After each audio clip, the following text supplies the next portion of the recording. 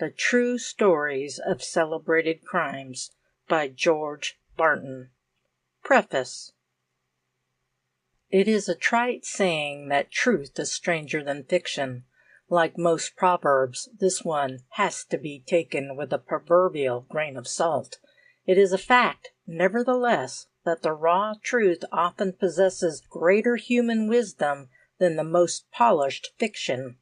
Crime in itself is painful and sometimes repulsive, but a study of the methods of criminal investigation by which difficult problems are solved and the guilty brought to justice is entertaining and may be profitable. With this thought in mind, the reader is invited to a consideration of a few of the famous cases that are to be found in the history of the world's greatest detectives. Each story is complete in itself, and outside of its own interest is intended to illustrate the peculiar system of the official and the nation therein portrayed. Vidocq, the great French detective, was undoubtedly a rascal and mountebank, and the story of his life is fairly familiar, but it was thought necessary to include one of the exploits of Vidocq in this series because he enjoys the reputation of being the father of the detectives, ranking as the first regularly authorized investigator of crime known to history. The officials of Scotland Yard in London, who enjoy a world-wide reputation in their profession, figure in 3 of the narratives. They work in the most prosaic manner imaginable, but they somehow manage to get results, and that is what counts in the police world. General Trepov is presented as a typical example of the Russian policeman, cold, remorseless, and as inevitable as fate. Chief Wilkie of the United States Secret Service is given as the most conspicuous example of the intelligent, resourceful, and aggressive American detective of the present day. The stories speak for themselves. Most of the narratives are literally true. All are based on established facts, but in a few instances the real names of the culprits have been suppressed as a matter of charity to their descendants who are still in the land of the living. With the exception of necessary liberties in construction and a few pardonable embellishments, these stories may be accepted as a series of real human documents. G.B. End of preface. The True Stories of Celebrated Crimes by George Barton. Chief Wilkie and the Gold Certificates. John E. Wilkie, Chief of the Secret Service Division of the United States Government, has not only upheld the high traditions of that very responsible post, but has won special laurels by his personal success in several big cases. He was born in Elgin, Illinois, 47 years ago, and before accepting the headship of the Secret Service, made an enviable reputation as a working journalist. While connected with the Chicago newspapers, he made a specialty of criminal investigation, which probably partly accounts for his unusual success as a detective. During the Spanish-American War, he organized a special emergency force of men to checkmate Spanish spies in this country. As a consequence, he succeeded in arresting their best spies and driving most of the others off the soil of the United States. The real name of the culprit in the narrative that follows has been charitably concealed under an alias.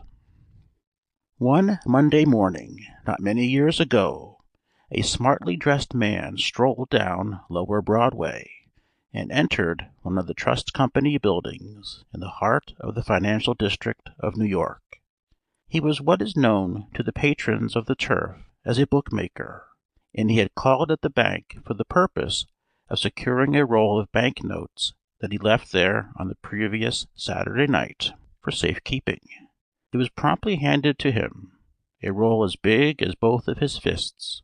He counted it over rapidly to see that the amount was correct, and when he got near the end of the roll, paused long and looked earnestly at a $100 gold certificate, which lay there conspicuously among the bills of smaller denominations. He continued his study of the yellow back for a considerable period, and finally thrusting the balance of the bills in his pantaloons pocket, walked over to the cashier and handed him the bill. "What's the matter with this note?" he asked. The bank official looked at it casually and handed it back with a smile. "Nothing," he answered, "except that it's a counterfeit." The bookmaker gasped with astonishment. He went over his roll and found 3 or 4 more notes of the same kind. That morning he notified his fellow bookmakers, and before 24 hours had passed, 30 or 40 of the counterfeit notes had been located in New York City. Samples were immediately secured by the authorities and forwarded to John E. Wilkie, the chief of the Secret Service Division of the United States Treasury Department. That night, urgent public business compelled Chief Wilkie to go to Buffalo. The following morning, while he was seated in the office of the United States District Attorney in that city, a man from the Knickerbocker racetrack entered the room and showed the district attorney a $100 counterfeit note that had been given him on the track the previous day. Wilkie began to do some hard thinking. The note was a companion of those that had been located in New York City. It looked very much as if there had been a conspiracy to circulate these $100 notes simultaneously at the racetracks in all of the large cities of the United States. The chief dropped the business in hand, and immediately turned his attention to the new developments in the $100 counterfeits. Telegrams were sent to the agents of the Secret Service, instructing them to visit the racetracks in their vicinity and look out for bogus bills. These instructions applied particularly to Cincinnati, Louisville, Memphis, New Orleans, and St. Louis. At St. Louis, Captain John Murphy, the Secret Service agent in charge of that district, went to the Delaware racetrack and posted the bookkeepers to look out for any $100 bills that might be offered them. Agents of the service were posted in various parts of the track, and it was agreed that if any of these certificates were offered by any of the patrons, the bookmaker should at once give the Secret Service agents a prearranged signal. In less than 2 hours, one of the agents received the signal and hurried to the booth occupied by the bookmaker. He made a careful examination of the bill that had been given to the bookie and found that it was one of the counterfeits. The agents were then posted at spots where they could see the patrons of the track in the act of cashing in their winnings. The man who had put up the $100 bill made his bet on the favorite and came out a winner. When the victor called to receive his winnings, he was immediately placed under surveillance. There was nothing about the man to attract particular attention. He was neatly but plainly dressed, and bore all the outward indications of a prosperous business man. After receiving his winnings, he walked into the rear of the grand stand, and, making a roll out of the money he had just received, placed it in his trousers pocket. He took out of his vest pocket another $100 bill for the next race. The Secret Service man, who was at his very heels, made a $2 bet on the same horse. The favorite won again. The man cashed in, and as he did so, was taken into custody. He was marched to the clubhouse and searched. A white envelope was found in his pocket, containing 28 of the $100 counterfeit bills. He said his name was Robert Brown, the proprietor of an extensive photo engraving establishment at Providence, Rhode Island. He was perfectly candid in his explanations. He said that he had been visiting the fair and was a guest at the Southern Hotel, and that he would be very glad to refer the officers to any bank in the city of Providence for the purpose of establishing his moral and financial standing. Nothing, apparently, could be more straightforward. He was placed under arrest, however, and then the Secret Service men made an examination of his room at the Southern Hotel. There they found a suitcase containing $4,700 in genuine money. He was asked then to explain how he came to be in possession of the counterfeit money. He said that on the previous afternoon he had gone to the Union Station for the purpose of having the return half of his railroad ticket validated. As he came out of the ticket agent's office, the electric lights were suddenly turned on in the waiting room, and he saw in the corner on the floor a long white envelope. he picked it up and found that it contained $3,000 and $100 bills. He immediately went to the office of one of the local newspapers and inserted an advertisement telling of his discovery and offering to restore the money to its lawful owner. This part of his story was verified by the little identification check which is given to small ad patrons by the big daily newspapers. In addition to this, there was a clipping from the paper containing a copy of the advertisement, which read as follows: "Found in the Union Station late yesterday afternoon a sum of money in banknotes, which owner may have after proving property by applying to X43, this office." Brown was perfectly cool and self-possessed at every stage of the inquiry, and persisted in his story in a manner that convinced many of the officials that he was telling the truth. An inquiry was immediately instituted at Providence, and this verified every feature of his story.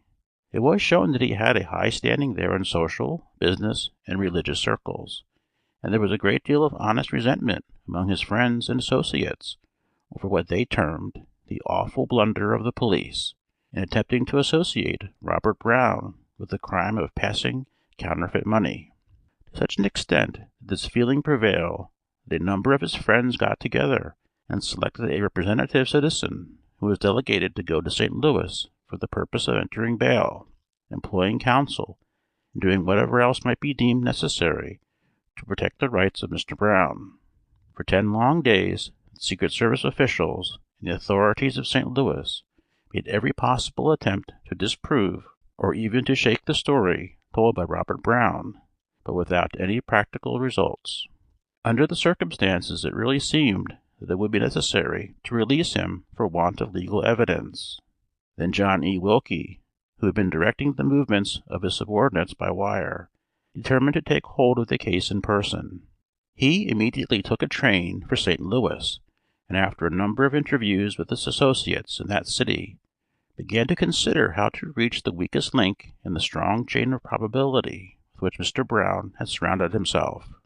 One of the earliest movements made in the investigation was to discover the exact hour at which the electric lights were turned on in the Union Station. The engineer of the electric plant was consulted, and his records showed that on this particular date the switch which puts the lights into operation had been turned at 5:40. Wilkie next sent to the newspaper office which had printed the "found" ad, and requested a report upon the exact time at which the advertisement was accepted. The clerk who had received the notice was finally located, and he remembered distinctly that he had stopped work on that afternoon at 5 o'clock.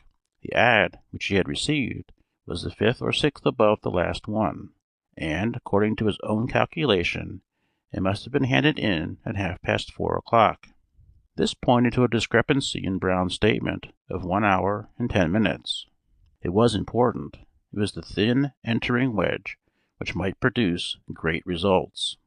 One of the significant discoveries among Brown's effects was a number of programs of races at Gravesend and 2 or 3 of the eastern tracts, not to speak of one particular program which contained the entries of the races where the first bookmaker had received $100 bill, which he had deposited with his roll in the Broadway Trust Company.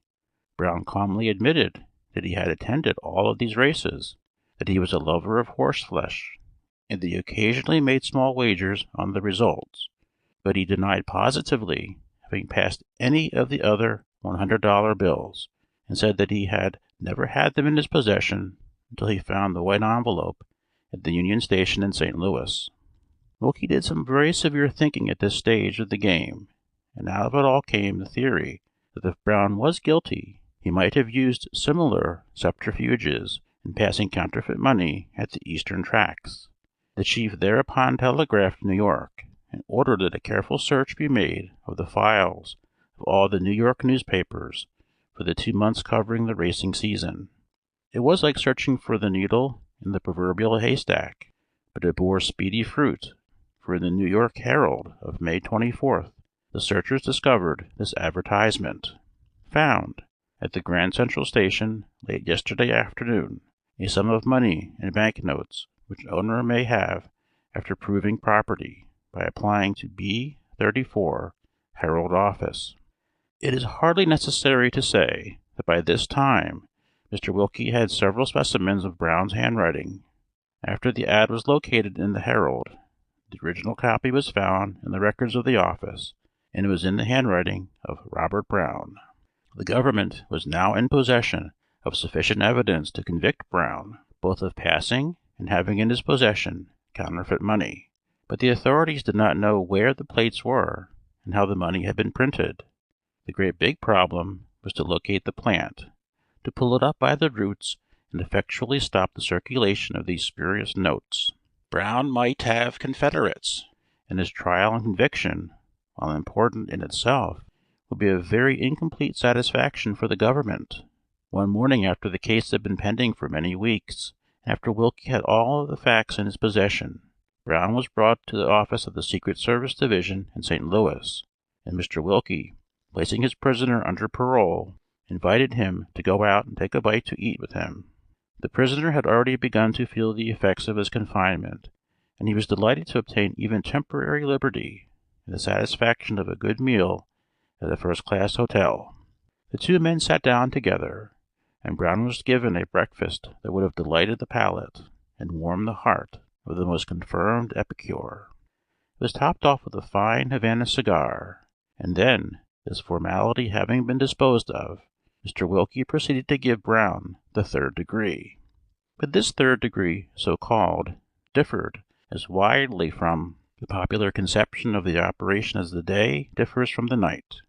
To begin with, the two principals sat down as man to man, and not in the relation of policeman to prisoner. Wilkie then, as now, was far removed from the type of detective so often found upon the stage and in the pages of the romancer. He did not then, and does not now, look like a detective, act like a detective, nor talk like a detective. On the contrary, he presented the outward aspect of a well-bred college man, modest-mannered, and with an intellect far above the average. He was quiet and self-contained, and at no time during the 2 hours they remained together was his voice raised above a conversational tone. A close observer, though, might have noticed that this gentlemanly person had a positive note in his voice, and an unusual alertness in his manner. Brown, on his part, looked like a prosperous business man engaged in the discussion of some contract affecting his mercantile interests. "Brown," said Wilkie, "your conviction is as certain as that the sun is shining this morning." "You seem positive," was the rejoinder. "What have you got to base your opinion upon?" The chief of the Secret Service then clearly and carefully outlined the case of the government, making it as strong as he felt justified in doing under the circumstances. At its conclusion he said, "Brown, your only hope of receiving the slightest consideration is to assist the government in this case rather than to resist it." Wilkie followed this up by plausible argument along the same line, and always pausing long enough to permit his words to sink into the man's consciousness. The argus-eyed representative of the United States government knew by experience that there is nothing in this world more difficult for a man to do than to admit to another man that he has been guilty of wrong-doing. He saw, therefore, the necessity of giving Brown an opportunity of confessing gracefully. He did this by suggesting, by innuendo, by appealing to the man's pride, by pleading with his patriotic instinct, and at last by laying siege to his own sense of justice. He said, in substance, "Brown, these notes are works of art, and it is a great shame that a man of your unusual talent should have, in a moment of weakness, permitted yourself to commit such a flagrant wrong against the public. I am sure, from what I have seen of you, that while you made the counterfeits, you did not originally intend to do so. I feel that, in view of your recognized ability and the fact that you are a student and enthusiast in engraving, you have been seized with a desire to prove how you could reproduce the almost faultless work of the Bureau of Engraving and Printing, a class of work that will always excite the envy and admiration of skilled engravers. That, filled with this desire, you began work in an experimental way, that you put it under the camera and reproduced it to see if you could bring forth a bit of work that would rival the unrivaled production of the government. Then, when this creation became a fact instead of a vision, You were seized with an overwhelming desire to see if you could actually circulate it as genuine money. Brown walked down the mental pathway which had been so carefully provided for him by Chief Wilkie as resistlessly as a child, and he admitted without any reservations whatever that he had manufactured the notes. Having made this admission, it was not difficult to induce him to make a complete disclosure. "You certainly brought more than these 30 notes to St. Louis," said the detective. "Oh, yes," responded the counterfeiter. "Where are they now?" "At the Union Station." "In what part of the station?" "In the baggage room." "Where is the check?" "I haven't got it. It's downstairs in the post office." Wilkie looked the astonishment he felt. Before he had time to put his thoughts into words, Brown said, "After inserting the advertisement in the paper, I put $26,000 in a handbag, together with several bottles of chemicals which I used to age the notes artificially. Then I placed the check which I received for the handbag in an envelope, addressed to myself under an assumed name, and directed to the General Delivery Office of the Post Office." It was evident that Brown had carefully planned even the minutest detail of his great counterfeiting scheme. By this method of concealing the check for the handbag, he left the counterfeit notes totally disassociated with himself in any way, and still at the same time within a moment's reach.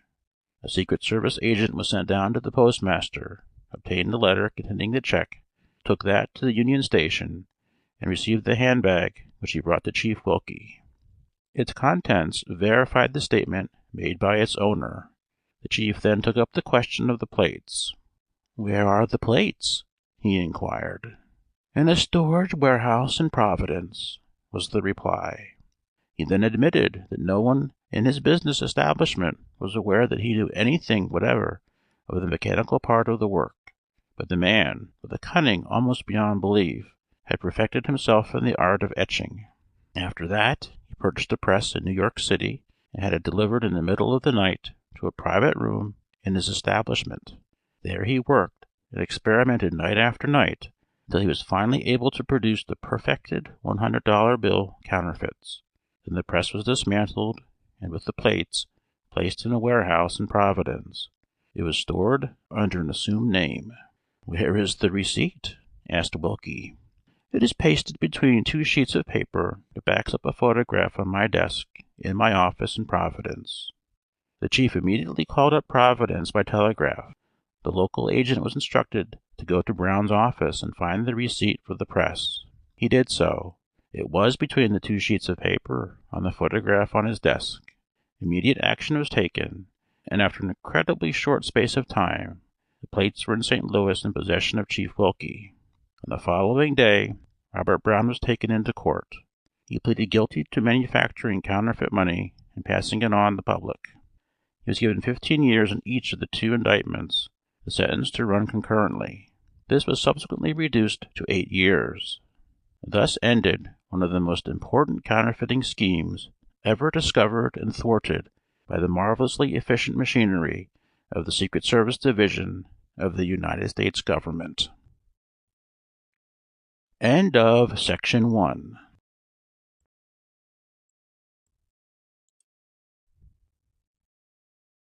The True Stories of Celebrated Crimes by George Barton. Vidocq and the Locksmith's Daughter. Read by Bataz NC. Eugene Francois Vidocq, who has been called the father of detectives, was born at Arras, July 23, 1775, the son of a baker. He became, in turn, an acrobat with a traveling circus, a soldier in the French army, a vagabond, a forger, and a convict. He was sent to the galleys for 8 years, but escaped and joined a band of highwaymen. He turned state's evidence on some of his companions and in 1812 was made chief of the secret police of Paris, exemplifying the phrase, "set a thief to catch a thief." It is only fair to say that the suggestion conveyed by the proverb is untrue so far as professional detectives generally are concerned. While a certain degree of intimacy must necessarily exist between criminals and the detectors of crime, it is a matter of simple justice to state that the men at the head of the bureaus of criminal investigation in America and other countries bear reputation for personal integrity, which is one of their most valuable assets. Vidocq, as chief of the Parisian police, was remarkably successful, but finally lost his place in 1825. He opened a private detective agency and also published 4 volumes of his memoirs. He died in poverty in 1857. M. Henry, the prefect of the Paris police, sat at his desk in his private office, his face a picture of perplexity. He picked up a paper that lay before him and read it carefully for the 3rd time. It was an official report of a desperate robbery that had occurred in the heart of the French capital the night before. Moreover, it was one of many similar reports. There had been an epidemic of robberies, and the police seemed powerless to stop them. M. Henry summoned N. Berthaud, famed as a cross-examiner of criminals, and M. Perisseau, the governor of prisons, and the 3 men talked long and earnestly, but without coming to any conclusion. Presently, a look of gratification overspread the countenance of M. Henry. He turned to his colleagues. "Gentlemen, I have it." "What is it?" they called in chorus. "Be seated," he responded, "and wait." They did as they were bid, and the prefect touched a button. A messenger responded. "Tell Vidocq to come here at once," said M. Henry. In a few minutes the door opened, and a strong, well-built man with square shoulders shambled into the room. He had gray hair, a thick nose, blue eyes, a smooth face, and a perpetual smile. He glanced about him in a furtive way, and realized that he was in the presence of the triumvirate of talent that ruled the underworld of Paris. He squared himself as a man would who was preparing to be on the defensive. But the first words of the prefect reassured him. "Vidocq, we need your assistance." The man bowed low. "M. Henry, I am at your service, absolutely." The prefect handed him the report. "Take that and read it carefully. It is one of many. The criminals are having a carnival. I want you to capture this gang. My regular police have failed. They bring me only excuses. I wish you to bring me the prisoners." Vidocq smiled that everlasting smile and bowed again. "It shall be as you wish, M. Henry." He left the room with 3 batteries of sharp eyes leveled at him. M. Berthaud shrugged his shoulders. A quack doctor sent to capture burglars. M. Perisseau spread out his hands in disgust. A showman's clown, a petty thief on the detective force. M. Henry smiled blandly. "Gentlemen, you are not alone in your disapproval. Do you see these papers?" Pointing to a high pile on the side of his desk. "These are all protests and complaints against the employment of Vidocq. Some are from honest men, some from thieves. But he shall have his chance. His past is behind him. His future is in his own hands. I shall judge him solely by results." Part 2. Vidocq spent all morning in going over the reports that had been placed in his hands. After that, he returned to his lodgings, and throwing himself on the bed, lay awake all night devising a plan of campaign. When daylight arrived, he was completely blocked out in his mind. Not a detail was overlooked. The first step was to discard his own personality and take up that of another. It would have to be a thief. The honor of being impersonated fell to one Germain, alias the Captain. He was a fugitive galley slave. Vidocq had known him in the days before he became a detective. Germain had dark brown hair. That of Vidocq was light. He was thin. Vidocq was stout. His complexion was shallow. That of Vidocq was clear. But the resourceful detective overcame all of these obstacles. Days were employed in perfecting the likeness. First, he attained a 7 days' growth of beard. Then, he dyed his hair and beard black. By the generous use of white walnut liquor, he attained a most unhealthy complexion.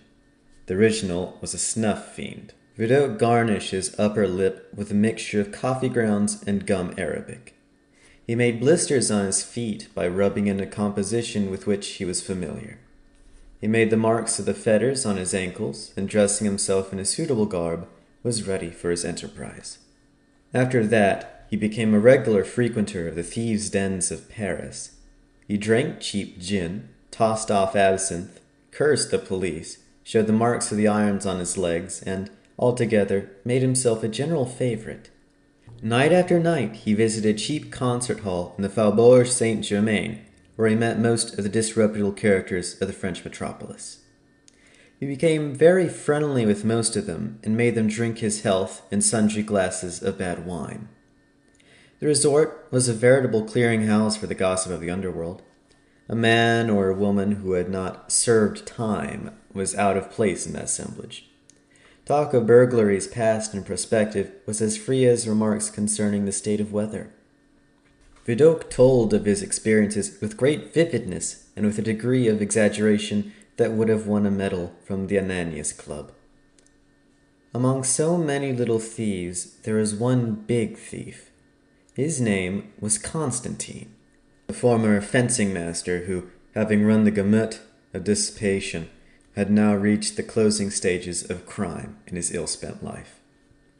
His companions looked upon him as a man of enterprise, bold in execution, and on all occasions possessing the most unblushing effrontery. The attention of the police had been directed to him more than once, but they had never been able to secure the last scintilla of evidence against the man. Vidocq, knowing this, moved cautiously. He knew that a misstep might mean his own life, for he was in the midst of desperate characters who thought nothing of murder. He put on a sad face, bemoaned his own fate, and bewailed the fact that he had no means of recouping his fallen fortunes. He became friendly with one of the intimates of Constantine, and that worthy, being plied with liquor, gave the detective full particulars of the habits of the big thief. They passed the night together, and before morning Vidocq knew all about the haunts of Constantine. On the following day he again met his voluble informant in the dance hall on the Faubourg Saint-Germain. He was quite excited. "Would you like to meet Constantine?" he asked Vidocq. "Most assuredly," replied the detective. They remained in conversation for some time. Presently the door opened, and a smart-looking fellow came in. Vidocq's companion plucked at his sleeve. "Now is your time if you wish to speak to Constantine. He is here."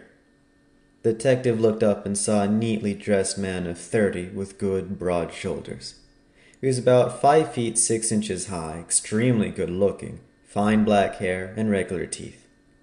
Vidocq waited only long enough for the newcomer to be seated when he went up to him carelessly and said, "Would you kindly oblige me with a little tobacco from your box?" The famous thief looked the detective over from head to foot before replying. After an embarrassing interval, Constantine passed his tobacco box to Vidocq. Then he said abruptly, "You have been in the army." The detective could have fallen to the floor. Had all of his carefully contrived disguise counted for nothing? Did Constantine know who he was? In any event, it would serve his interest to answer the question truthfully. So, with pretended nonchalance, he said, "Why, yes, how'd you know it?" "Simply because no man can conceal it. Once in the army, you carry the badge of it with you through life, in your walk, in your shoulders, in your talk, in your manners." Vidocq laughed uproariously as if he considered this a good joke, and in confusion invited his new-found friend to take a drink. He accepted, and in the course of their conversation the detective was delighted to find that the other had not penetrated his disguise. "I like you," finally cried Constantine, "and I want you to take dinner with some friends of mine." That night Vidocq dined with a party of charming cracksmen, every one of them noted in his profession. Constantine was the chief, Chaubert his disabled lieutenant, and the others faithful followers. The wine flowed freely, and the best of feeling prevailed. One of the company said facetiously that he had just come into a fortune and was celebrating the event. As a matter of fact, he had cracked a crib the night before and was spending part of his ill-gotten wealth. Constantine, turning to Vidocq, said, "How's your nerve?" "Fine." "Are you in for an adventure?" "Surely with whom?" "With the locksmith's daughter." Vidocq made a grimace as if mocking and said, "I don't believe I've ever had the honor of the lady's acquaintance." All hands laughed loudly at this sally. Constantine put his hands down into his pocket and produced a big brass key. He handed it gravely to the detective. "Permit me to present you to the minx." Vidocq, keeping up the spirit of the thing, bowed gravely, acknowledging the introduction, and inquired when he would have the pleasure of going out with a lady. "It might be tonight," he said grumblingly, "if it were not for that informal Vidocq." The detective pricked up his ears at the mention of his own name. He preserved the gravity of his countenance, however, as he remarked carelessly, "Oh, I don't mind him if I can keep clear of the informers. They tell me Paris swarms with the parasites." "That's true," said Constantine, "but if you can keep Vidocq from guessing at your business, you are safe enough with me. As for these informers, I don't fear them. I can smell those beggars as easily as a crow scents powder." "Well," said Vidocq, "I cannot boast of so much penetration, yet I think, too, that from the frequent description I've heard of this Vidocq, his features are so well engraved in my recollection that I should pretty soon recognize him if I came unexpectedly in his way." "God bless you," cried Constantine. "It is easy to perceive you are a stranger to the vagabond. Just imagine now, that he is never to be seen twice in the same dress, that he is in the morning perhaps just such another looking person as you. Well, the next hour so altered that his own brother could not recognize him. And by the evening I defy any man to remember ever having seen him before. Only yesterday I met him disguised in a manner that would have deceived any eye but mine. But he must be a deep hand if he gets over me. I know these sneaks at the first glance. If my friends are as knowing as myself, his business would have been done long ago." "Nonsense!" cried Vidocq. "Everybody says the same thing of him, and you see there is no getting rid of him." Constantine was on his feet at once, with an oath. He cried out, "To prove that I can act as well as talk, if you will lend me a helping hand this very evening, we will waylay him at his door, and I'll warrant we'll settle the job so as to keep him from giving any of us further uneasiness."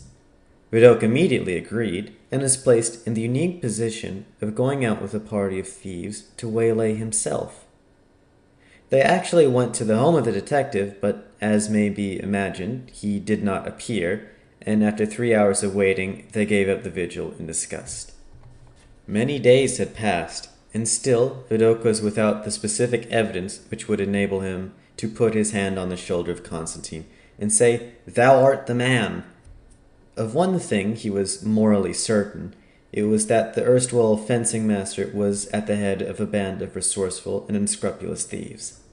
One night, after jollification at the dance hall, the crisis came.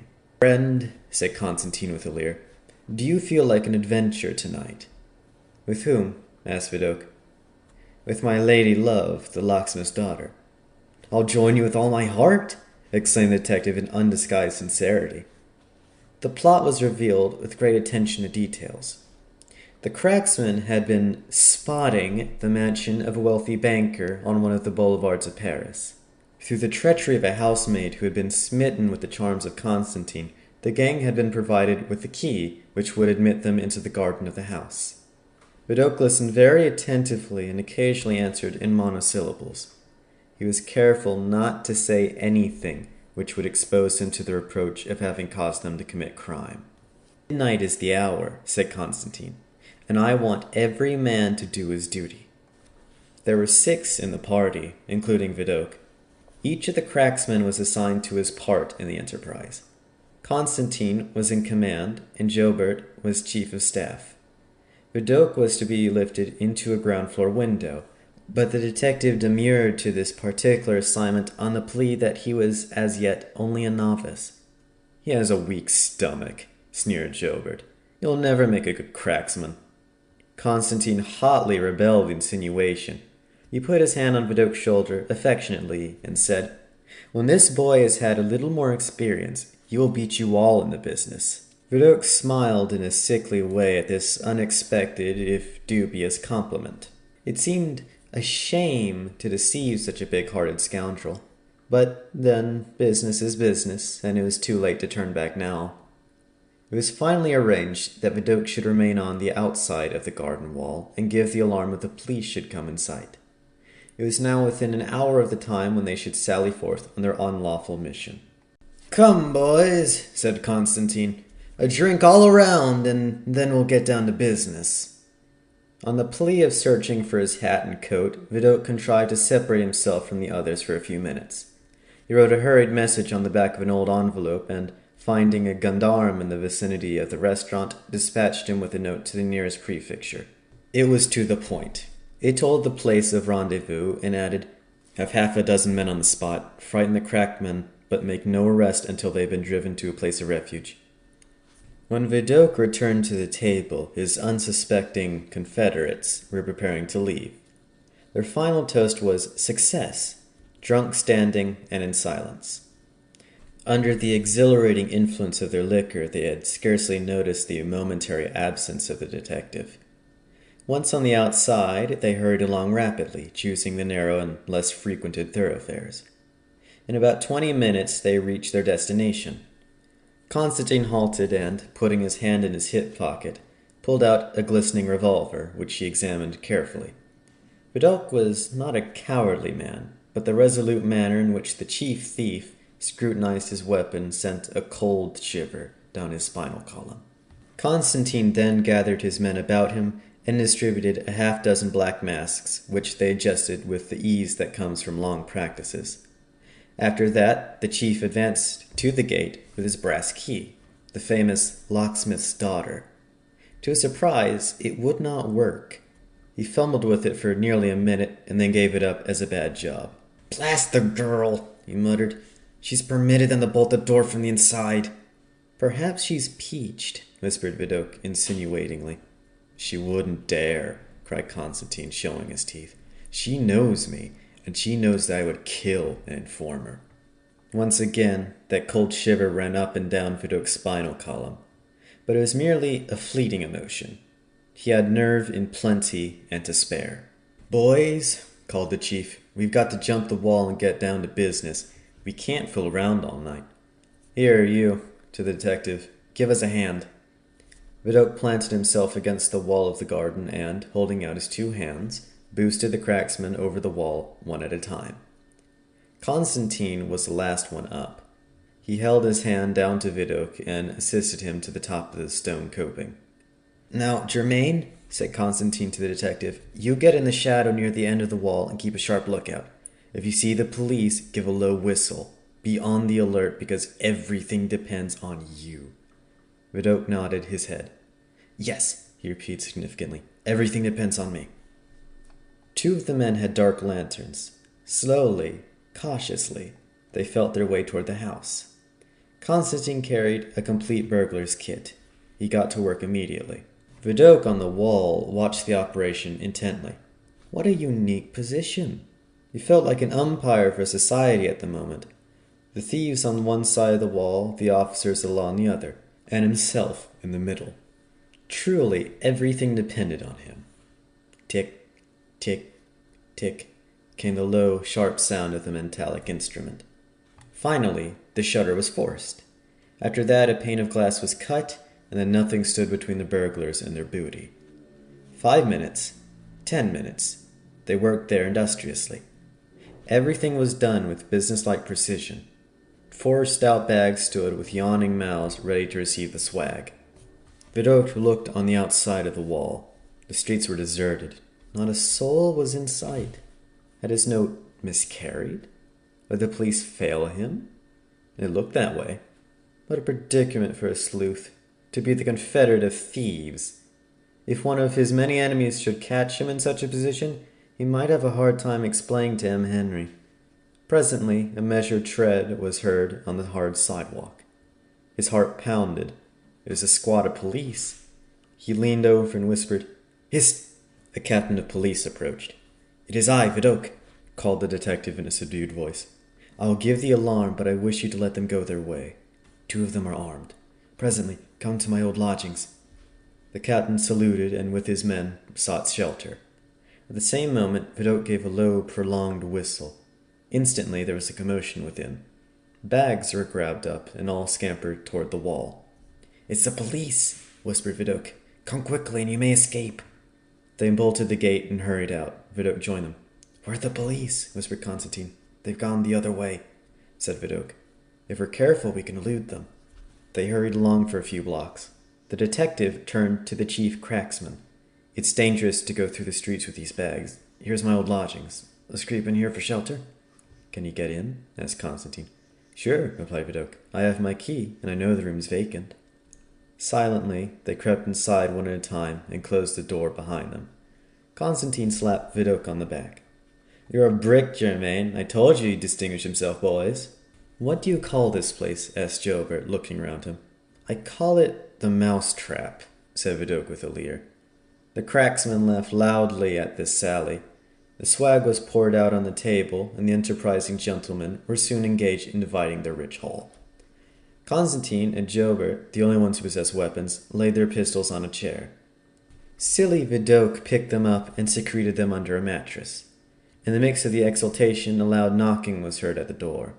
The thieves looked at one another with pale faces. Vidocq crawled under the bed unobserved. No sooner was he out of sight than the door was burst open and a swarm of inspectors and policemen entered the room. In the twinkling of an eye, 5 pairs of handcuffs were shoved on the wrists of the cracksmen, and they were being marched to the nearest police station. Part 3. It was New Year's Day at the Prefecture of Police. M. Henry, following a long-established custom, was holding his annual reception. The room was crowded, and all the officers of the police, high and low, were there to present their chief with the compliments of the season. M. Berthaud, the cross-examiner of criminals, and M. Perisseau, the governor of prisons, were in the line receiving with M. Henry. During the lull in the crowd, the 3 men drifted into a conversation concerning crime. "By the by, M. Henry," said M. Berthaud, "what has become of the fellow Vidocq?" "I really do not know," said the prefecture gravely. "What?" exclaimed the other. "Not know?" "No," was the response. "I have not seen him since the day I called him in your presence, and delegated him to break up the burglaries that have disgraced the police system of the city." "And the burglaries," continued the other tauntingly, "they have continued?" M. Henry nodded. "And Vidocq, he has disappeared?" The prefect nodded again. M. Berthaud burst into an ironical laugh. "M. Henry, you have been deceived, taken in, hoodwinked." The prefect shook his head. "I am not ready to confess defeat." At that moment, a great commotion was heard on the outside. An attendant was summoned. "What is the confusion?" "All the valuables stolen from the banker's house in the Champs-Élysées have been recovered." "Good," retorted M. Henry. "But is that all?" "No, Vidocq is outside demanding admittance. He has no card." "Admit him," snapped the prefect. A moment later, 5 men, handcuffed, entered the room. Bringing up the rear was Vidocq. The first prisoner was Constantine, the others Joubert and his companions. Vidocq made a profound bow, and smiling his perpetual smile, pointed to the cursing culprits. "M. Henry, I wish you the compliments of the season, and, as a New Year's gift, present to you the redoubtable Constantine and his fellow cracksmen." End of section 2.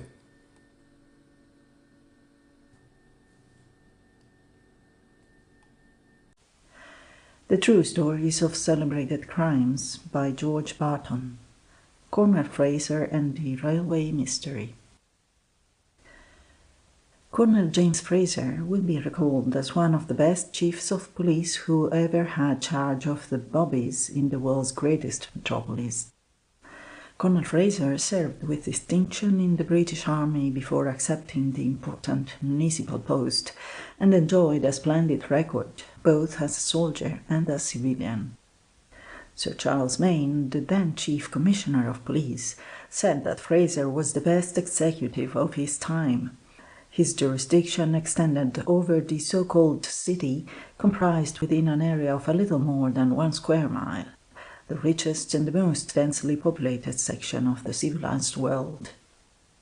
The credit for the solution of the mysterious murder of the railway carriage must, of course, be divided among the rank and file of the London police, but it also reflects in a specially brilliant manner upon the administration of Colonel James Fraser.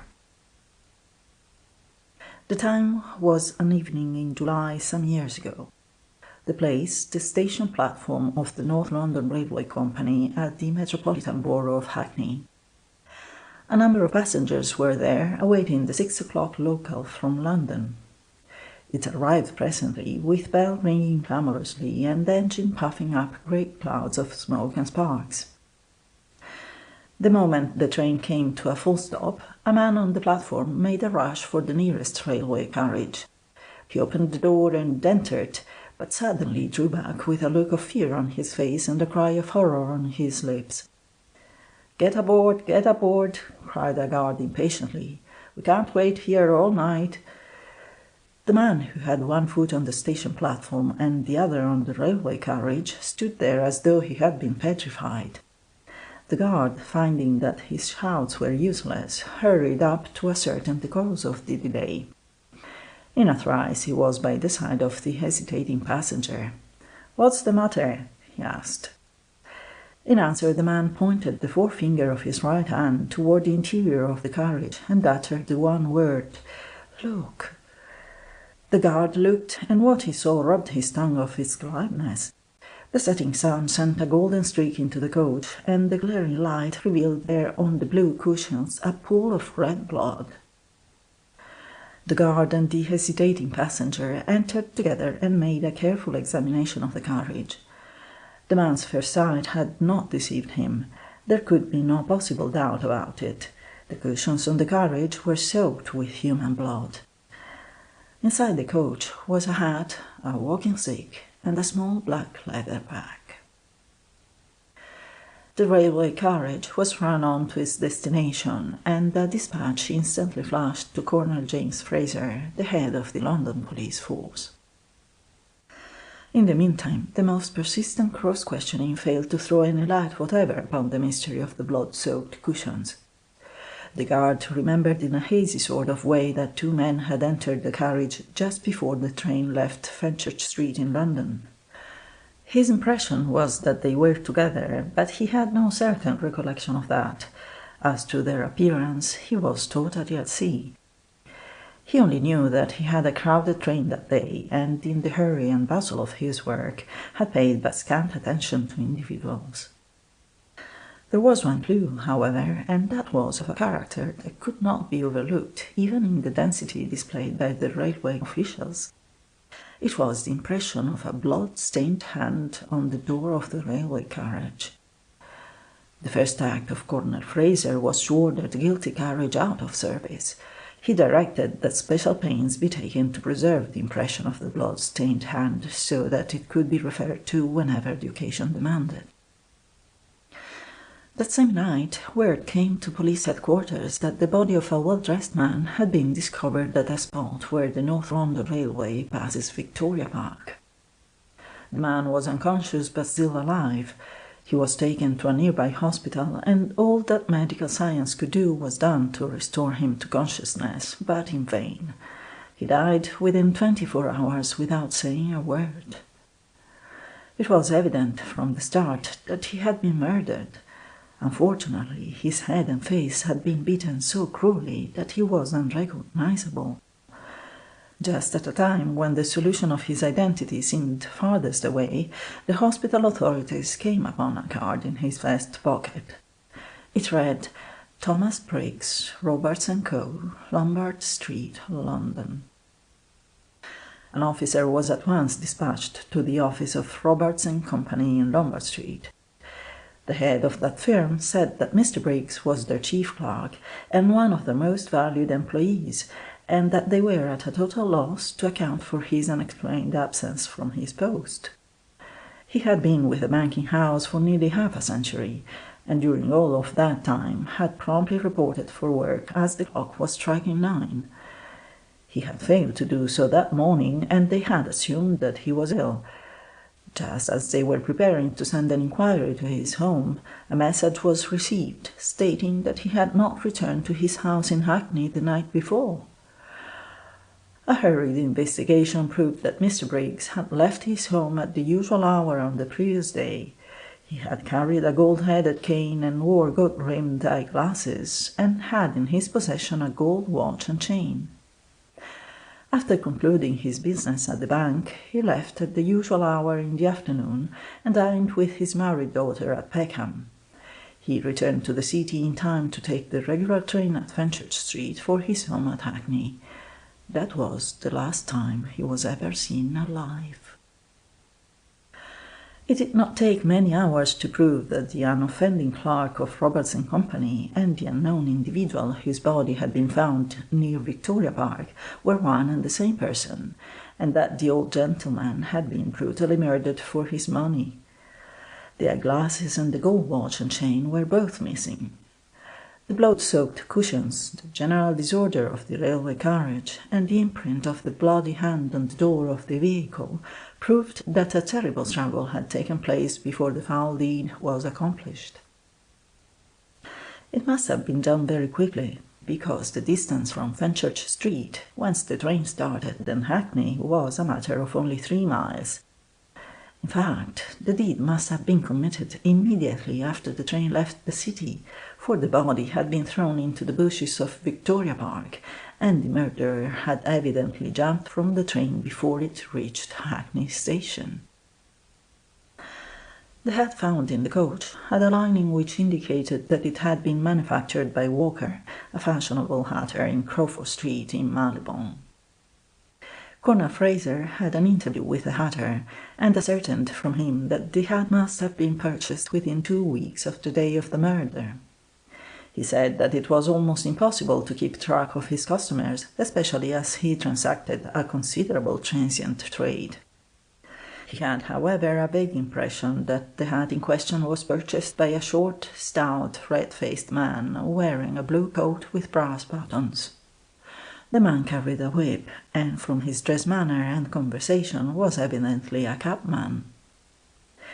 Further investigation among the officials of the North London Railway brought to the front a guard from the Fenchurch Street station who remembered having seen 2 men enter the fatal carriage on that evening in July. The first man he described as an old and rather respectable-looking person. The details corresponded to a nicety to the appearance of Mr. Briggs, the murdered bank clerk. The second man, he said, had entered hastily, just as the train was about to leave the station, and jumped into the carriage after Mr. Briggs. He was rather a rough-looking individual, poorly dressed and evidently labouring under great mental excitement. He was not an ill-looking man, as men go, having a square German type of face, blue eyes, which were half-closed, and very fair hair. He was short in stature, and his legs seemed very light for the upper part of his body, which was squarely built and powerful-looking. This was an unusually intelligent description, and the police scoured London in the hope of dragging in some man to answer the description.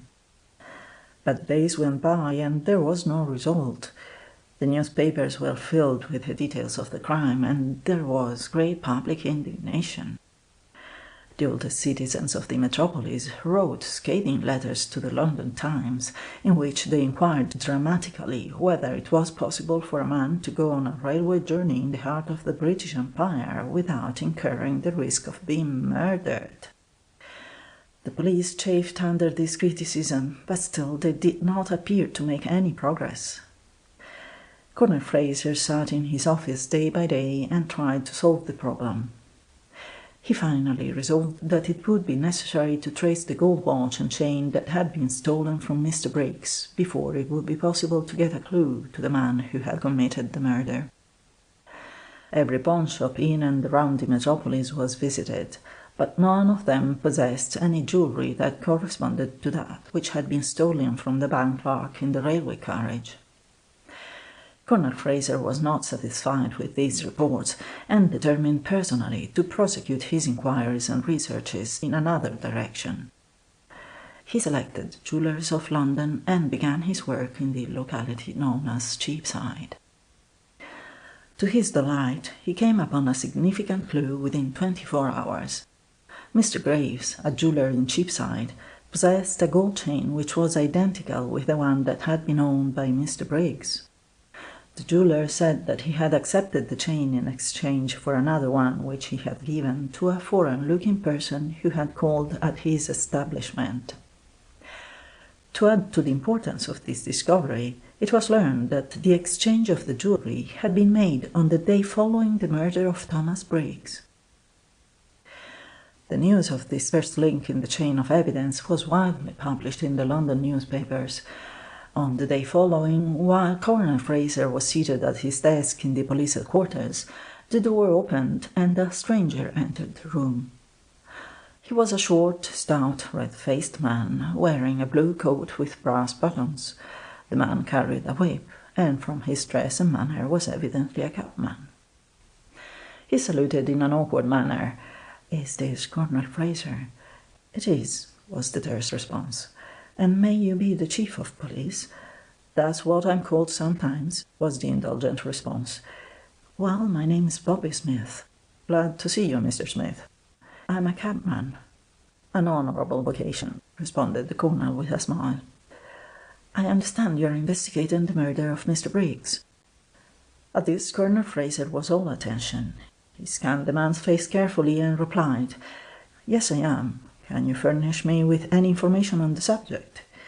"I don't know," was the response, "but I have a little box here that may interest you." Whereupon he handed Colonel Fraser a jeweller's little card box bearing the name of Mr. Graves, the Cheapside jeweller. The officer looked it over and said, "Where did you get this?" "It belongs to my little girl," was the reply. "Where did she get it?" "It was given to her by a man who lodged with us. His name is Franz Müller. He left very suddenly after the papers had become full of the mystery of the railway carriage." This was news with a vengeance. The cabman was taken in hand and subjected to a rigorous cross-examination. He told all about his German lodger, and said, among other things, that the man had left his photograph on the bureau in the second-story back room where he had lodged. The police immediately secured the photograph, and Colonel Fraser hastened to Cheapside and presented it to Graves, the jeweller. "Did you ever see that man?" he inquired. "I did. He's the foreigner who came here and exchanged the chain on the day after the Briggs murder." Colonel Fraser returned to the cabman's home and held another long interview with the red-faced person who had so providentially furnished him with a clue. The cabby proved to be a veritable mine of information. He testified, among other things, that he had purchased the hat which was found in the railway carriage, doing so at the request of Müller, his German boarder. It was learned that Müller had transferred his residence to a cheap lodging-house in the Whitechapel district. This was carefully guarded, and Colonel Fraser, having supplied himself with a warrant, went there one morning to arrest the suspect. 2 men were stationed in the front of the house and 2 in the rear, and Colonel Fraser himself went upstairs to make the arrest. He hammered at the door. There was no response. He burst it open and found nothing. The room was empty. The bird had flown. Another hurried investigation, in the course of which half of the police officers of the London force were employed, was made, and as a result of which it was learned that Müller had been seen at the office of an international steamship company within 48 hours. He had purchased tickets for America, and only that morning had left the London docks in a sailing vessel which was bound for New York by way of Canada. Public excitement had now grown intense, and there was general indignation over the failure of the authorities to arrest the culprit. Many weeks had gone by, and although the police had discovered and followed several important clues, the guilty man was practically as far away from them as he had been in the beginning. Colonel Fraser realized the importance of prompt and speedy action, and he at once formulated plans by which 2 of the shrewdest detectives in the metropolis were detailed to go to America to arrest Mr. Franz Müller. Bobby Smith, the cabman, and Mr. Graves, the jeweller of Cheapside, were sent with the officers for the purpose of identifying Müller. This curiously assorted quartet immediately went to Liverpool and took the first steamer across the Atlantic. It proved to be the City of Manchester, which in its day was one of the fast ocean liners, but which at the present time would be ranked among the slow frigates. However, the sailing vessel in which Müller took passage was even slower, and it was calculated that the Manchester would reach New York some days before the Victoria. It was an anxious voyage, and the time was counted with feverish impatience, but the expectations of the pursuers were realized, and the Manchester reached New York more than 48 hours ahead of the Victoria. The 4 men waited on the dock, and as soon as the vessel reached the pier, they went aboard. Muller had been quite sick on the way over, and he came on deck looking pale and careworn. Mr. Graves and the captain recognized him at once and shouted in unison, "That's the man!" The 2 detectives immediately placed him under arrest, and before leaving the vessel made a search of the prisoner's box. The watch belonging to the murdered man was found in his trunk, wrapped up in a piece of leather. Most audacious of all, Muller, at the time of his capture, was wearing the hat which had belonged to the murdered man. It had been cut down and somewhat altered, but there was no difficulty in finding traces which made it correspond to the article of headgear which had been in the family of the victim for many years. Through the cooperation of the American authorities, extradition papers were speedily prepared, and the prisoner went back to England in the custody of his 4 captors, arriving there in the middle of September of the year of the murder. Although the Bertillon system of identification by means of thumbprints had not been perfected at that time, the first step taken by the authorities was to secure the impressions of the prisoner's hands. They were carefully compared with the blood print on the door of the railway carriage, and the marks of the right hand were found to correspond fairly well with the blood-stained impression of the door of the coach. The trial occurred at the next session of the General Criminal Court. Sir Robert Collier, the Solicitor General, had charge of the prosecution, which was based entirely upon circumstantial evidence. It was charged that Muller had committed the murder under a sudden impulse, that standing at the station he had noticed Mr. Briggs' watch and chain and jewellery, and was filled with an overwhelming desire to have them, that on the spur of the moment he had determined to follow him into the carriage. The victim resisted, but his assailant determined to possess the valuables no matter what it cost.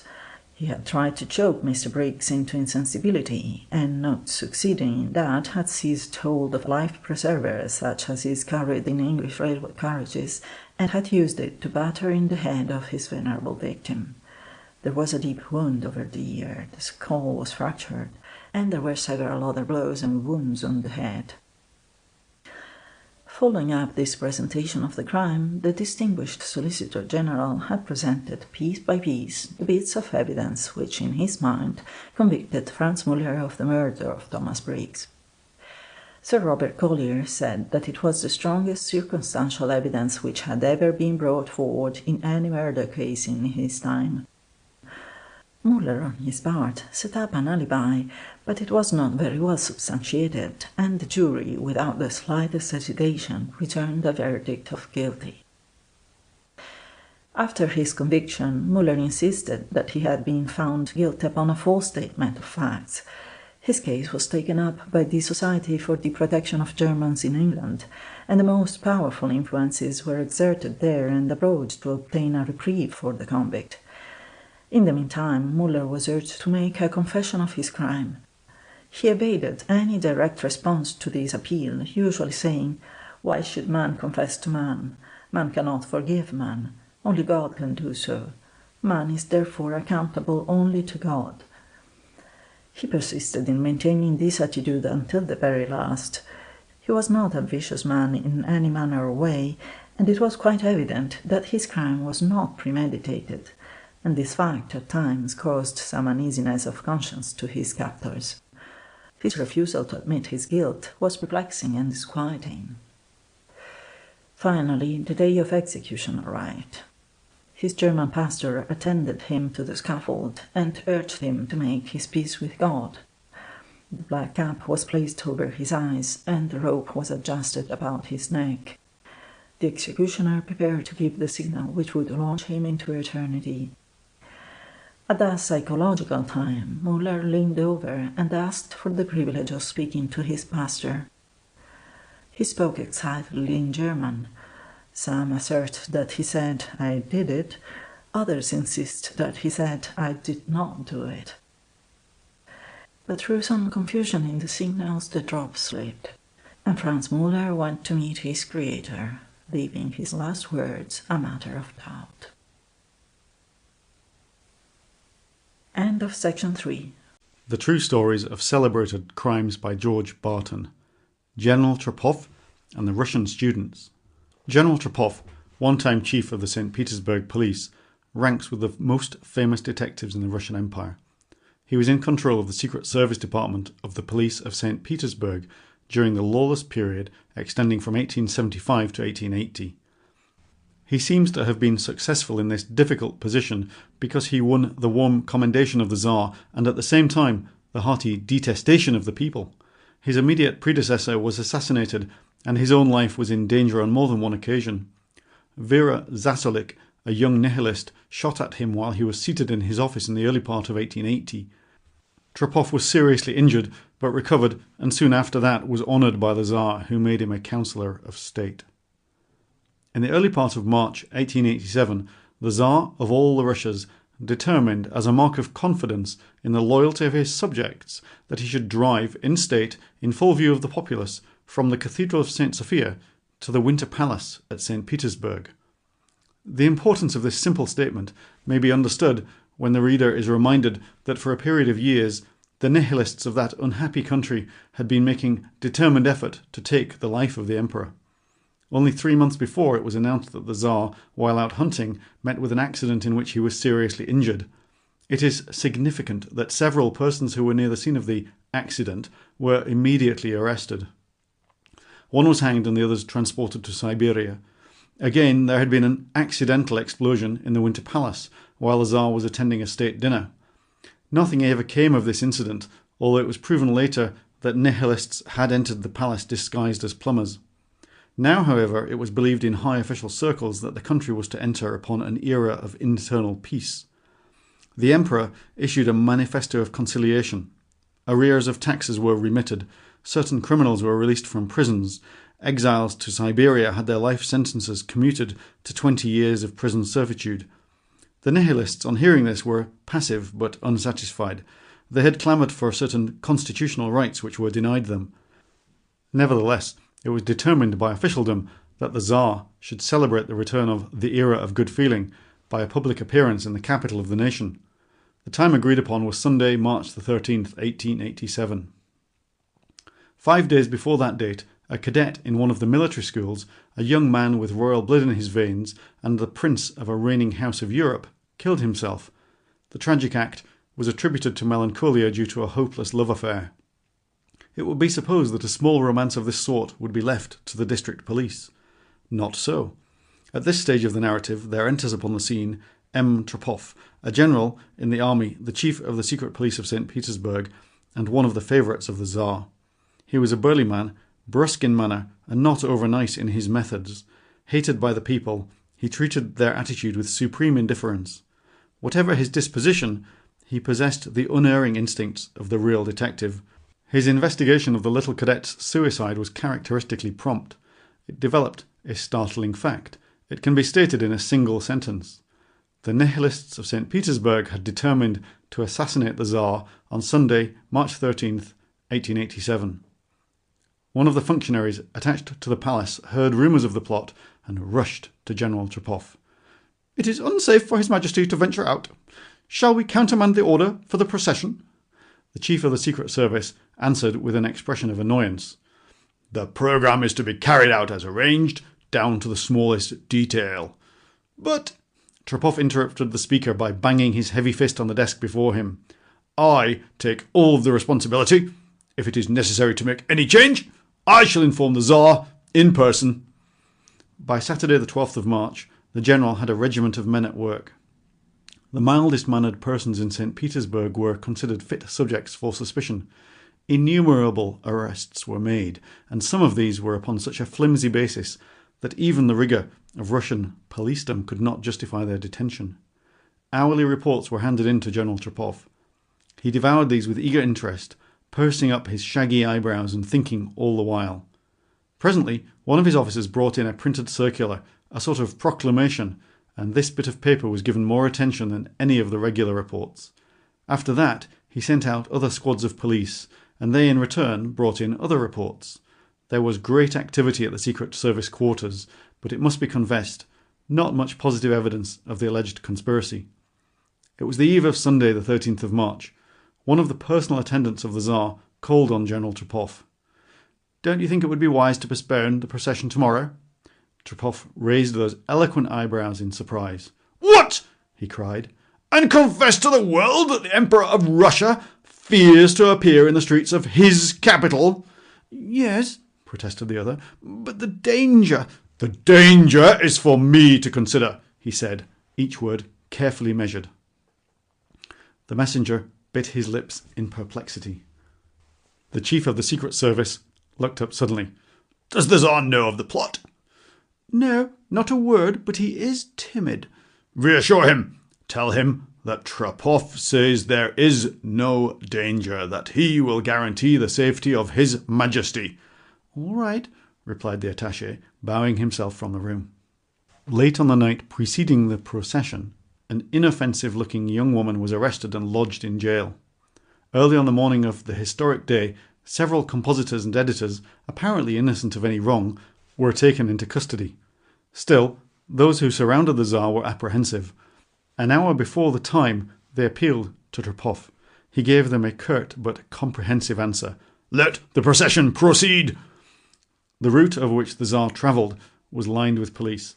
They stood alone in pairs and in squads. They were conspicuous and yet not unduly so, for hundreds of them in plain clothes mingled freely with the people. Just before the parade started, Trepov arrested 4 students. They were young men waiting to see the royal show. The people protested against the arrest as an outrage, but the grizzled head of the St. Petersburg police grinned and said nothing. Indeed, the calm demeanour of the prisoners seemed to justify the protest of the people. One of the men carried a book under his arm, evidently from the gilt lettering on the outside, a devotional volume.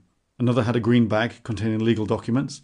The third, apparently with a desire to get a good look at the Tsar, carried a pair of opera glasses, while the fourth had nothing unusual about his person, unless a roll of music be so regarded. They were hustled off to the nearest police station, and in a minute the curious multitude, accustomed to constant police interference, forgot all about the incident. Simultaneously, 6 persons were being arrested at Polvonia on the Finnish railroad. Tens of thousands of the people stood on the sidewalks of that chill, grey March morning, awaiting the gorgeous procession. It came presently, with the Tsar in an open barouche, seated with one of the ministers of state. His Majesty was attired in semi-military dress, and if he felt any apprehension, did not betray it. The official who accompanied him glanced furtively about, as if constantly expecting the unexpected. The Tsar bowed to the right and the left, and received in return cold, curious stares from the people. If they felt any enthusiasm, they did not show it. Was their silence intended as a mark of respect for their sovereign? An onlooker from another country would not have so regarded it. The procession moved quickly and safely to the Winter Palace. It had been accomplished without a single mishap of any kind. The telegraph carried the news to all quarters of the world. The Tsar had appeared in public and received the homage of his people. The day of assassination was past, and the delusion that he now reigned over a contented people was hugged by the autocratic ruler. But things were different in the famous third section, as the secret police are called. General Trepov was there arranging in consecutive form the result of 5 days of hard work. Here is the story of what had been going on behind the scenes, the knowledge of which had been so carefully kept from the Tsar. The first clue came in a most casual manner. One night, a couple of men in a restaurant on the Nevsky had attracted attention by their earnest, whispered conversation. During part of the talk, the name of the Tsar and the date, the 13th of March, had been overheard. That was enough. Detectives placed on their tracks followed them like bloodhounds. On the eve of the fateful 13th, one of the men met a woman in the streets of St. Petersburg and had a hurried conversation with her. 5 minutes after they separated, the woman was placed under arrest. A search of her person revealed a large quantity of nihilistic proclamations, all calling for the death of the Tsar. She was literally loaded down with the documents, which were being distributed to those in the conspiracy. She admitted that the young cadet who had committed suicide had been selected to assassinate the emperor. But when he realized the meaning of his assignment, he killed himself. She stopped at this stage of her confession. Neither persuasion nor torture nor threats of death would induce her to give the names of the others concerned in the plot. but Trepoff had a foundation on which to build his case. Here was a bit of paper. It would have to be traced to its origin. It was evident that an illicit printing press had been set up somewhere in the city. All this time the two men who had talked incautiously in the restaurant were being followed. They were seen to enter a house in the Jewish section. The records of the police showed that the house was occupied by Aaron Zondelovich, who at one time had been a printer. That was sufficient. In less than an hour afterwards, the house was raided. An officer with a squad of police broke into the place without notice. What they found there did not seem very damaging. 4 persons were at home at the time, 2 men and 2 women. Madame Krylov, the head of the house, was a woman of about 45 and of unusual intelligence. The other female was her servant. One of the men was rather aristocratic in appearance. He said he occupied a minor ministerial office, and a colour was given to his statement by the portfolio which he had in his hand. The other man, named Lubkin, was a consumptive about 23 years of age. "Where is your printing press?" demanded the officer. Madame shrugged her delicate shoulders and outstretched her hands in a manner which said plainly enough that the police were welcome to any printing press they might find in that place. A printing press is a bulky thing. It should not be hard to find, but the officers searched the house from cellar to garret without result. All the while the quartet sat in the large dining room, prisoners. On the return of the police, the 2 men and the 2 women were put through the sweating process, but they revealed nothing. The aristocratic-looking young man laid his portfolio aside for a moment. One of the policemen picked it up and opened it. Astonishment made him speechless. He silently handed the portfolio to his chief. It was filled with manuscripts and proofs of a prohibited nihilist paper called Land and Liberty. The aristocratic-looking person with the portfolio merely smiled at the consternation of the officials. He realized the gravity of his offence. He knew the penalty, but he never quailed for an instant. "Come," shouted the chief. "You're convicted already. You might as well confess. Where is the press?" The quartet remained silent. They were not offensive. It was the silence of submission, but not of fear. Suddenly, the chief gave a shout of surprise and pointed to the cupboard. The other policemen followed the course indicated by his accusing finger. They saw nothing, and their blank countenances said as much. "Don't you see?" almost shrieked the official. "No," replied his chief lieutenant. "What is it?" "A daub of ink on the door of that closet." "A daub of ink?"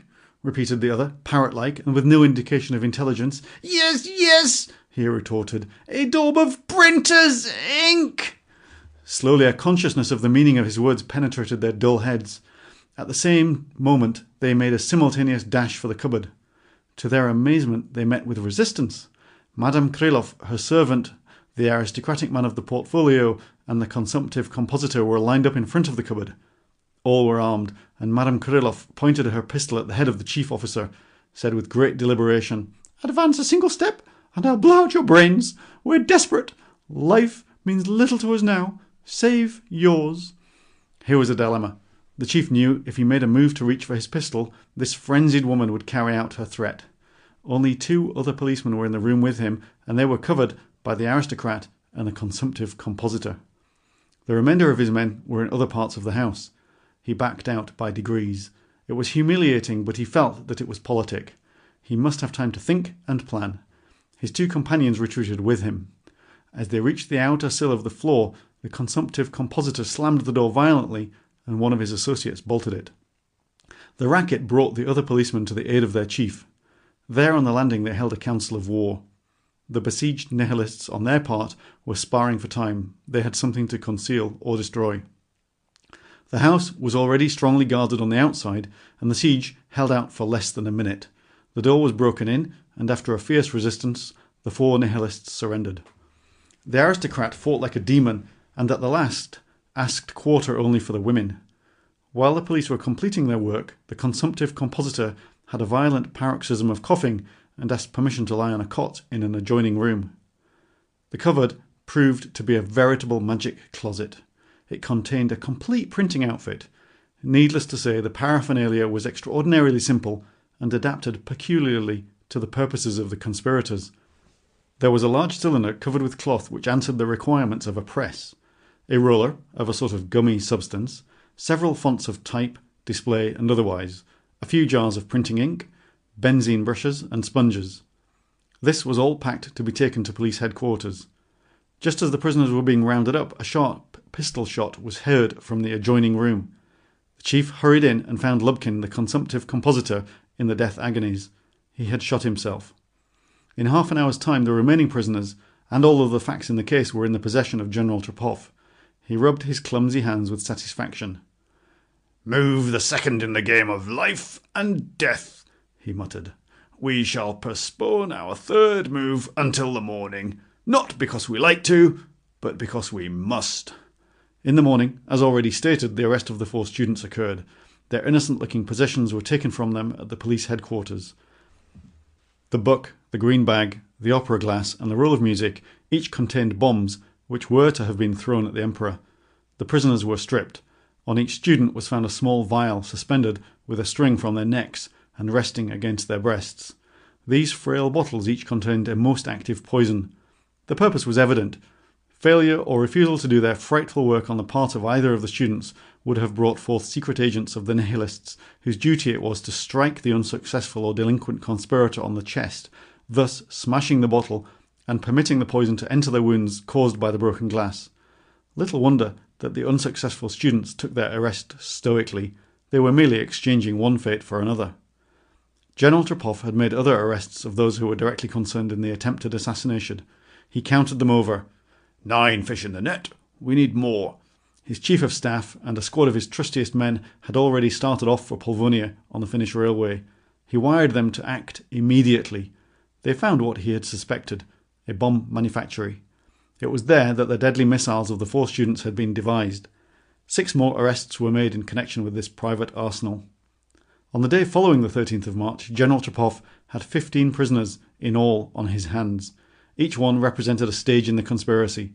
The compositors and pressman who published the proclamations, the girl who distributed them, the students who were to throw the bombs, and the men who manufactured the deadly missiles. The 15 were condemned to death, but on the recommendation of the court, 8 escaped hanging and were sentenced to penal servitude for life in the hopeless prisons of Siberia. The Tsar learned all of these details later. On the evening of the 13th of March, as he entered the Winter Palace, he was credited with saying, "The people were very polite and respectful. The details were nicely planned, and by the way, tell Trepov I was pleased with the police arrangements." End of section 4.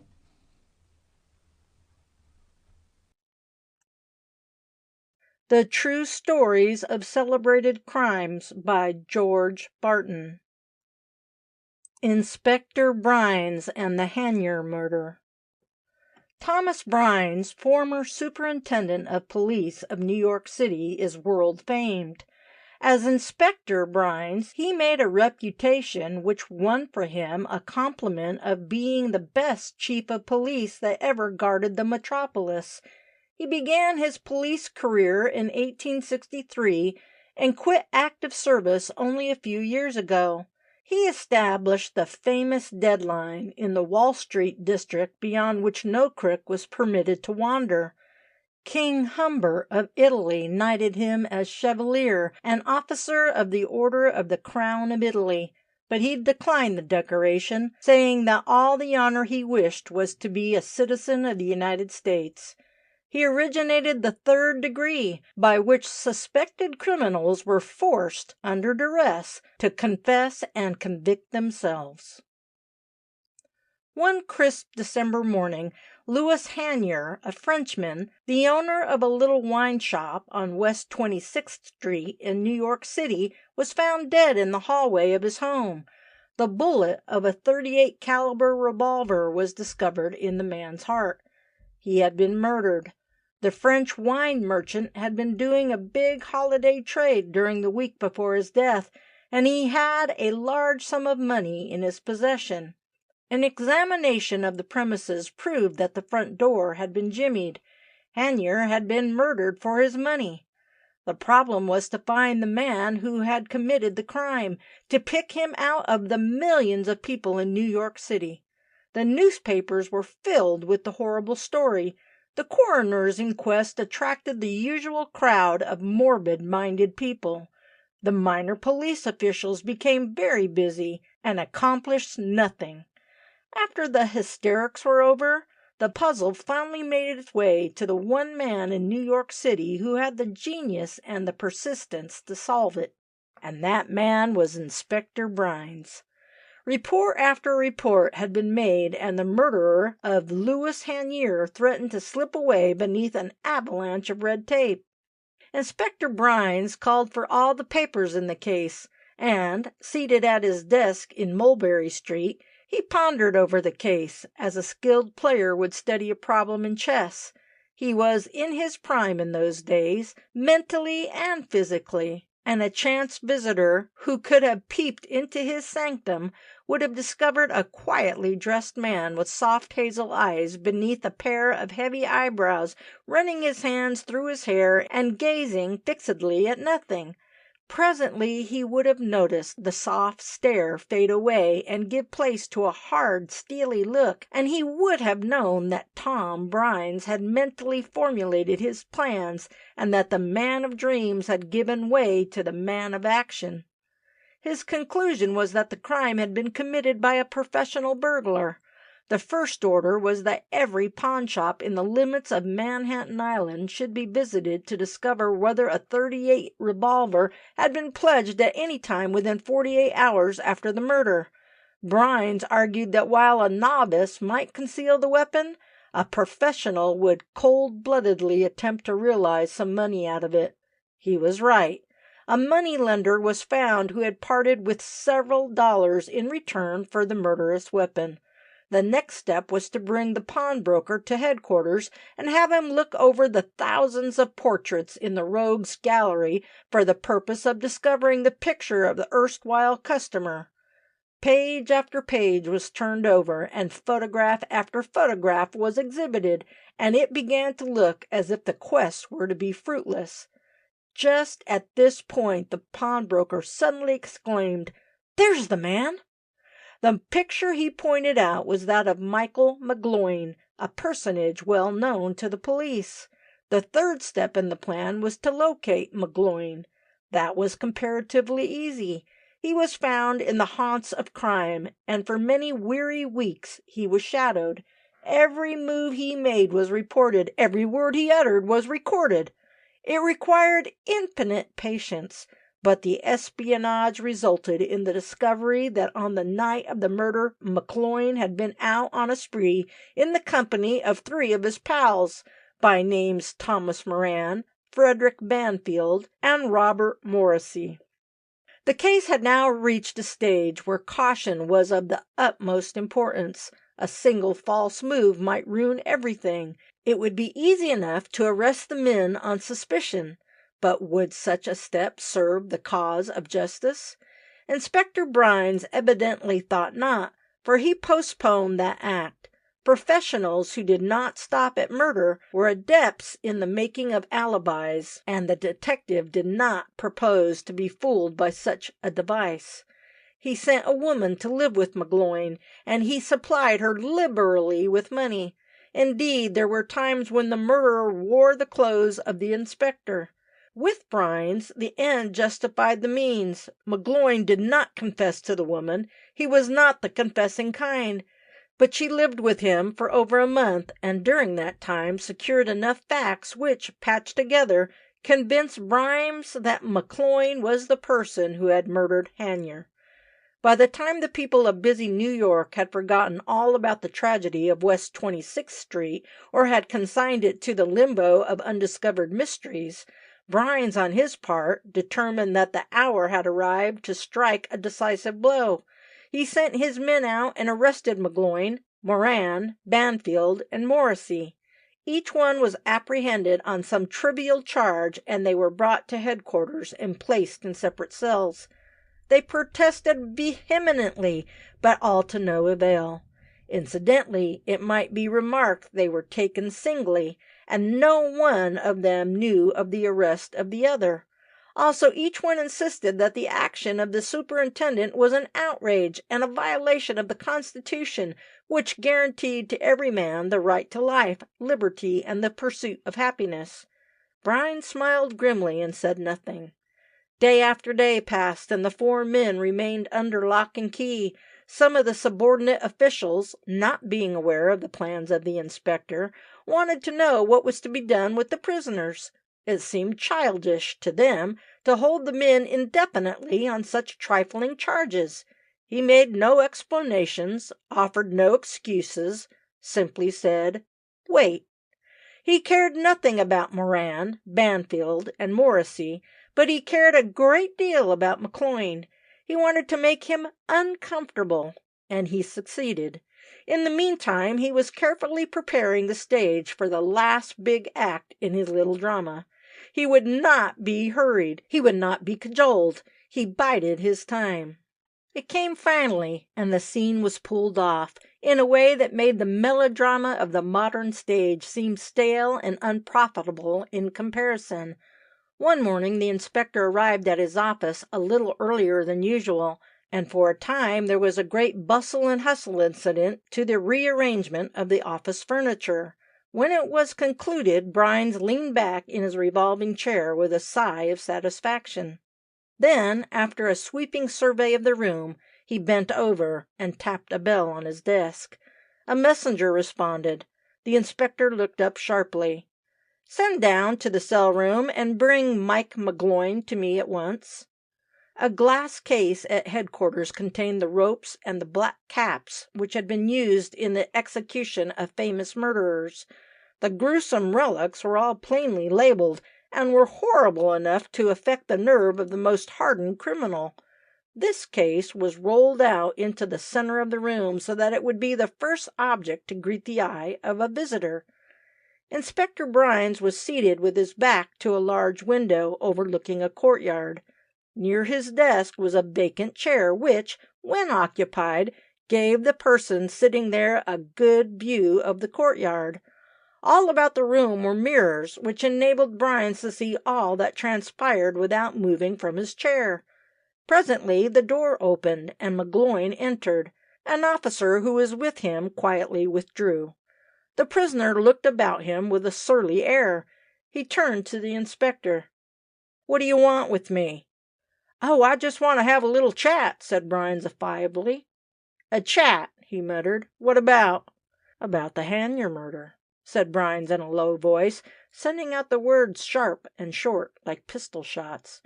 McGloin looked at him languidly. The shots had misfired. The seasoned criminal was not to be stampeded. "What do I know about it?" he said with the utmost unconcern. "Oh," said the inspector, matching indifference with indifference. "I thought you might have heard something about it." At that moment McGloin caught sight of the case filled with the black caps and the murderous ropes.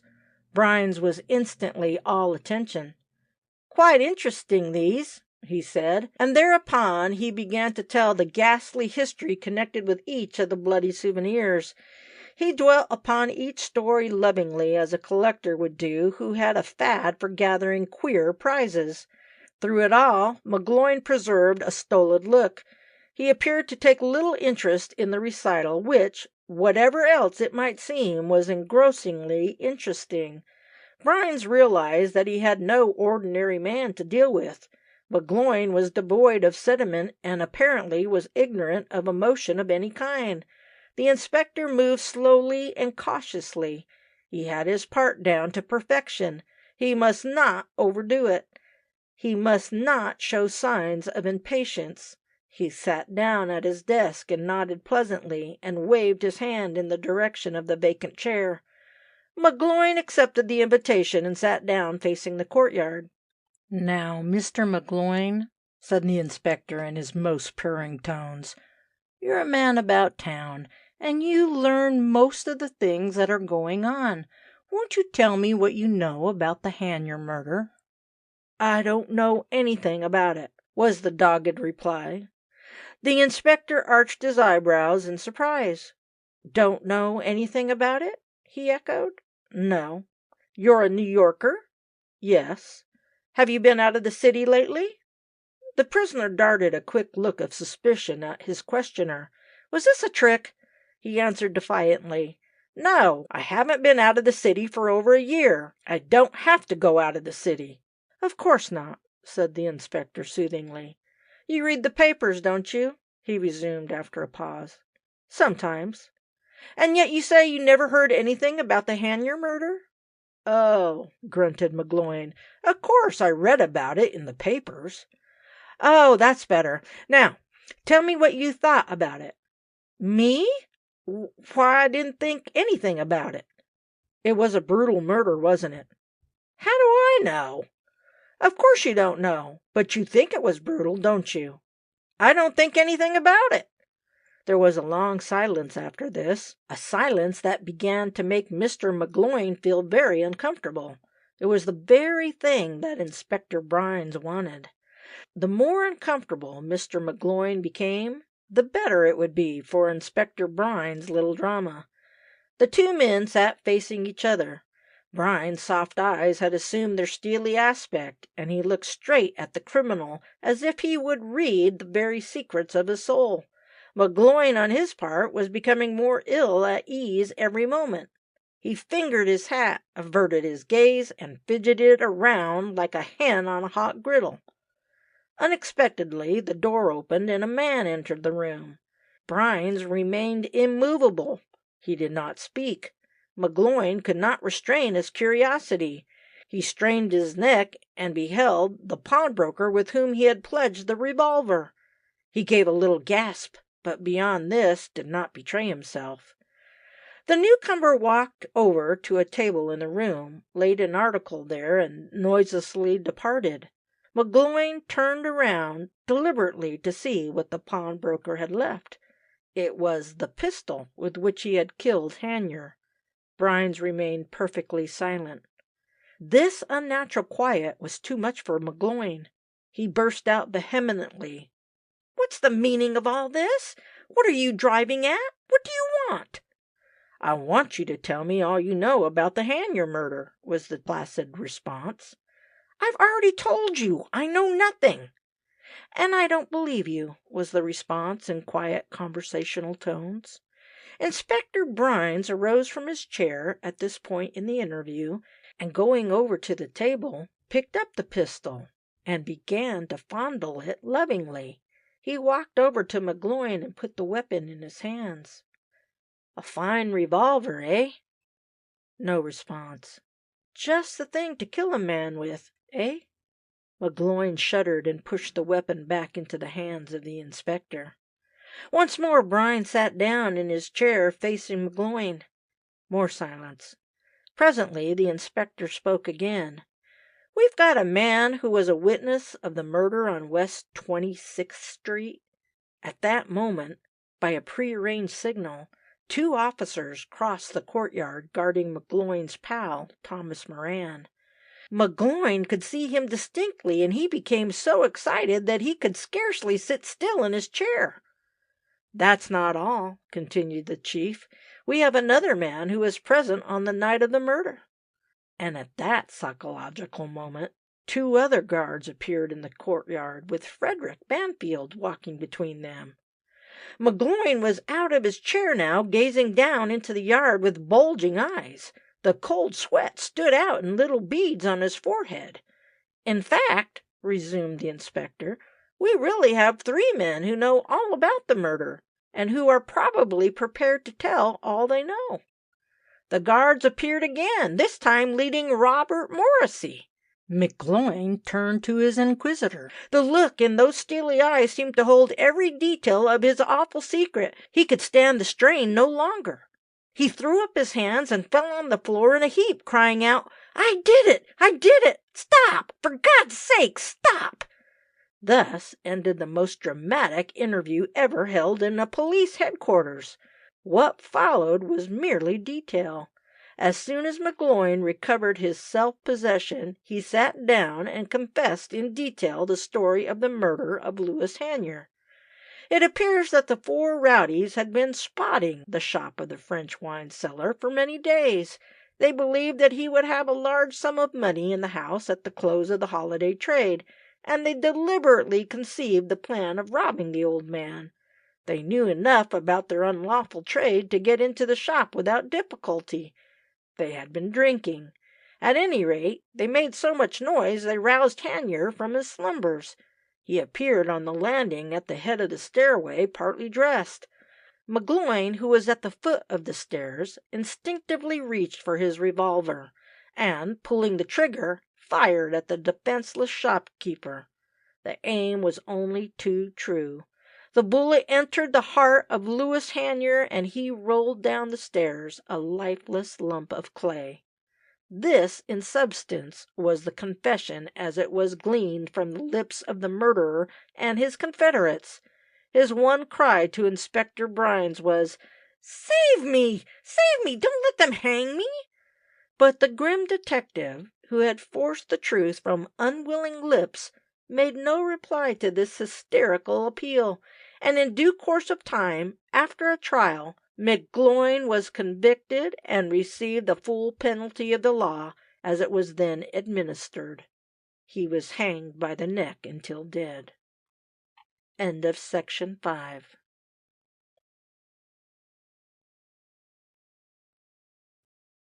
Section 6 of the True Stories of Celebrated Crimes by George Barton.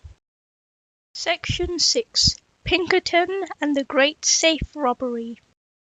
Robert A. Pinkerton was born in Dundee, Illinois in 1848 and educated at Notre Dame University in Indiana. He was the son of Allen Pinkerton, the founder of the famous detective agency. Bob Pinkerton, as he was familiarly called, had a marvelous memory for names and faces, and his gallery of criminal photographs and biographies was supposed to be the finest in America. He made a big reputation by his method of handling great crowds at the racetracks. He was a man of pleasing personality and did much towards introducing purely business systems into a concern which is regarded as rather romantic. He died in August 12, 1907, aboard the North German Lloyd steamer Bremen while bound for Europe. One morning, before daylight, the United States Express Company was robbed of $40,000, and sad to say, there was not a shred of evidence to tell the story of how this small fortune was permitted to slip from the grasp of a corporation that had the reputation of being one of the most careful and conservative in America. The scene of the robbery was at Susquehanna, Pennsylvania, and the local authorities did everything in their power to locate the cash, but all to no avail. In this emergency, the company enlisted the services of Robert A. Pinkerton. It is probable that no detective in the world was better equipped to grapple with a problem of this than Bob Pinkerton. He had the experience of a lifetime in following crime of this particular character, and although his adventures were little known to the public at large, he enjoyed the reputation of more successes than any other man in the agency. He called in person at Susquehanna to learn the facts in the case. He found everyone in the little town wrought up to an intense state of nervous excitement, and for a while had difficulty in obtaining a connected theory of the mysterious case. But his own calmness communicated itself to the local officers, and he was soon possessed of all they knew regarding the queer disappearance of the money. On June 20, 1883, the Marine National Bank of New York sent to the First National Bank of Susquehanna a sealed package containing $40,000 in currency and national banknotes. The money was to be used in payment of the wages of more than 1,000 employees of the Erie Railroad Company in the local shops. The packages were carried to the United States Express Company's office in New York by the clerk of the Marine Bank, who received a receipt for it. The money clerk of the Express Company took charge of the cash and enclosed it in the regular canvas pouch, sealed with the company's stamp, and attached a tag on it which was the name of the company's agent at Susquehanna. The pouch was duly delivered to Messenger Van Wagenen, who placed it in a safe with other valuables. It was midnight when he reached Susquehanna, and he turned the valuable package over to Dwight Chamberlain, a night clerk and watchman who was jointly employed by the Express Company and the Erie Railroad Company. Chamberlain promptly placed it in the safe in the ticket office and locked it with a key which he carried in his pocket. He was busily employed in his usual duties about the station, frequently being away from the ticket office until 7 o'clock on the morning of the 21st. While casting up his accounts, the messenger from the Susquehanna Bank arrived and called for the package. The pouch was taken from the safe, but instead of the $40,000 in cash, a number of small packages of brown manila paper cut about the size of bank bills were found in the receptacle. Mr. Pinkerton found himself confronted by one of the biggest jobs of his professional career. He made a careful personal examination of the premises and cross-examined all witnesses that could be reached. Before he had been on the ground many minutes, he made the discovery that the pouch found in a safe was a dummy made up to resemble the pouches used by the company, but with a different seal and tag. The purpose was plain. The substitution had been made in order to give the thieves ample time to get away with their rich booty. Further investigation convinced Pinkerton that the right pouch had been delivered to the clerk at the Susquehanna ticket office. This being the case, either Chamberlain, the night clerk, or some of the employees, or some other person unknown was guilty. Chamberlain was subjected to rigid cross-examination. At its conclusion, Mr. Pinkerton expressed the belief that he was entirely innocent of any complicity in the theft. A careful watch kept on all employees of the company brought no developments. At this stage of the game, the detective broadened the line of his inquiry so as to include every man, woman, and child in the town of Susquehanna. Some instinctive feeling, probably the result of his long years of experience, made him believe that the crime originated in a little town in Pennsylvania. After learning as much as possible about the personal history of the inhabitants, he began the process of elimination, dropping out names of all those to whom he was morally convinced no suspicion could be attached. Then he ascertained the names of all persons who had left the town within the preceding 12 months, and as a result of this learned that George H. Proctor, foreman of the boiler shops of the Erie Railroad Company, had gone to Buffalo about a month after the robbery. This was a rich lead, and the detective followed it up with a great eagerness. He located Proctor in Buffalo without any difficulty, and learned that the man was engaged in speculating in oil, and that he had made considerable profit from the occupation. He was shadowed night and day, his habits closely watched, and an accurate examination made into his final condition.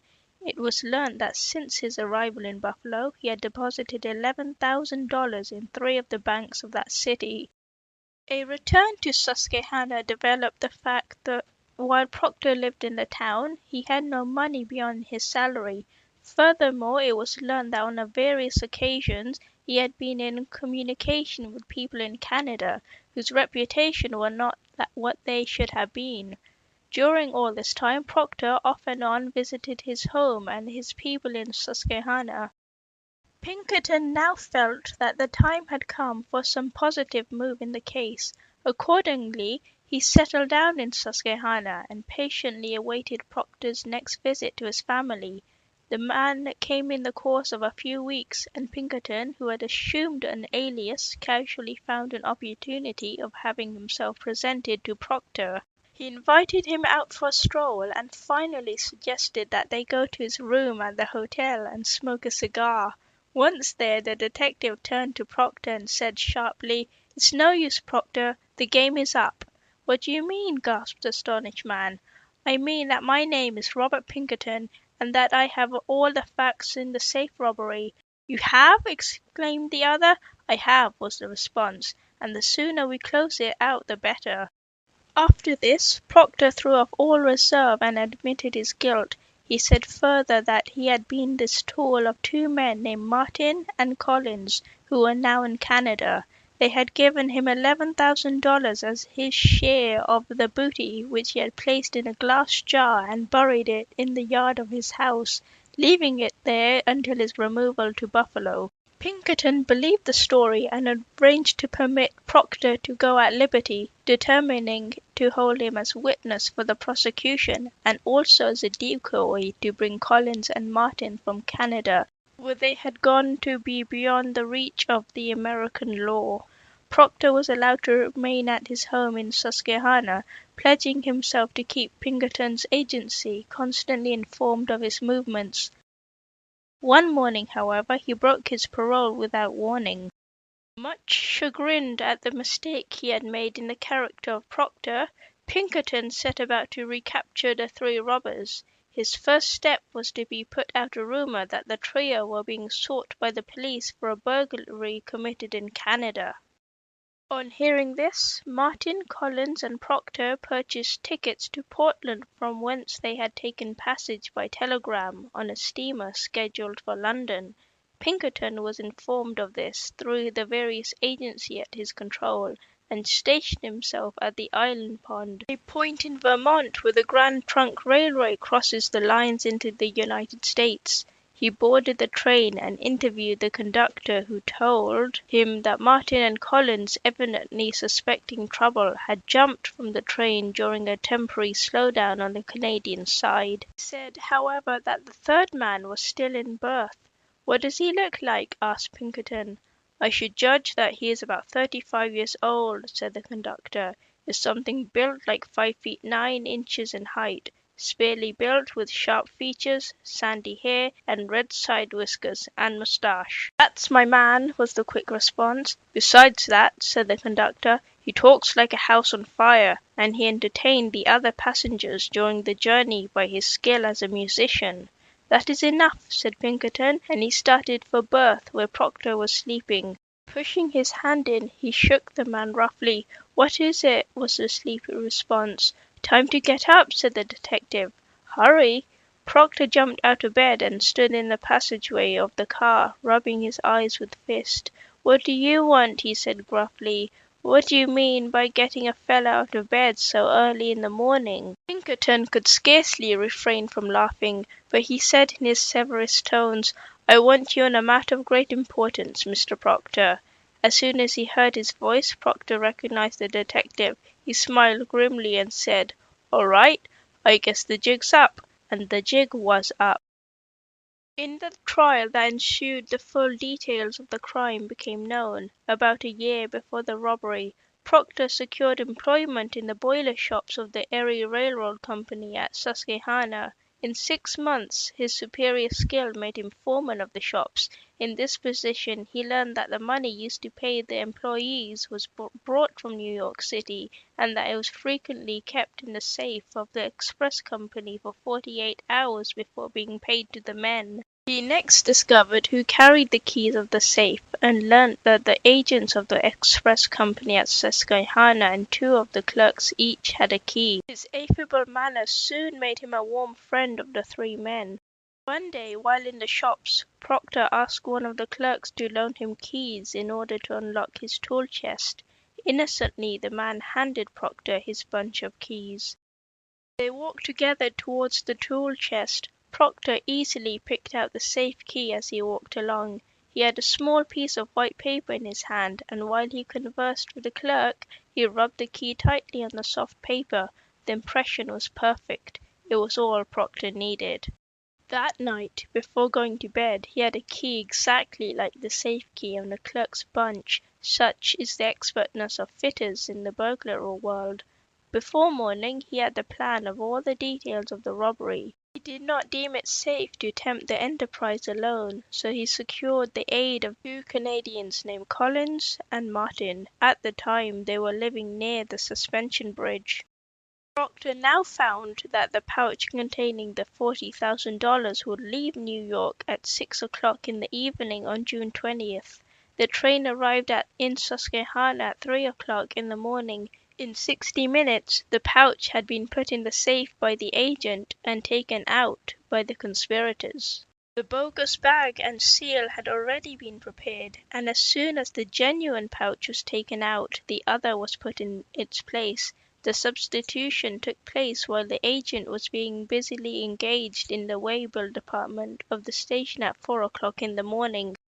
The agent was out of earshot at the time Martin opened the safe with the key that Proctor had made and took the bag containing the money. The substitute was put in its place and the safe locked, and in 10 minutes' time Collins and Martin, carrying a valise with the $40,000, took a train for Corry, Pennsylvania. From thence they went to Schenectady and then to Suspension Bridge, where Proctor was waiting for them.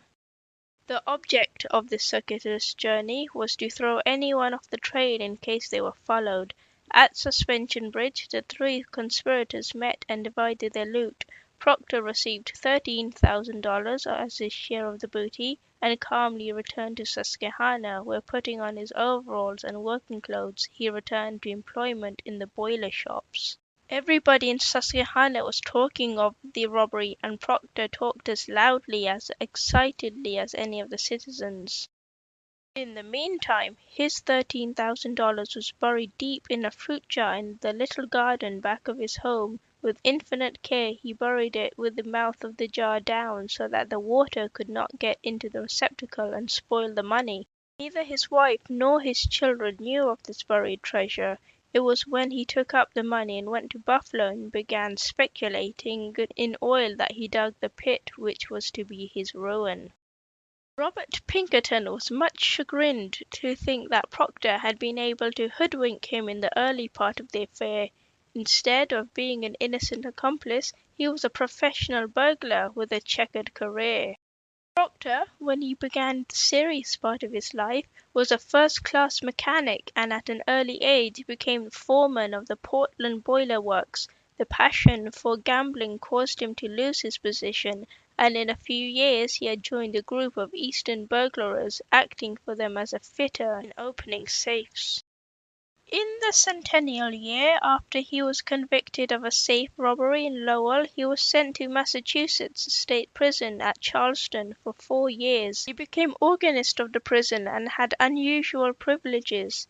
As a result, he became acquainted with Charles Bullard, a fellow convict who was serving a 20-year term for breaking into the Boylston Bank, Boston, and together they conceived a plan of escape.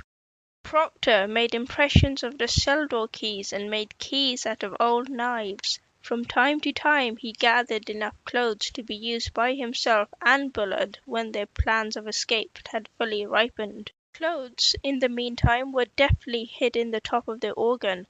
One eventful night, Proctor, Bullard, and 7 other long-term convicts escaped. Proctor and Bullard went to Canada by way of New York.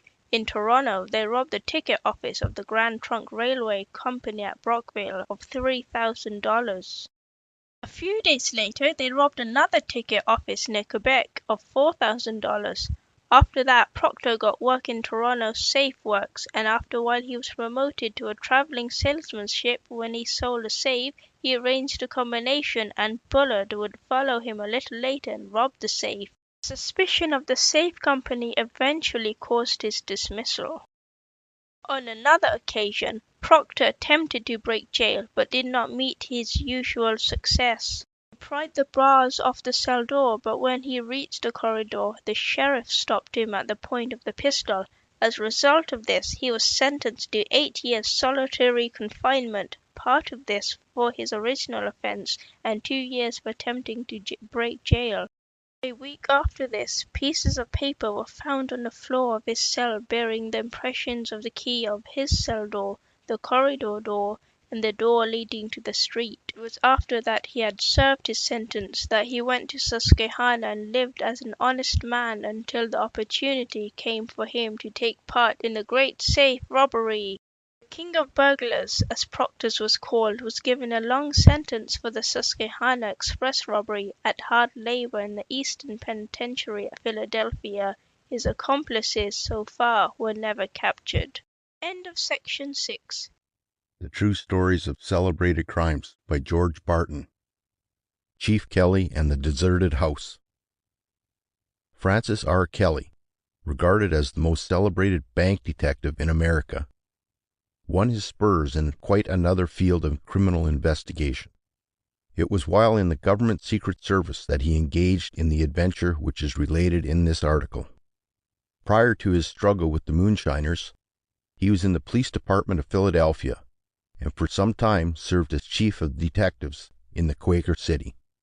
After leaving the government service, he became the bank detective for the financial district of Philadelphia, and there he can be seen every day, rain or shine, guarding the institutions which shelter assets conservatively valued at over $350 million. On the 8th of April, 1874, Francis R. Kelly was granted leave of absence from the Philadelphia police force and directed to report to James J. Brooks, at the time prominent as a detective in the United States Secret Service. The purpose of his assignment was kept a profound secret. By appointment, he met Detective Brooks at the Pennsylvania Railroad Station in Philadelphia, and when he started, not even the members of his family knew his destination or the purpose of his journey. When Kelly met Brooks at the gate leading to the train, he handed him a ticket to New Orleans by way of the Great Jackson route. A word of preface may help to explain how Kelly came to receive this assignment, which was to prove one of the most dangerous and important in his whole professional career. While he was a police officer in the 22nd Police District of Philadelphia, he was going to his home early one morning in January 1874, and passing a big distillery on 20th Street above Burke's, he was accosted by a voice which whispered huskily, "Is that you, Joe?" It was so dark and foggy that a person could hardly see his face before him, but on the impulse of the moment, Kelly replied, "Yes," and then halted to await developments. Presently, a two-horse team, filled with illicit liquor which had been distilled in the factory, started out of the place. Kelly jumped into the wagon and pulled a pistol on the driver and directed him to go to a certain point in the city, which happened to be the police station. There he was placed under arrest. The seizure of this distillery and the arrest of the government storekeeper and his conviction which followed was the means of bringing Frank Kelly before the notice of his superior officers both in Philadelphia and Washington. The sequel was this mysterious assignment, which began at the Broad Street station in Philadelphia. After they had fairly started on their journey, Mr. Brooks joined Kelly in the car and introduced him to the two other men, one being Alfred Brooks, his son, and the other John Mitchell, another Secret Service operative. Mr. Brooks explained the mission to the party in a few words. A short time before, President Grant, Simon Cameron, and Alexander P. Tutton, who was then Supervisor of Internal Revenue for Pennsylvania, had a conference at the White House concerning the operations of the whiskey ring, which had become a national scandal and was so powerful that the government was being robbed of millions of dollars. General Grant, who was deeply interested in probing the matter to the bottom, leaned over his desk and, with the inevitable stump of his cigar between his set teeth, announced his purpose of transferring all supervisors of internal revenue in every section of the country. Mr. Tutton at this point expressed a doubt concerning the wisdom of such action. He said it would be the means of punishing many good officers and would not be just. General Grant took a fresh grip on his cigar and said, "What am I to do then?" Mr. Tutton replied, "Find out the identity of the crooked distillers and the government officers who are shielding them and punish both."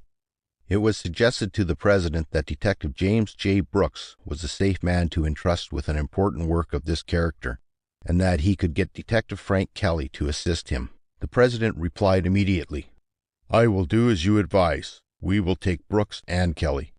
This explains why Detective Kelly, Detective Brooks, his son, and John Mitchell were bound for New Orleans on the 8th day of April in 1874.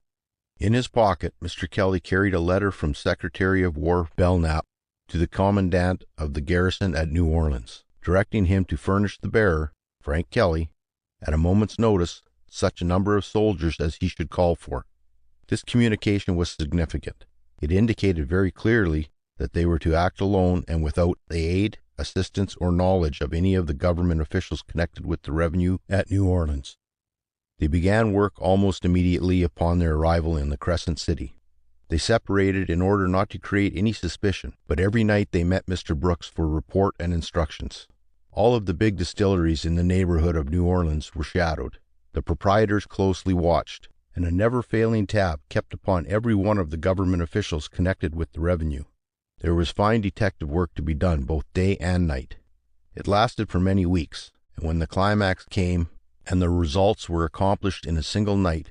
The entire country was startled by the denouement. The establishment on which the greatest amount of suspicion was directed was a big distillery on the other side of the river. But while the detectives were morally certain that an illicit business was being conducted there, they were without positive evidence upon which they could proceed legally. For the purpose of this article, the place shall be known as the Big Ben.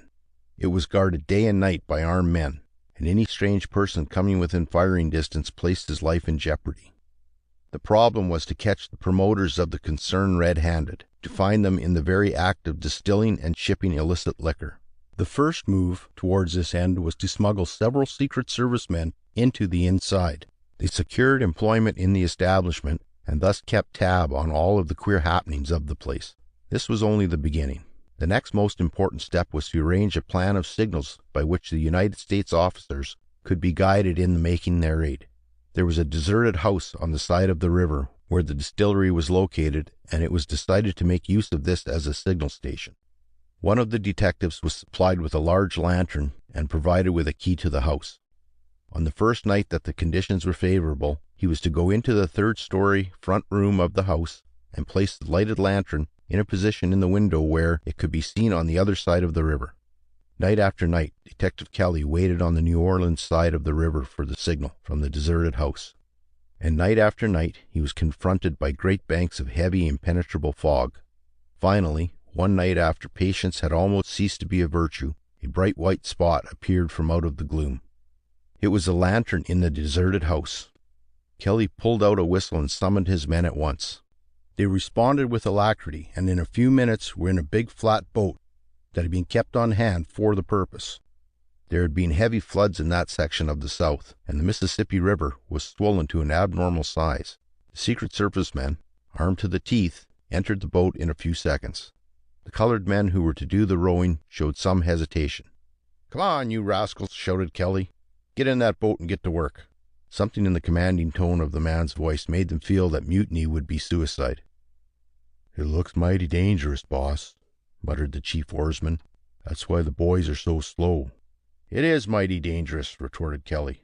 "That's why I want the boys to be quick." They started off with a will, the turbulent waters dashing over the sides of the boat and splashing the faces of passengers. Kelly fully realized the peril of crossing the river on such a bad night, but his fears, if he had any, were kept quietly locked in his own breast. A second boat followed immediately after the first. In it was a detail of soldiers under the command of a commissioned officer, and these were all subject to the orders of Detectives Kelly and Brooks. Kelly was in the first boat, and he encouraged the lusty oarsmen to do their best. They worked like Trojans. At times it looked as if the rickety boat might capsize and throw them all to the bottom of the muddy stream. All were alarmed. To add to the terror of the waters, it became so dark at times that the oarsmen could scarcely follow their course. Kelly pointed to the light in the window of the deserted house. "Boys," he said, "keep your eyes on that light." They did so, pulling away against great odds. Once the boat sprung a leak, and there threatened to be a panic among the frightened passengers. Kelly, with admirable presence of mind, quelled their fears. Bits of sticks were whittled and plugged into the holes. Several of the Secret Service men with sponges and tin cans prevented the boat from accumulating any great quantity of water. With these expedients, they managed to progress fairly well. Suddenly, the chief oarsman uttered a cry of dismay. "What's the matter?" asked Kelly. "The light's out." Sure enough, the light in the window of the deserted house had been extinguished. All sorts of foreboding filled their minds. Could it be that their carefully laid plans had gone entirely astray? Scarcely. Could the man in the house have been attacked? That was possible. At any rate, they continued their journey to the other side. It would not do to weaken at this stage of the game, no matter what the consequences. The boat rocked dreadfully at this point. They were scared. Indeed, it was no exaggeration to say that for many minutes they feared death. But finally they reached the other side of the stream. The messenger from the deserted house awaited them on the bank. To their delight, he had not met with any difficulty beyond that which came with the storm and the rain. A sudden gust of wind had blown out the lantern, and as all of his matches were wet, he was unable to repair the misfortune. Kelly and his companions prepared for the still more serious part of their adventure. A fine mist was now falling. It was dark and disagreeable. The wide banks of the great river were overflowed, and they had a 4-mile march to the Big Bend distillery through the low marsh country. being compelled at intervals to wade through mud and water up to the armpits. Kelly took the lead with his assistants following some distance behind. He headed straight for the Big Bend distillery. Detective Brooks, with another detail of men, was after another establishment in a different section. Things had been planned so that the various chiefs should simultaneously swoop down on the several law-breaking concerns. Kelly stumbled ahead, sometimes falling into puddles of water, and at other times being confronted with great hillocks of mud, until the affair began to lose all of the flavor of romance. But he was accustomed to hard, everyday prosaic work, and he plodded along steadily, every minute coming nearer to the goal. From the information they had received, all of the watchmen at the distillery were either asleep or off guard. They were soon undeceived. Presently the walls of the building loomed up in the distance. A gate leading into the premises was locked. It was forced open. As Detective Kelly stepped inside, a figure emerged out of the darkness. "Who goes there?" called a voice. "A friend," responded the detective who had been given the countersign. Something in the tone of the reply must have roused the man's suspicions, for he hurried forth with a pistol in his hand. He confronted the detective. "What do you want here?" he asked menacingly. "That's my business," was the jaunty reply. "You go back to your post." "My post's here," was the stubborn reply. "Oh, get away," cried the detective, giving him a push. The trick did not work. Instead of disarming his suspicion, the move only confirmed them. The guard leveled his pistol at Kelly. "Move one step and you're a dead man." The detective had to move and act quickly. It was either surrender or fight. He determined to fight. With a movement almost as quick as thought itself, he hauled back his right leg and, raising it up high in the air, gave the point of the pistol a kick that sent it flying a dozen yards away. The blow struck the trigger, and in mid-air the weapon exploded with a loud report. In kicking the pistol, Kelly struck the man's hand and bruised it in a way that brought a shower of profanity from the guard. He made a mad rush for Kelly. The first impulse of the detective was to pull his own pistol, but on second thought he refrained from doing so. The guard in his own crude way believed he was doing his duty. He was defending the property of his employer, although that employer was a lawbreaker. As he rushed on, Kelly caught him by the shoulders, and the next moment the two men had clinched and were struggling in the mud. A half-dozen assistants were in the near distance, but the detective disdained to call upon them for help. This was his own battle. He would fight it out in his own way. The guard was a powerful fellow. The chief moonshiner had reckoned well when he selected him to keep intruders from the plant. But Kelly was in his prime at that time. He had dealt with the most dangerous criminals in America, and he was not to be worsted by the unarmed watchman of an illicit distillery. In less than a minute he had the man on his back. His associates came up at this moment, and in less time, almost than it takes to tell the story, the guard was bound and gagged. Events moved quickly after that.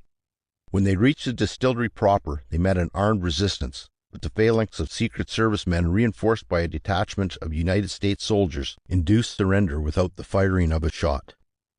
The distillery, which had caused so much trouble, was promptly seized and placed in the custody of a platoon of soldiers. When another great distillery plant at Algiers was seized, uniformed soldiers with fixed bayonets were put on duty to guard the property. After that was over, the detectives had to recross the river before daylight. And then, before the people of the Crescent City were at their breakfast tables, Hammond's distillery and Henderson's rectifying house on the New Orleans side of the river were placed in government custody. It was a tremendous bit of enterprise, a night's work that was never before equaled in the history of the service. When the facts came out during the course of the following day, the people were thunderstruck, none more than the government officials who were located in New Orleans. Neither people nor officials knew that Brooks and Kelly and their men were in New Orleans, and the capture proved to be one of the great sensations of the time. Indictments were promptly found, and convictions followed in every case. The government confiscated over $500,000 in property and contraband whiskey. The trials were not officially concluded until almost 2 years after the capture, and in the spring of 1876, Kelly returned to New Orleans in the capacity of witness, being granted a leave of absence from the position he then held, that of lieutenant of police in Philadelphia. There is one phase of this story to which particular attention is directed. It was freely said at that time that President Grant was a man who took care of his friends, and it was insinuated that his friends were sometimes not the kind of persons who deserved the encouragement of a high-minded official. Well, General Grant did take care of his friends. But his friends, as the narrator happens to know in this instance, were the friends of good government. They were the men who, under his inspiration and the supervision of James J. Brooks, were instrumental in breaking up the notorious whiskey ring. They were the men who sent offenders to the penitentiary. And they were the men who helped to restore hundreds of thousands of dollars to the Treasury of the United States. In other words, General Grant was determined that justice should be done, no matter where the chips might fall. In 1874, after the return from New Orleans, General Grant sent for Mr. Brooks. He called at the White House and found the president in his office, smoking a big black cigar. He looked up quietly as Mr. Brooks entered, and said with characteristic terseness, "Brooks, you and Kelly did good work at New Orleans." Mr. Brooks bowed at this and murmured his thanks at receiving the commendation of the chief magistrate of the nation. "Brooks," continued the president, "I am going to appoint you chief of the government secret service." And so he did. Within a few days, this deserving, intelligent, and competent detective was placed at the head of the most important service in the world. Kelly was promoted to the position of lieutenant of police in his home city, and of course the fact that he had figured in the government exploit was chiefly responsible for his promotion. Supervisor Tutton was appointed collector of the port of Philadelphia. Alfred Brooks was named a special revenue agent. John Mitchell had his salary raised and was placed in a position of importance in the service. After the trial and conviction of the distillers in New Orleans in 1876, President Grant reappointed Mr. Beckworth United States Attorney for the District of New Orleans. United States Marshal Packard, who figured in the seizure and arrests, was appointed United States Counsel at Liverpool. Judge Woods, who was the district jurist before whom the distillers were tried, was appointed to his seat on the Supreme Court bench at Washington. End of Section 7. Section 8 of the True Stories of Celebrated Crimes. Section 8. Chief Brooks and the Man with the Lazy Eyes.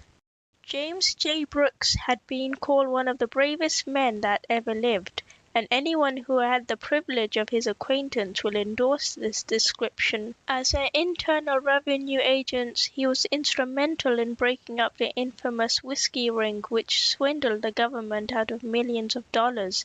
In recognition of his good work, General Grant appointed Brooks, who had already achieved distinction under President Lincoln and Johnson, Chief of the United States Secret Service, a post which he filled with distinction and which he retained during the administration of President Hayes.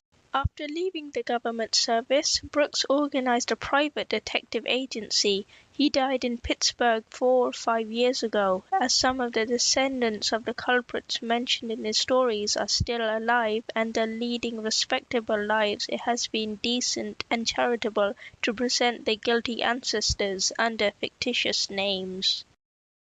One morning in the spring of 1869, General Grant sat at his desk in the White House puffing away at the ever-present cigar and gazing blankly into space when his messenger announced Senator Cameron of Pennsylvania. "Show him in at once," said the President. After the first greeting had been exchanged, Senator Cameron exclaimed with deep earnestness, "Well, General, I have the man you're looking for." "Who is he?" "James J. Brooks. Do you think he'll fill the bill?" "I'm sure of it. He fears neither man nor the devil. He is as straight as a string and will be absolutely loyal to you." It was in this manner that James J. Brooks, who had already been in the government service for years, came to be selected to destroy the whiskey ring, a combination whose operations were bringing scandal upon the administration of General Grant. Brooks immediately proceeded to New Orleans, where, with the aid of competent assistants, he detected and destroyed the illicit distilleries and landed their backers in the penitentiary. After that, the intrepid revenue agent transferred the scene of his operations to Philadelphia. Strolling through the thinly populated section of Port Richmond, the northern district of the Quaker City, he noticed a thin cloud of smoke arising from a bonfire that had apparently been lighted by some mischievous boys of the neighborhood. He carelessly scattered the smoldering embers with his foot and proceeded on his way. A curious act on the part of a sedate man, but he had his reasons. That night a corps of government detectives appeared on the scene, and 3 notorious moonshiners and their assistants were arrested and sent to jail. A fully equipped still was in operation in a cave in the vacant lot, and a boyish fire had been lighted to distract attention from the smoke, which meant necessarily arose from the illicit distillery. Consternation prevailed among the violators of the federal law. The thought of losing the profitable business drove them to desperation. A council of war was held in a saloon of Water Street, and it was openly announced that $600 had been subscribed for the purpose of putting Brooks out of the way. The low-browed ruffians who were present knew the meaning of that phrase only too well, but they all held human life cheap, and the 3 of the toughs volunteered for the hazardous enterprise. The trio whose names were to become infamous included Bob Ahern, who had appeared in the criminal dock as often as he had fingers and toes, Neil Barlow, a hackman without scruples, and Hughie Harrison, a desperado who was known as the man with the lazy eyes. $50 were paid down as evidence of good faith, and a portion of this was immediately spent by the conspirators in celebrating the anticipated success of the unholy mission. In the meantime, Brooks continued making his daily rounds, unconscious of the fact that a price was upon his head. He was no self-advertiser, and he made arrest after arrest in the most matter-of-fact way, and without any blare of trumpets. Sometimes prisoners were captured with perfect ease, and again only after a struggle, but always it was counted as a part of an ordinary day's work. Brooks at that time spent much of his time at the Old Merchants Hotel, a quaint structure on North 4th Street, a survival of revolutionary times. The 3 conspirators, Ahern, Barlow, and Harrison, shadowed him from morning until night, waiting for a convenient time and place to accomplish their bloody purpose. The utter nonchalance of Brooks disconcerted the footpads. Such is the effect which a really brave man has upon craven spirits. One night they had him in a dark corner, but the work was abandoned because Ahern complained of a sore heel which he peevishly said might interfere with his flight. On another occasion, just as they were ready to strike the blow, Brooks turned into Apple Tree Alley and was lost to sight in the turnings of that narrow thoroughfare. On September 6, 1869, all the conditions were favorable, and it was determined to do the job. All that morning the 3 men waited around the corner where Brooks was expected to appear.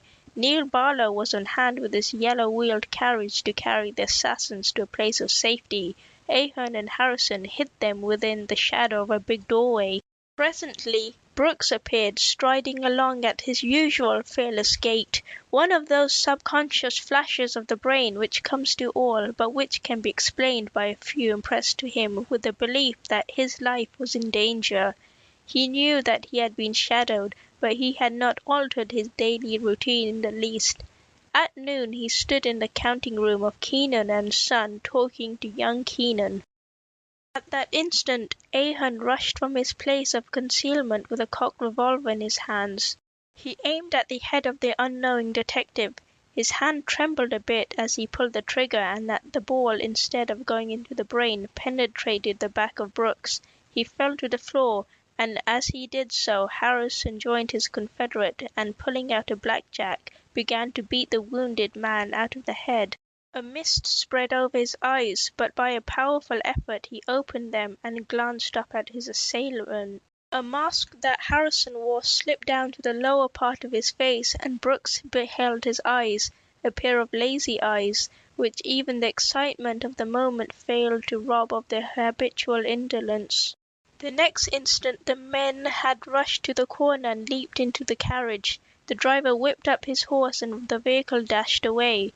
As it passed the prostrate men he lifted his eyelid feebly for a second time, and noticed that the carriage wheels were painted a bright yellow. The next moment he fell back unconscious, but indelibly imprinted his memory was the vision of a pair of lazy eyes and 2 yellow carriage wheels. Brooks hovered between life and death for many weeks, but a naturally rugged constitution spared him for his country. When he left his bed, his luxuriant black hair was perfectly white, the lasting memento of an awful experience. The authorities offered big rewards, and the unknown offenders were bitterly denounced. Brooks said nothing, but at all times and in all places he was haunted by the memory of the lazy eyes and the yellow wagon wheels. He grimly resolved that before he died he would see those eyes staring at him from behind the grated cells of the penitentiary. For weeks after his recovery, Brooks haunted the business section of the city in search of the carriage with yellow wheels. In that time he discovered many vehicles painted that color, but not one that impressed him as being the particular wagon of which he was in quest. His superiors urged him to take a much-needed vacation. He agreed to drop his work with a mental reservation, and that reservation was his dogged determination not to relax in his effort to discover his assailants. He made several trips to the seashore, but after short stays always returned to the city to pick up the scattered threads of his investigation. One day, to his delight, he discovered a wagon that answered the description so vividly pictured on the retina of his memory. It was an ordinary tumble-down public hack, but the yellow spokes glistened in the sunlight and filled the detective's mind with visions of the man he had sought so long. At the moment he saw the hack, the driver, a burly red fellow, whipped upon his spavined nag, and with the unprintable words urged it to greater speed. A conveyance was standing by the curb. Brooks jumped in, shouting to the cabby, "Keep the hack in sight if you want to earn a double fare." The instructions were carried out to the letter. The streets were crowded with trucks, surface cars, and express wagons, but the hack with the yellow wheels threaded its way through them with unbelievable ease and swiftness. Brooks's cab kept the first team in sight always. Once or twice there was a blockade, and the fear of losing his game almost reduced the detective to the verge of nervous prostration, but cabby invariably caught up the trail and followed the hack with the certainty and swiftness of the hound that is pursuing the fox. The race finally led them to the main street of the city, and they went in a straight line towards the riverfront. Within a half-block of the wharf, the cab became inextricably tied up in a mass of wholesome grocery trucks. The driver leapt off his seat and, opening the door of the vehicle, said, "I'm afraid we're stuck, sir, but if you make haste you can overtake him." Before the man had finished speaking, Brooks was out in the street. "Where is he?" The driver pointed to a hack just on the edge of the wharf. "There he is, sir." The detective thrust his finger in the cabman's open palm. He said more to himself than to the other, "I believe he's going to the ferry-boat." "That he is, sir, but he's bound for Camden." Brooks made his way out of the crush, and gaining the sidewalk ran rapidly towards the ferry house. The gates leading to the boat were open, and he could see the hack with the yellow wheels going on the boat. The first bell had sounded its warning. Brooks calculated that he would be in time with a few seconds to spare. He reached the ticket office, tossed in his pennies, and received his bit of pasteboard. As he turned around, a heavy hand fell on his shoulder, and a hearty voice cried out, "Well, of all things in the world, Jim Brooks, as I'm a living man, this is a cure for sore eyes." He recognized the man at once. It was John Harkins, an old colleague with whom he had spent many a happy day on the Pacific slope. He had not seen him in years. He paused long enough to make some incoherent remarks expressive of the joy he felt in the meeting. He concluded with "See you later."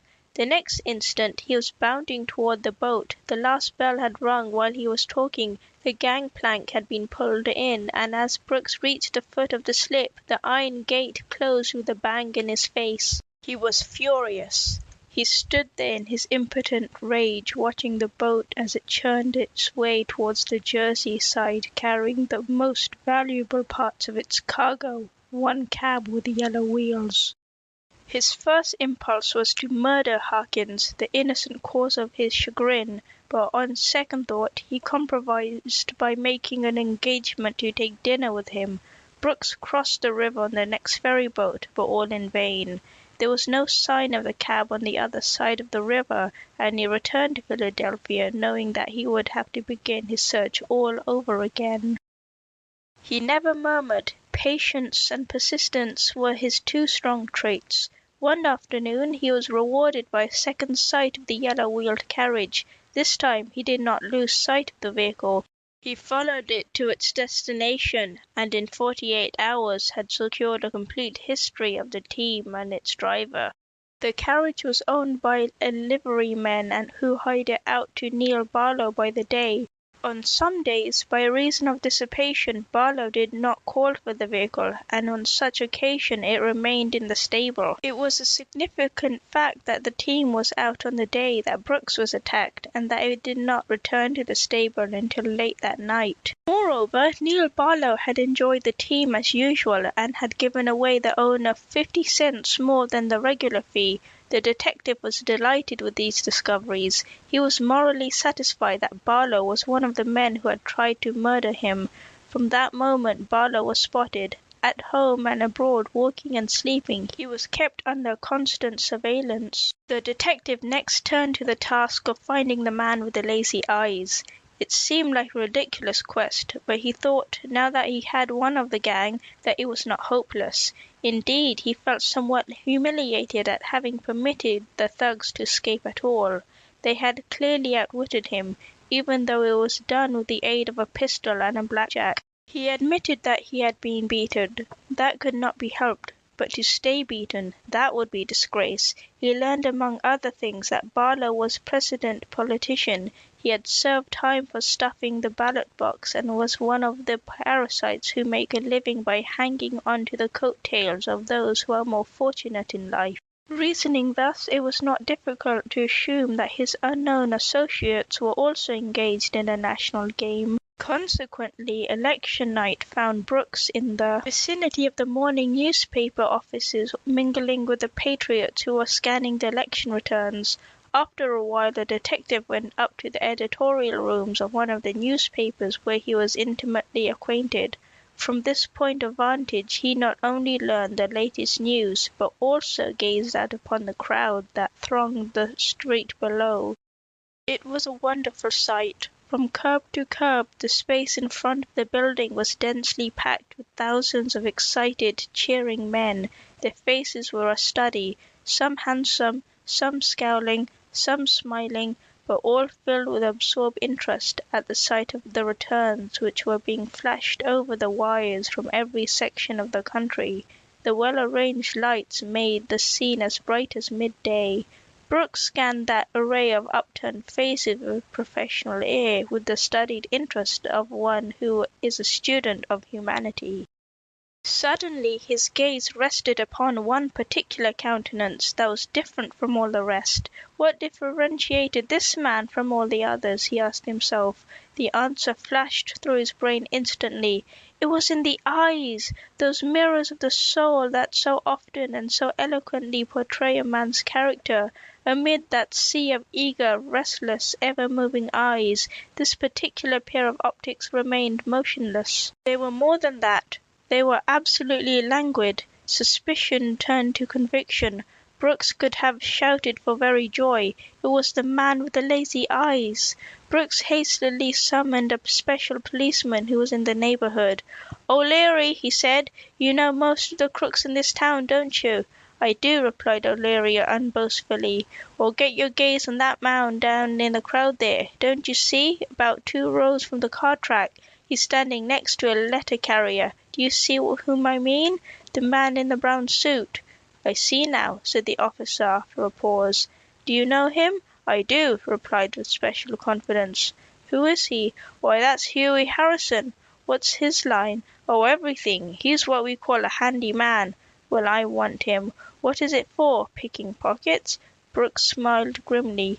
"I can't tell you yet. It may be for something more serious than that."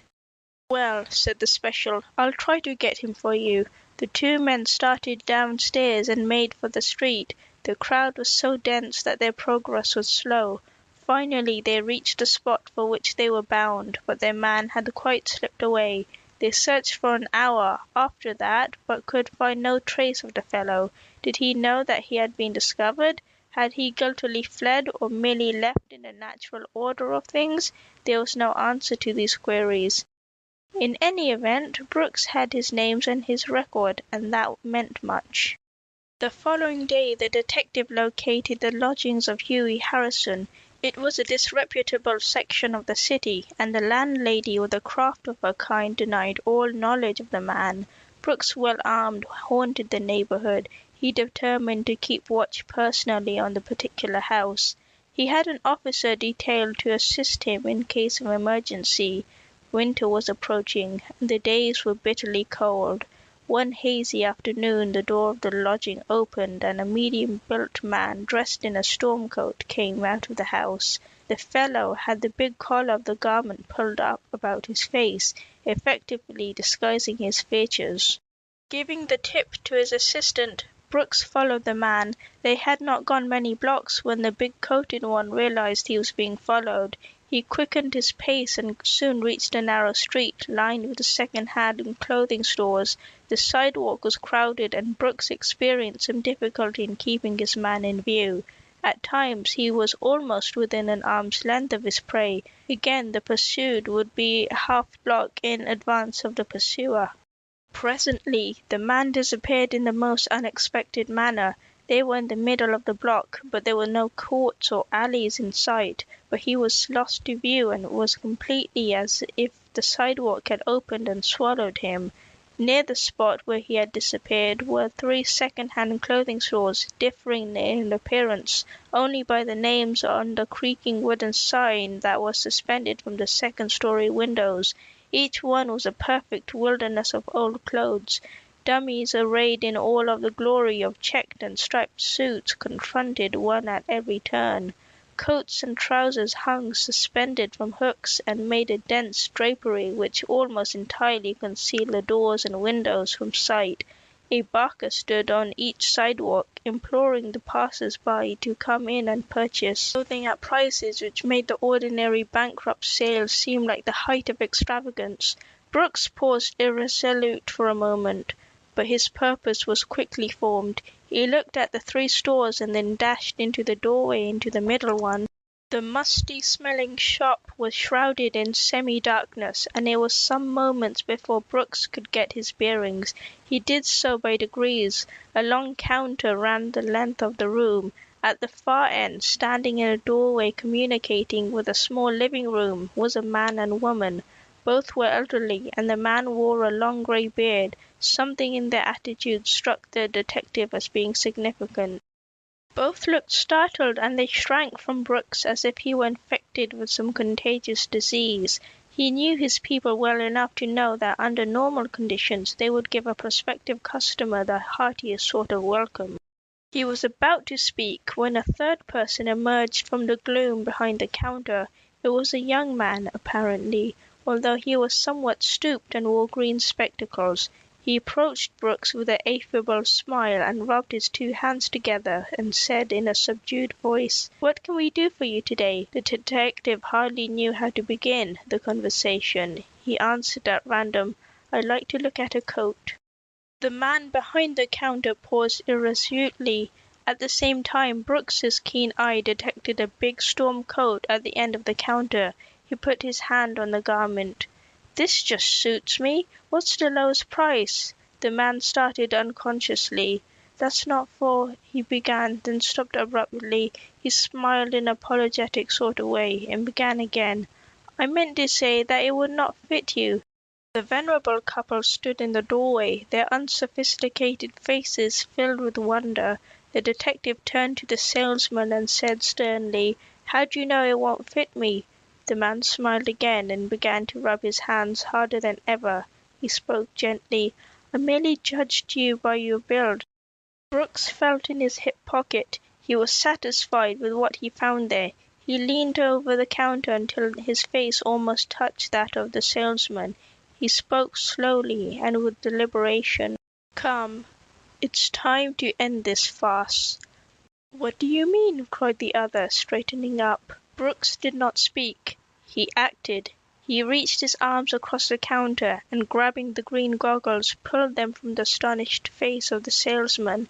A shout of dismay rang through the room. There before the detective stood the man with the lazy eyes. Those languid orbs never showed the slightest signs of uneasiness. The man's face twitched convulsively, but his eyes were almost motionless. Brooks dropped the green glasses and covered the fellow with his pistol. "Come, Hughie Harrison," he cried. "The game's up." "You win," said the other sullenly. "I surrender." He was promptly handcuffed, much to the relief of the aged couple in the doorway. That the same afternoon Neil Barlow, the driver of the yellow-wheeled carriage, was taken into custody. Harrison and Barlow squealed on Bob Ahern, who was with them in the conspiracy to kill Brooks, and after a hasty trial all three of the criminals were convicted and given 10 years apiece in the state's prison. Crimes by George Barton. Inspector Sweeney and the Stolen Gems. John Sweeney, for many years an inspector detective at Scotland Yard, long ago won a reputation on both sides of the Atlantic. He became connected with the English police when quite young and soon earned a transfer to the Bureau of Criminal Investigation, which is better known to the American public as Scotland Yard. The case of the Hart gems to which he was assigned is given herewith more as an example of the methods pursued by English detectives than as a specimen of Inspector Sweeney's individual skill. The name of the nobleman has been disguised, and some permissible license taken with the construction of the story, but the main facts, though presented in composite form, are true, and demonstrate that Sherlock Holmes has his prototypes in real life among the professional police of Great Britain. Sir William and Lady Hart had the reputation of being the most hospitable pair in all of Great Britain, and that is saying a great deal. They had a beautiful country seat just outside of London, where they entertained on a splendid scale. House parties were a frequent occurrence, and the guests on such occasions included the best people in England. Titles were the rules, and coronets were very much in evidence. Sir William was the ruling spirit, and his constant desire was to make everyone happy. During the day, outdoor sports had precedence, but in the evening there was music and cards in the handsome drawing-rooms, with the noble host acting as master of the revels. On the occasion to which the present story refers, Sir William and Lady Hart gave a particularly elaborate affair. It was a 7-day house party concluding with a brilliant ball. There were some 40 guests in all, and 4 of them, at least, were related to the royal family. Probably 8 or 10 of the gentlemen were accompanied by their personal valets, and nearly all of the ladies were attended by their own maids. Such were the characters, and such was the lavish manner in which the exceptional entertainment was planned. The 7 days' program was carried out without a hitch. On the first day there was a polo game in which the guests who had brought their own smart ponies participated. On each succeeding day there was some different form of entertainment. On the evening of the final day, it must have been a Friday, there was a great ado over the preparations for the ball. No one was more excited than Lady Hart herself, and well might she be, for on that occasion she was to wear, for the first time, a magnificent creation from Paris. Besides, she was to deck herself out in the Hart gems. Anyone who has ever had the pleasure of seeing these rare old family heirlooms need not to be told that they are both unique and costly. My lady had been busily engaged in her boudoir with her maid for over an hour. She was all ready for the ball. Everything was in place except the gems. They lay on the dressing table ready to be fastened in Lady Hart's corsage. The clock on the mantel pealed out 7 silvery strokes. Lady Hart looked at her maid. She was a compassionate woman. She said, "My child, you look thoroughly exhausted. I'm through with you for the present. I can attach the jewels to my dress without your aid. Go to your room and rest, and report to me again at midnight." The girl thanked her mistress and left the room. Lady Hart gave a final survey of herself in the long pier mirror. It was satisfactory, but the feminine desire to get the judgment of someone else took possession of her mind. She picked up the jewels and was about to put them on. The large one was magnificently beautiful. It was a great ruby surmounted with a glittering framework of the purest diamonds. 2 others, in the forms of crescents, were pure pearls. Altogether they represented a modest fortune. Lady Hart hesitated for a moment. She wanted to know what another woman would think of her Parisian gown by itself, minus the prestige which would be given it by the famous gems. Lady Sutherland, her special friend, was nearby in a room on the other side of the corridor. She laid the jewels on the dressing table and tripped out of the room.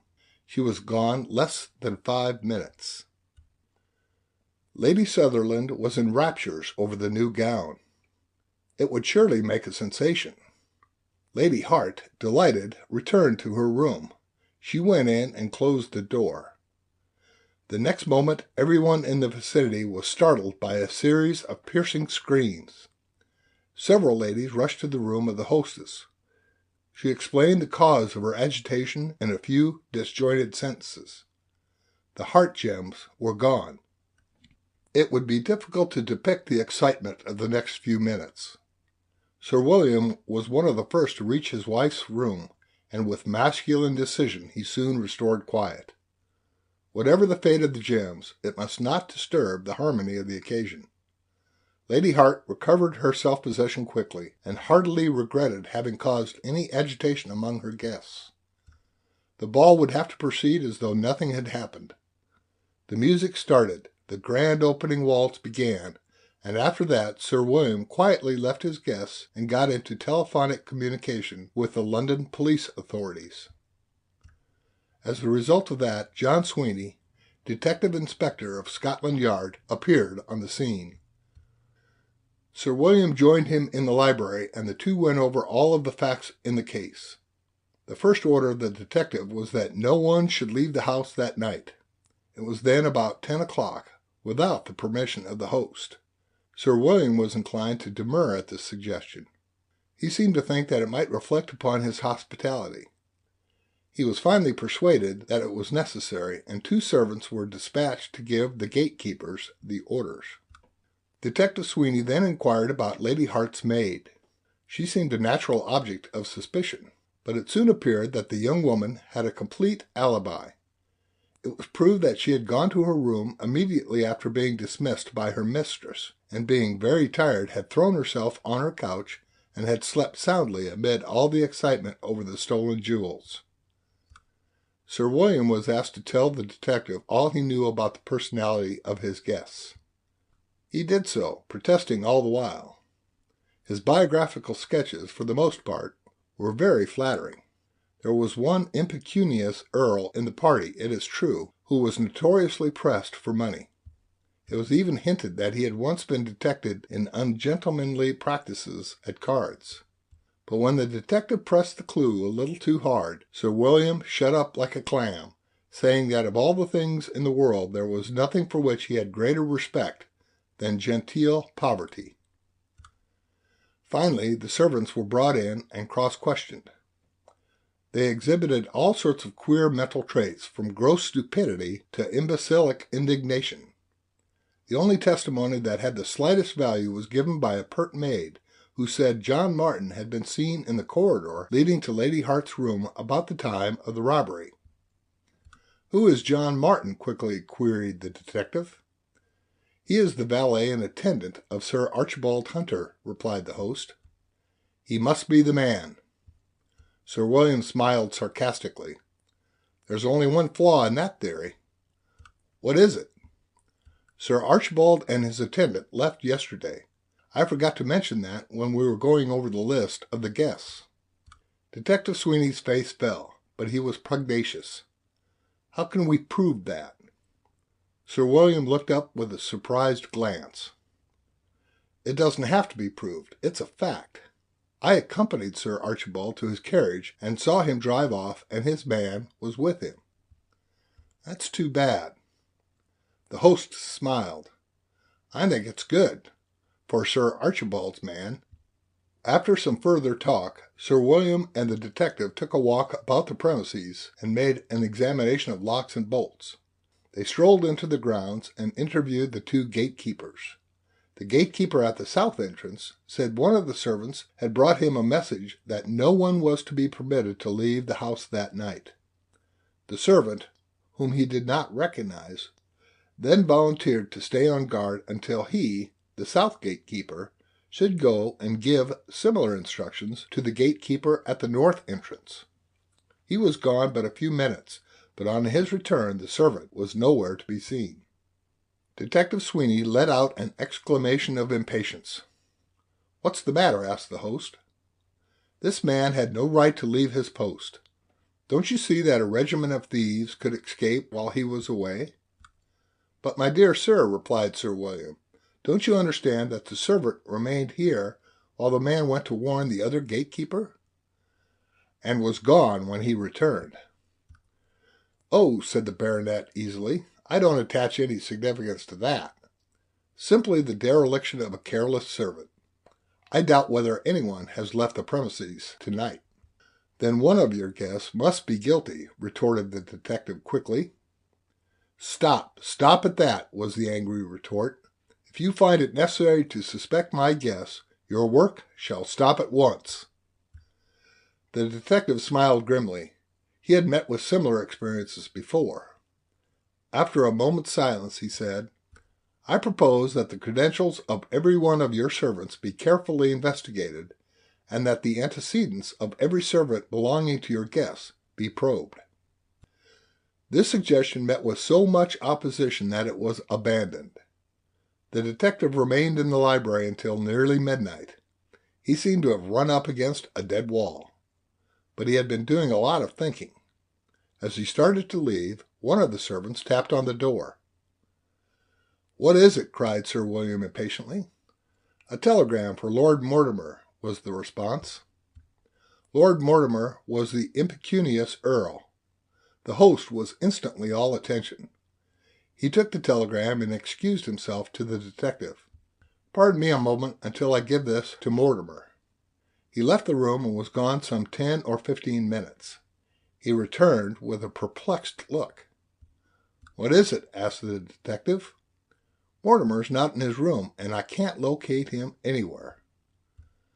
The reply had escaped him almost unconsciously. The next moment he bit his lip in vexation. He was sorry he had spoken. "Of course," he said almost rudely, "there's no significance in his absence from his room. He's about somewhere." "Of course," assented Sweeney tactfully. The detective remained at the house all night. When he departed for Scotland Yard in the morning, he carried with him an ordinary drinking glass, a dirty glass that looked as if it might have contained stale ale the night before. He had picked it up in one of the rooms of the house, and the care he bestowed upon it almost bordered on the ludicrous. He seemed particularly anxious not to permit the glass to rub against anything.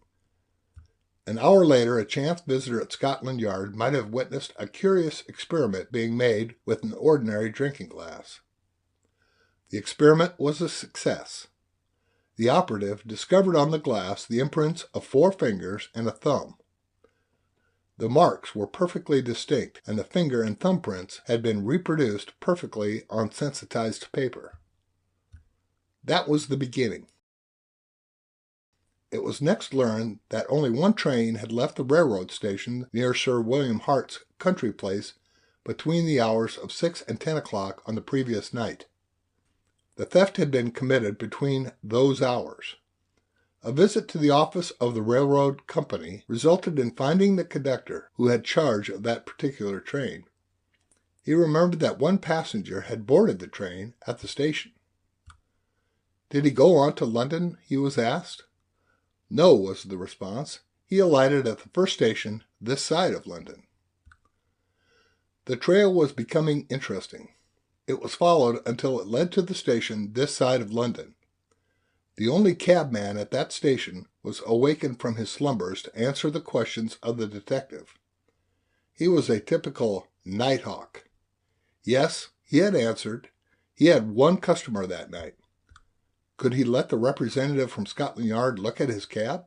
Most assuredly he felt complimented at such attention. The ramshackle old vehicle was found in the stable.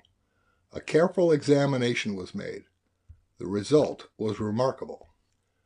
There were 5 distinct spots on the dirty cab door, and they were the imprints of 4 fingers and a thick thumb.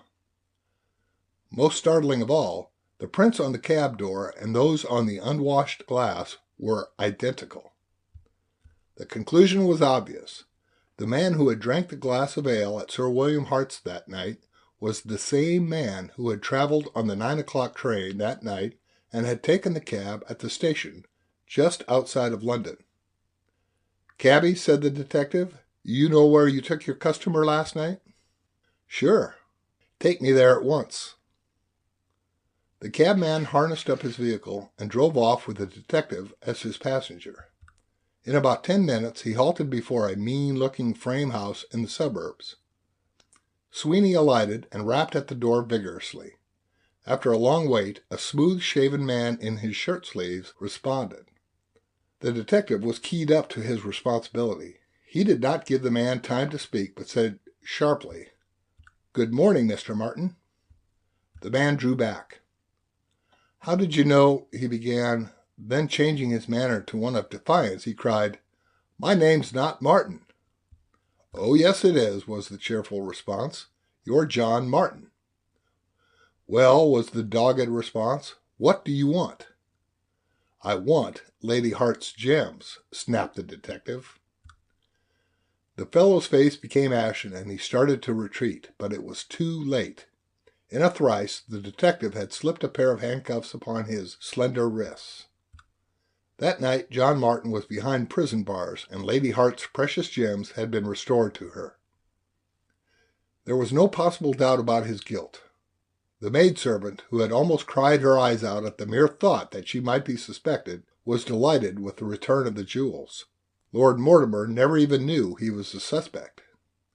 The impecunious nobleman was not in his room, it is true, but he was located later in the night, calmly sleeping under the billiard table, a condition induced by a heavy meal and an overabundance of champagne. John Martin proved to be a professional thief. On numerous occasions he had acted as an extra servant at house parties, forged references, and a month of faithful service enabled him to get a position with Sir Archibald Hunter, who was the respected younger son of an aristocratic but not particularly wealthy family. In due course of time, he formed one of the inhabitants of Sir William Hart's house in the name and capacity of John Martin, valet and attendant to his master, Sir Archibald. Martin had impressed his master with his knowledge of amateur fire brigade work, and on more than one occasion gave an exhibition of this accomplishment by drilling the servants in various phases of fire extinguishing operations. On arrival at Sir William's house, Sir Archibald introduced the subject of fire in the general conversation at dinner, and Sir William had to admit that for so large a house as his, he feared the fire precautions were far from perfect. It was the most natural thing in the world for Sir Archibald to place Martin's services at Sir William's disposal. Martin made a great show of instructing the servants, but his sole object was to become intimately acquainted with the geography of the house. Under the guise of carefully examining possible exits in case of fire, of arranging where hydrants should be stationed, inspecting the windows, doors, and staircases, and the general structure of the house, Martin was not only able to get an accurate idea of where the various rooms were situated, but he became acquainted also with many points of detail important to his contemplated enterprise. He was also able to take impressions of locks and tamper with bolts during the course of his investigation. He left Sir William's house with his master on the night before the conclusion of the house party so that his alibi in that connection was secure enough, but he made it a point to return on the following night. Being well known to all of the servants, he met with no obstacle, and actually found his way to the corridor of the second story leading to Lady Hart's room. He had not thought of robbery at that particular moment, but the sight of Lady Hart leaving her room and the jewels lying exposed on the dressing table proved too strong a temptation for his avaricious nature. He quickly slipped in, put the jewels in his pocket, and then calmly mingled with the other servants. Later on, he was the man who went out to the gatekeeper and instructed him not to permit anyone to leave the house that night, and after sending the man on a fool's errand, he coolly marched out of the grounds. He took the first train to the London suburb and hoped by the next day to be able to dispose of his loot. His only mistake was in pausing in the servants' hall long enough to drink the ale out of the dirty glass. The impress of his fingers on the glass and on the cab door at the suburban station proved to be his undoing, and furnished food for contemplation in the long term of penal servitude to which he was sentenced. End of section 9.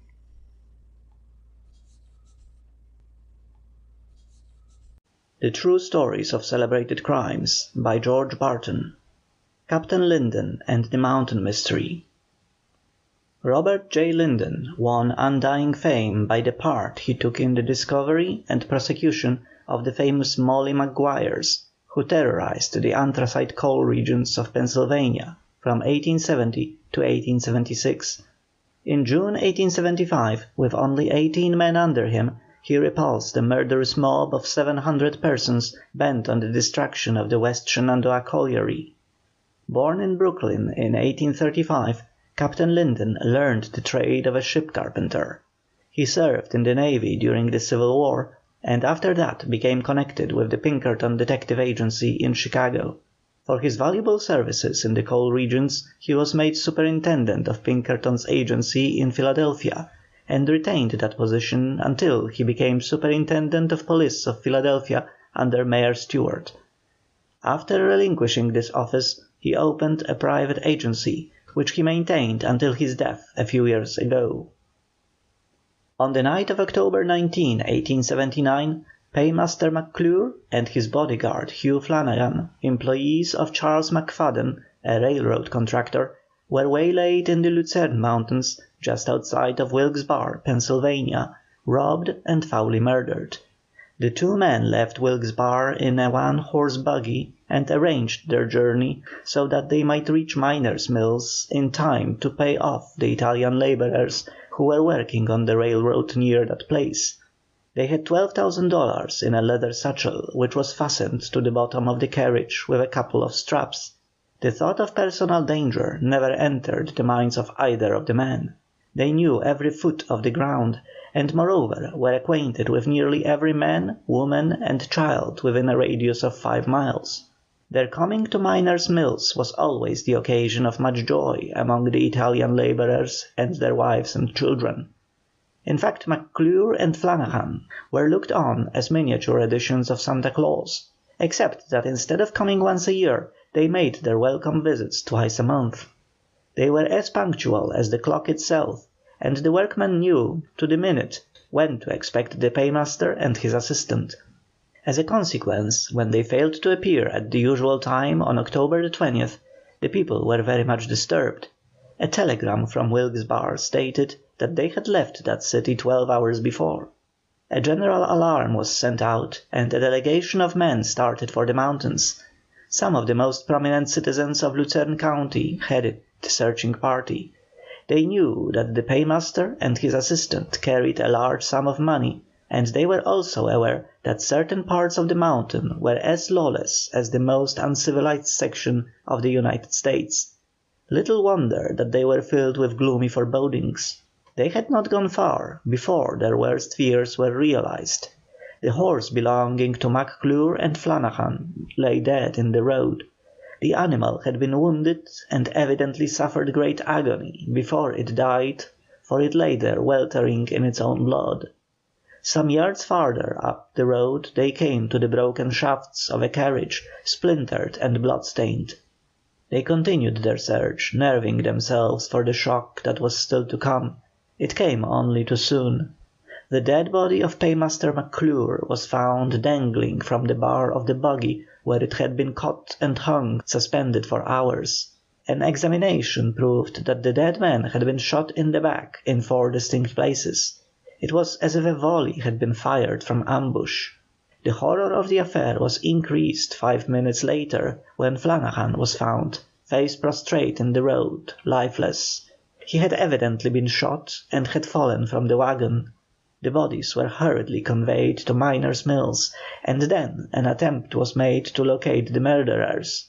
For hours the local authorities searched the vicinity, but with no result. The mountains were covered with a heavy carpeting of dead leaves, and it was impossible to detect or follow footprints under such circumstances.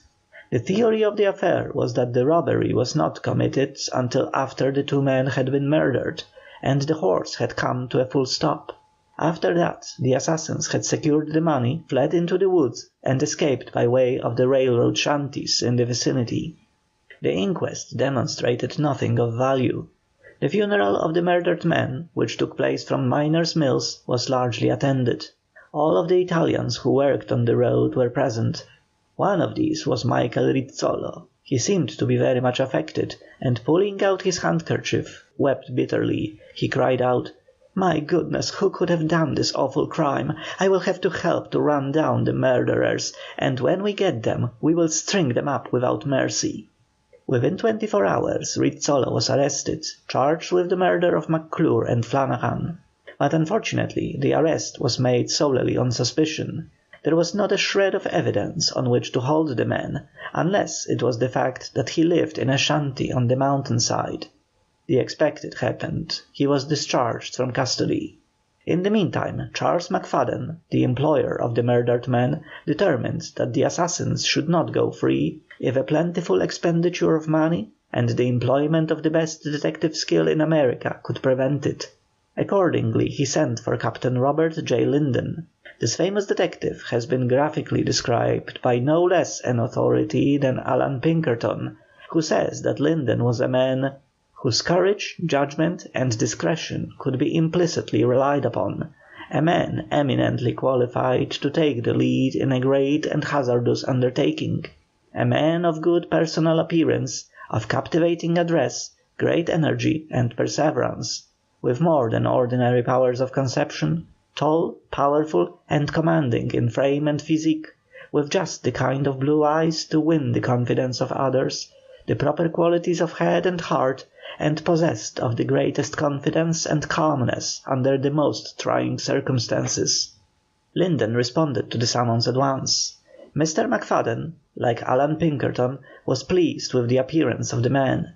He said so in as many words. He began to describe the tragic death of his two employees. Linden interrupted him. "I know all about it." "But how?" "It is my business to keep thoroughly versed on crimes and criminals. Such an affair as this would naturally appeal to my professional instincts." "Then you are willing to undertake the task of bringing the assassins to justice?" "Nothing would give me greater pleasure." "When can you begin?" "At once." Within 24 hours Linden was in Wilkes-Barre. He had been given full power and unlimited money.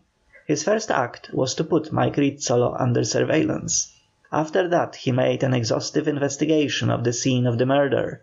At its conclusion he was convinced of the guilt of Rizzolo, but he lacked the proof that would satisfy a jury, in fact was without a speck of evidence of any kind. A man cannot be convicted merely because some other man believes him guilty of a crime. No one knew this better than Robert J. Linden.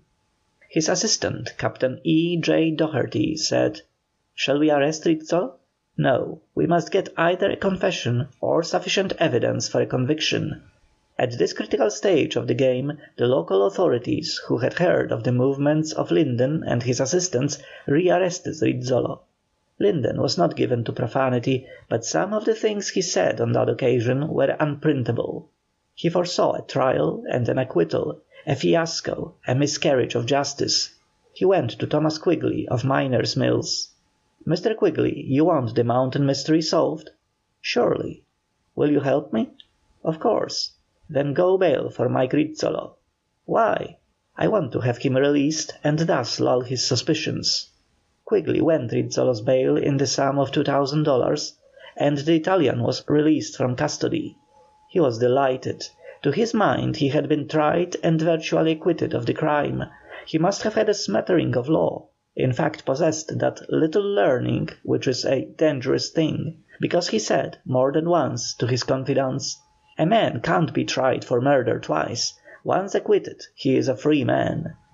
He failed to realize that his hearing before an alderman was not a trial, and that his discharge was far from an acquittal. But from the moment he was released, his every footstep was shadowed, every house that he entered was marked, every word that he uttered was overheard, and every penny that he spent was noted in a little red book kept by one of Linden's rubber-shoot sleuths. Rizzolo seemed anything but a desperado. He was about 24 years old and rather agreeable looking, except for his nose, which had a discoloration which won for him from his countrymen the nickname of Red Nose Mike.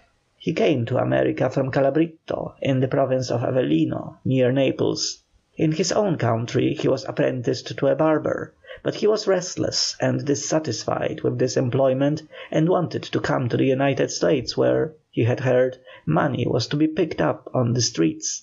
On his arrival in America he worked for a while in Newark, New Jersey, but eventually drifted to Wilkes Barre, where he secured employment with the railroad contractors. 2 days after Rizzolo was discharged from custody he went to Poughkeepsie, New York, where he started a commissary department for the benefit of his fellow Italians that were employed by Mr. McFadden, who had a railroad contract in that section of New York. Mike still had a passion for making money quick. His prospects looked good, but all the while Linden had 2 of his employees at the elbow of Mike Rizzolo. Both of these fellows were Italians. One pretended to be half-witted and managed to be in the company of Mike all the while. He not only worked with him, but he ate and slept with him. Rizzolo, on his part, not only gave the man his confidence by day, but he poured his incoherent dreams into his willing ear by night. Detailed reports were sent to Linden with religious regularity. A few weeks after the crime, Rizzolo's sister was married, and he made her a present of $600. A month later he presented his brother-in-law with $1,000 to set him up in the bakery business. Also, at sundry times he displayed great rolls of greenbacks, which were certainly not the profits of his business in Poughkeepsie. Finally, about the 12th of January, Rizzolo made elaborate plans for a trip to Italy. He arranged to sail on the 20th of January. Linden resolved that the Italian should never leave America. He had ample evidence. He resolved to arrest him at once. So he laid a trap to entice Mike to Philadelphia, thus bringing him within the jurisdiction of the court. The Italian responded. As he alighted from the train, Linden came forward to meet him. Rizzolo was somewhat taken aback at the sight of the detective, but his nerve did not desert him. "What do you want?" "I want you to help me out on a little case I'm interested in," was the significant response. They drove down to the Philadelphia office of the Pinkerton agency. Linden immediately escorted his men into his private office. "Wait here," he said. "I'll be back in a minute." Mike felt uncomfortable. That was Linden's purpose. The Italian looked about him nervously. His glare rested upon a large portrait of Alan Pinkerton, the founder of the agency. The eyes of the veteran detective looked down on the murderer accusingly. At least he thought so. He turned and was greeted with the motto of the agency, "We never sleep." He was very uneasy now. Linden re-entered the room carrying a legal-looking document in his hand. It was a warrant for the arrest of the Italian. Linden looked very solemn. "Michael Rizzolo, stand up." The suspect arose, curious and fearful. "What is it?" he cried. Linden put his broad hand on the man's shoulder. "I arrest you for the murder of McClure and Flanagan." Rizzolo sank to the floor, a shapeless heap of crushed humanity. It was some moments before he recovered his nerve. When he did so, the detective said, "You are not compelled to tell me anything. You can keep quiet if you wish." "Oh no," he cried. "I must confess. I can't keep quiet any longer." And there, in that little room, in passionate words, he poured forth the story of the atrocious double murder on the Lucerne Mountains. "It was greed for gold," said Mike. "That was at the bottom of it all. The scheme to waylay and murder McClure and Flanagan was first concocted on Sunday, September 2nd. Giuseppe Benevino and Vincenzo Villela and I thought what a good time we would have in Italy if we could get this money. We talked it over for a long time, and finally concluded to carry out the scheme. We scoured the woods thoroughly to find a good spot to conceal our firearms and the money in case we succeeded. After looking about for more than 2 weeks, we finally located a place that suited our purpose. Then I bought a rifle at a store in Wilkes Barre, and we were ready. On the morning of Friday, October 19th, I saw McClure go away from the works. I followed him to Miners' Mills. Villela and Bevenino did not come to Miners' Mills that morning, but remained in the woods. After leaving Miners' Mills, I passed McClure on the road. "What did McClure say to you?" He said, "Hello, Mike." "What did you say?" I said, "Hello," and nodded my head. Then what followed? As soon as McClure and Flanagan passed me in the carriage, I quickened my pace, but they naturally paid no attention to me. We were now close to where the 2 other men were in ambush, and I began to get a little nervous. Who fired the first shot? Bevenino. He did the principal shooting. He was an expert shot. He was on the right side of the road going up. Who was shot first? McClure. Who fired the next shot? Villela. Where are these men now? They are both in Italy. They left 3 weeks after the murder. How far up the road was Villela from Bevenino? About 50 yards. When did you shoot? I shot from the rear. I fired 4 shots altogether at the man in the carriage. After McClure and Flanagan had been shot, the horse started on a dead run. Villela got frightened and ran through the woods to the shanty, where he deserted us without warning. At one time it looked as if the horse was going to get away, and we thought we had only killed the man for nothing. Bevenino was fleet-footed, however, and he chased the horse at a breakneck speed. He finally caught up and grabbed him by the rein. He then shot him in the head. Then we cut the strap that held the satchel fast to the carriage, and hurried to the woods, to the hiding place. The money was buried as well as the weapons, and I arrived at my shanty a little before 12 o'clock. You know the rest, how I was suspected, and how I was followed to Poughkeepsie. The trouble came when we quarrelled over the division of the spoils. The other 2 men were so anxious to get back to Italy that we took several trips to the woods and dug up part of the money, until now nothing remains there but the silver money and the weapons that were used to commit the murder. Linden determined to test Rizzolo's story at once. The Italian told him precisely where the money and the rifles were buried. Linden started for Wilkes Barre at once, accompanied by the self-confessed murderer. They reached Wilkes Barre at 8 o'clock in the evening. It was too late then to get a train to Laurel Hill, where the money was hidden. The night was dark and stormy, but the detective resolved to pursue his search in spite of all obstacles. He made up his mind to walk to Laurel Hill rather than risk being followed. He was accompanied by one of his detectives and the prisoner, who was not handcuffed. When they reached the first house on the side of the mountain, he borrowed a miner's lamp and began the journey over the mountains. 7 miles from Wilkes Barre and 2 miles from the scene of the murder, at Laurel Run Creek, they found the various articles, just where Mike said they had been hidden. He was their guide from the beginning to the end. He knew every inch of the country, which was weird beyond the wildest stretches of imagination. The rifle was found, as well as the silver money. They were hidden beneath a heavy rock. The money was in a large bag, and wrapped in the paper packages, just as it came from the bank. The satchel in which the money was carried by McClure and Flanagan was found in another place, buried about a foot deep between 2 rocks. All of the things were buried in such a way that they could be readily reached by the removal of a lot of leaves that were strewn over them. Linden directed that each article should be put back exactly where it had been found, except the coin, which was put in a satchel and took back to Wilkes Barre with him. Irony of fate, Mike Rizzolo was the messenger who carried the satchel containing the coin which was to be used as evidence to send him to the gallows. It was very heavy. There was $291.50 in dimes, 5-cent pieces, and pennies. They walked over the railroad track back to Laurel Run, which was reached shortly after midnight.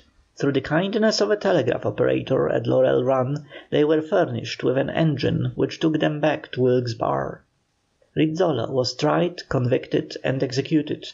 Requisitions were issued for his accomplices, but through some flaw in international law they could not be honoured.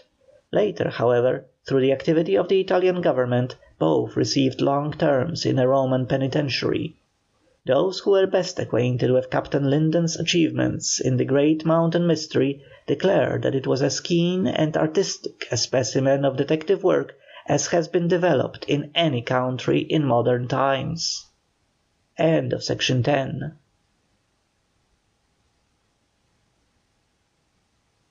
The True Stories of Celebrated Crimes by George Barton.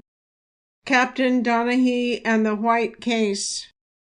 Captain James I. Donaghy, Chief of the Detective Bureau of Philadelphia, is a fine type of the level-headed investigators of crime of the present day. He has been in the department for 30 years. He never wore a disguise of any kind in his life. He knows every rule of the game and has occupied every separate position in the service, from that of sub-policeman up to the responsible post which he now fills with signal success. He was the conspicuous figure in the famous White murder case, although he modestly disclaims the credit, saying that the glory belongs to the entire police force of the Quaker City. The story, outside of its own interest, is important as a fair illustration of the unromantic and businesslike methods now generally used in the detection of criminals in the large cities of the United States. On the night of May 19, 1900, Professor Roy Wilson White, a fellow of the Law School of the University of Pennsylvania and a lecturer on Roman law at the famous seat of learning, was mysteriously and brutally murdered. Professor White, although a man of less than 30 years of age, had already won an international reputation in his special branch of study.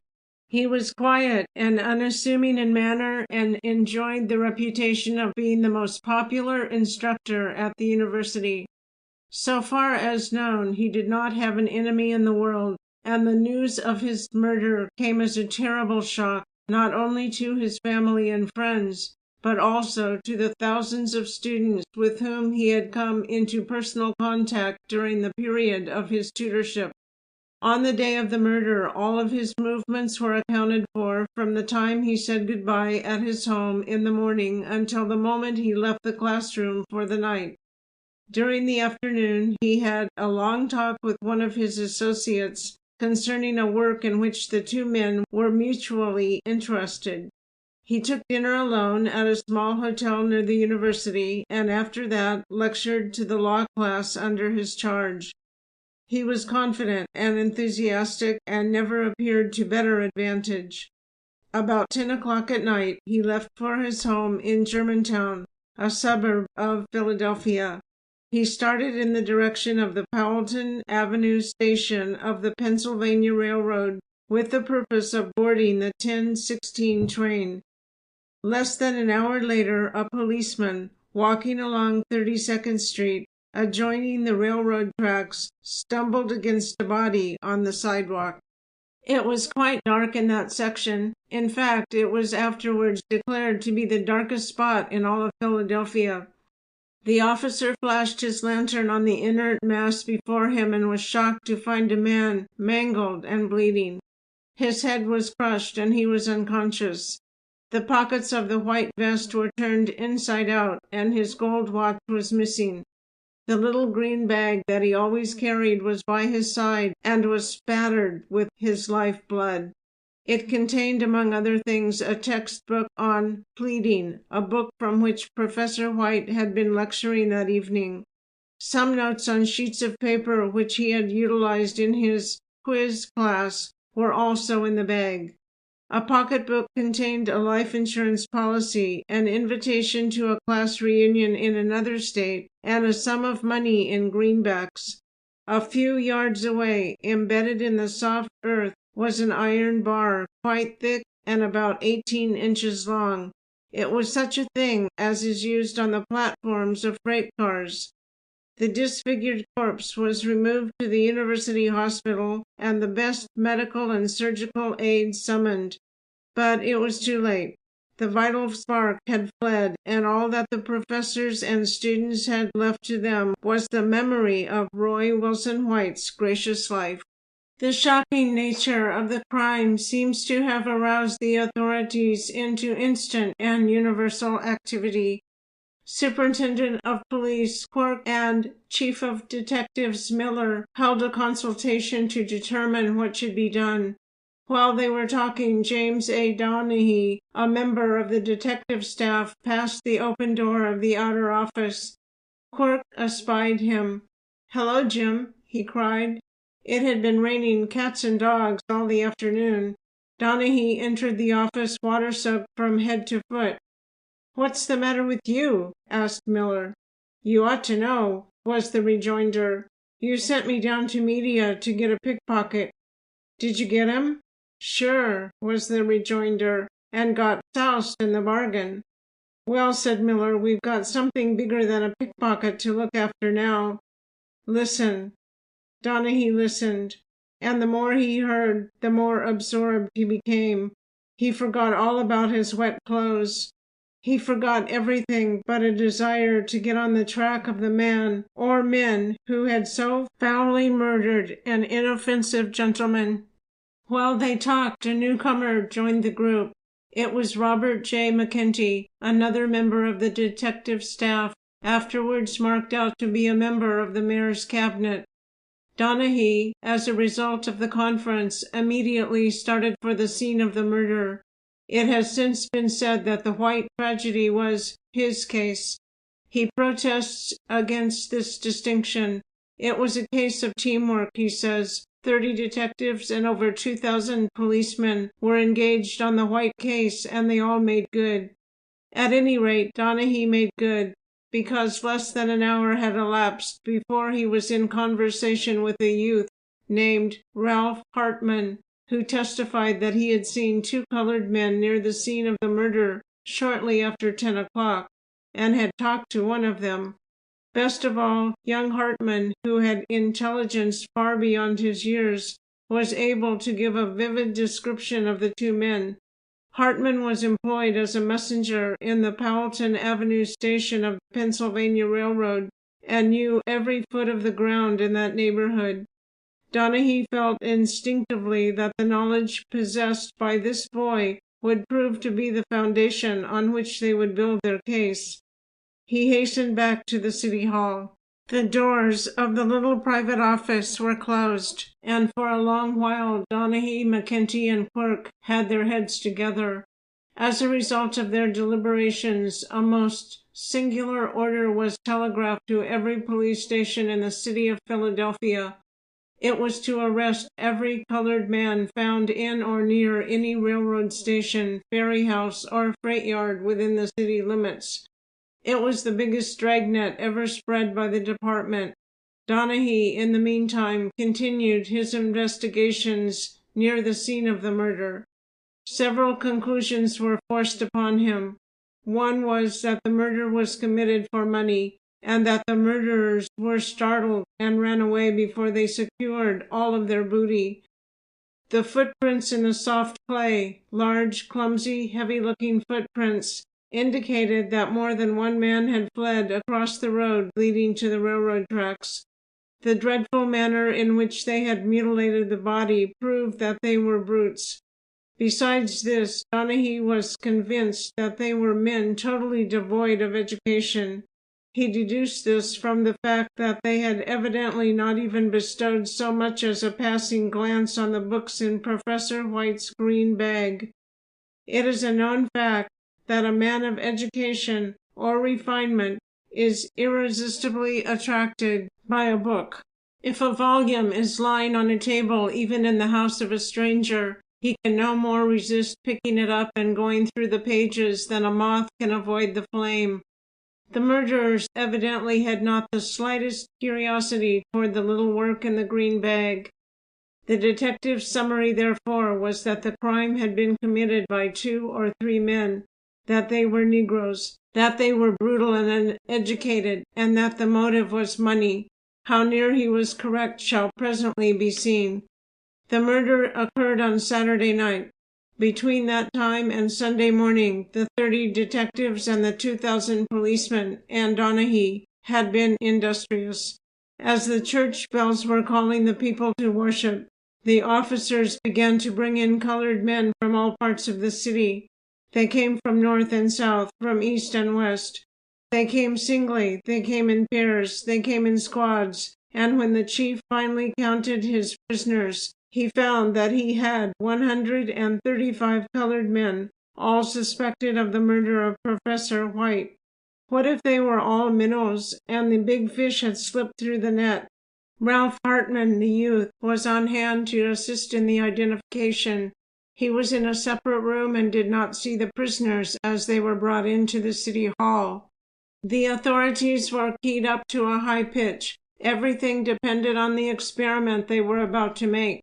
If it failed, they would be all at sea, and the ends of justice defeated. When the last of the prisoners had been brought in, the work of elimination began. Donaghy and McKenty were entrusted with this delicate task. Some of the suspects were obviously out of the question. For instance, mulattoes were set aside. So were several one-eyed persons. So was a lame man. And the work kept on until the list of possibilities was reduced to 16. These 16 were lined up with their hats on, and young Hartman was brought into the room. It was a motley gathering.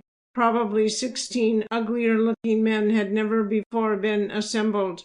They looked brutal, and all of them seemed capable of murder. Could the boy tell one from the other? Could he identify the man who had spoken to him the night before?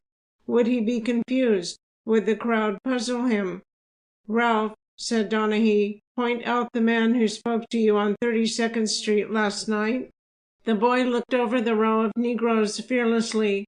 His glance slided on one and then on another. Everybody in the room felt the strain. He was silent for what seemed to be many minutes, but what in reality was only seconds. Presently he went over and touched a burly Negro on the shoulder. "That's the man." The fellow indicated gave a shudder and rolled his eyes. All of the others in the line heaved a sigh of relief. The marked man began to protest. "'Deed I ain't done nothin'." "Who said you did anything?" asked the detective sharply. The man proved to be Henry Ivory. He had been arrested at daylight on the railroad near Germantown Junction. He was subjected to a severe cross-examination, and finally admitted being near the Powelton Avenue station the night before, and even acknowledged speaking to Hartman, but protested vehemently that he had nothing to do with the murder of Professor White. Ivory was short in stature, with skin as black as anthracite coal and very repulsive features. Criminologists pronounced him to be the lowest type of the uneducated Negro. The detectives resorted to every device known to the profession to force a confession from the man. Finally, after an hour of the sweating, he blurted out, "Well, I done told you I was there, but it wasn't me that struck the blow." He was put in a cell, and Donaghy and his associates started out for more evidence. They obtained a description of the watch that had been stolen from Professor White. The number of the case was 89,875, and that of the movement 915,938. These numbers were telegraphed to every pawnbroker and every watchmaker in the city. The response came much sooner than was anticipated. A Negro named Buddy Brown was arrested while trying to pledge the watch with a pawnbroker in West Philadelphia. Brown said the watch was not his, but belonged to a man who had a room in his mother's house. He had lived there only a few days and had given Buddy the watch to pawn for him. The strange Negro was promptly located and arrested. He proved to be William Perry of Georgia. Perry was not very communicative at first, but finally admitted that he was in the neighborhood of 32nd Street on the night of the murder. He said that a third man had been in his company. These admissions, while important, were not conclusive. There were still links to be fitted in the chain. At this period of the investigation, a new character came on the scene in the person of John Leary, an employee of the city waterworks. He had been reading a great deal about the murder, and he felt impelled to step forward and give his own experience on the night of the murder. He had quit work at midnight and was crossing the Girard Avenue Bridge when he met two colored men. They stopped, and one of them asked him for a match. One of these men answered the description of Ivory. Perry he did not recognize. While the authorities were browsing over the evidence they had on hand, they received word that a number of suspicious-looking Negroes who had been picked up on the railroad near Trenton were now in the Mercer County workhouse. Donahue and McKentry determined to go to the New Jersey Capitol and look at the men. They took young Hartman and Leary with them for purposes of identification. The colored men were lined up in the workhouse just as they had been in the city hall at Philadelphia. One of the Negroes was a tall, shambling fellow. He was stoop-shouldered and knock-kneed and otherwise lacking in symmetrical beauty. Both Hartman and Leary immediately picked him out as one of the men they had met on the night of the tragedy. He had given the Trenton authorities the name of William Fields, but afterwards admitted that his right name was Amos Sterling. Sterling was taken from the line and brought into a private room. Here he was stripped, and it was found that his underclothes were covered with human blood. When his attention was called to this damaging fact, he said unconcernedly, "Oh, that's nothing, my nose was bleeding." Sterling was not in the state where the crime was committed. Hence, legal formalities were necessary before he could be taken to Philadelphia. Donahue made an attempt to break the record in the matter of requisitions. He took a special train to Harrisburg, went to the executive mansion, and roused Governor Stone from a sound sleep in order to get his signature on the papers.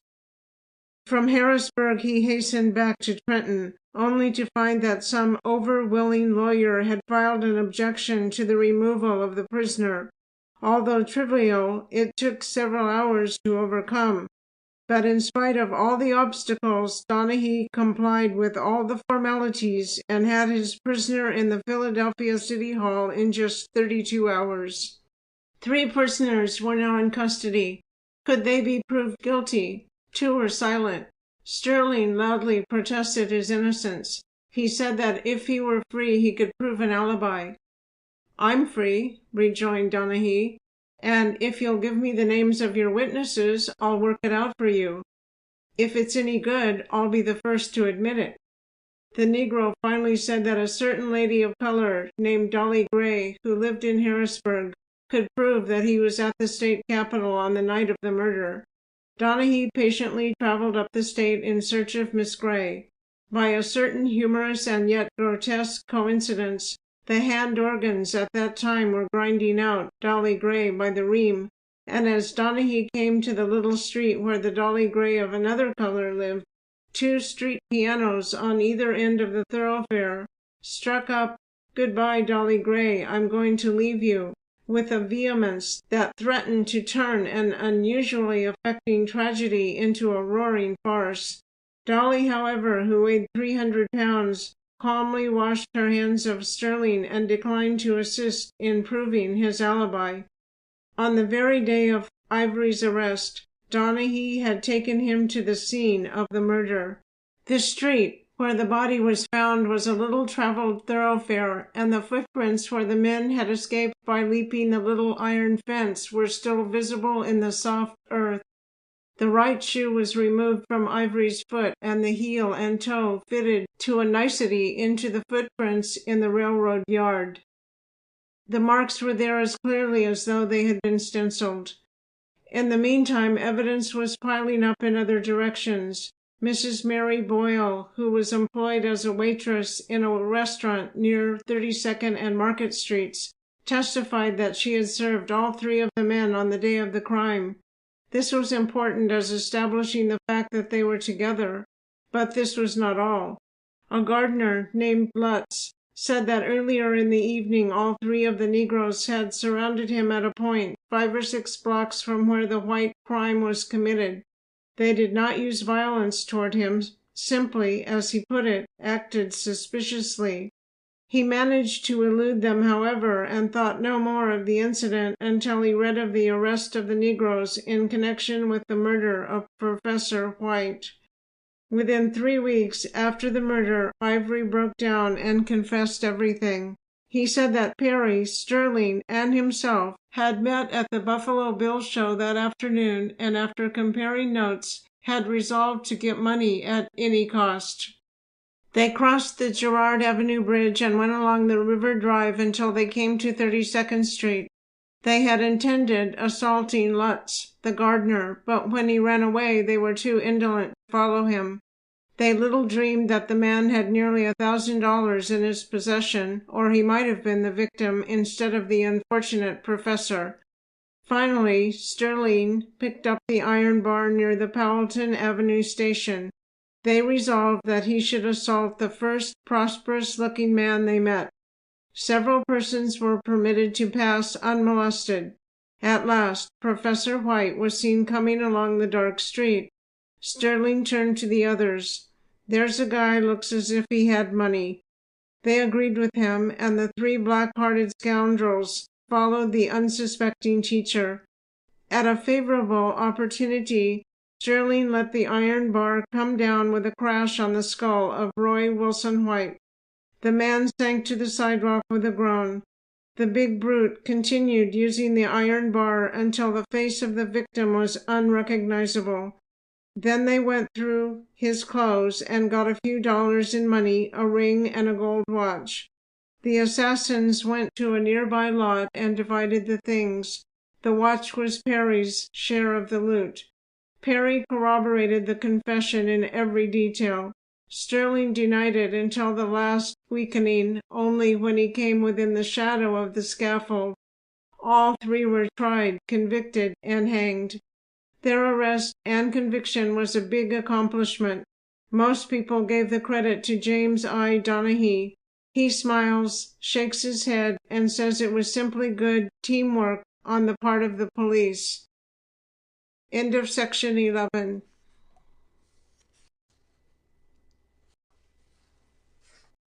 The True Stories of Celebrated Crimes by George Barton. Superintendent Frost and the Versatile Rogue. Frank Frost, Superintendent of Scotland Yard, is a man whose entire adult life has been spent in the business of criminal investigation. He has risen from the ranks to the highest position that could be attained by an English detective. An episode in the story that follows was the prelude to a lasting friendship between Frank Frost and John E. Wilkie, now the chief of our government secret service. At the time, Frost was a sergeant detective in Scotland Yard, and Wilkie the London correspondent of a Chicago daily. The name of the chief character in this tale has, for obvious reasons, been disguised.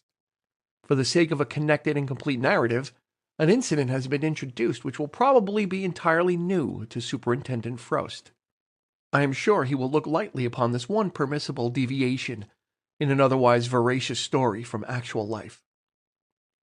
This is a fragment from the biography of a versatile rogue, a man whose adventurous career leaps at a bound from Chicago to Cape Town, and whose criminal history is a part of the police archives of New York, Chicago, London, Paris, Vienna, and Berlin.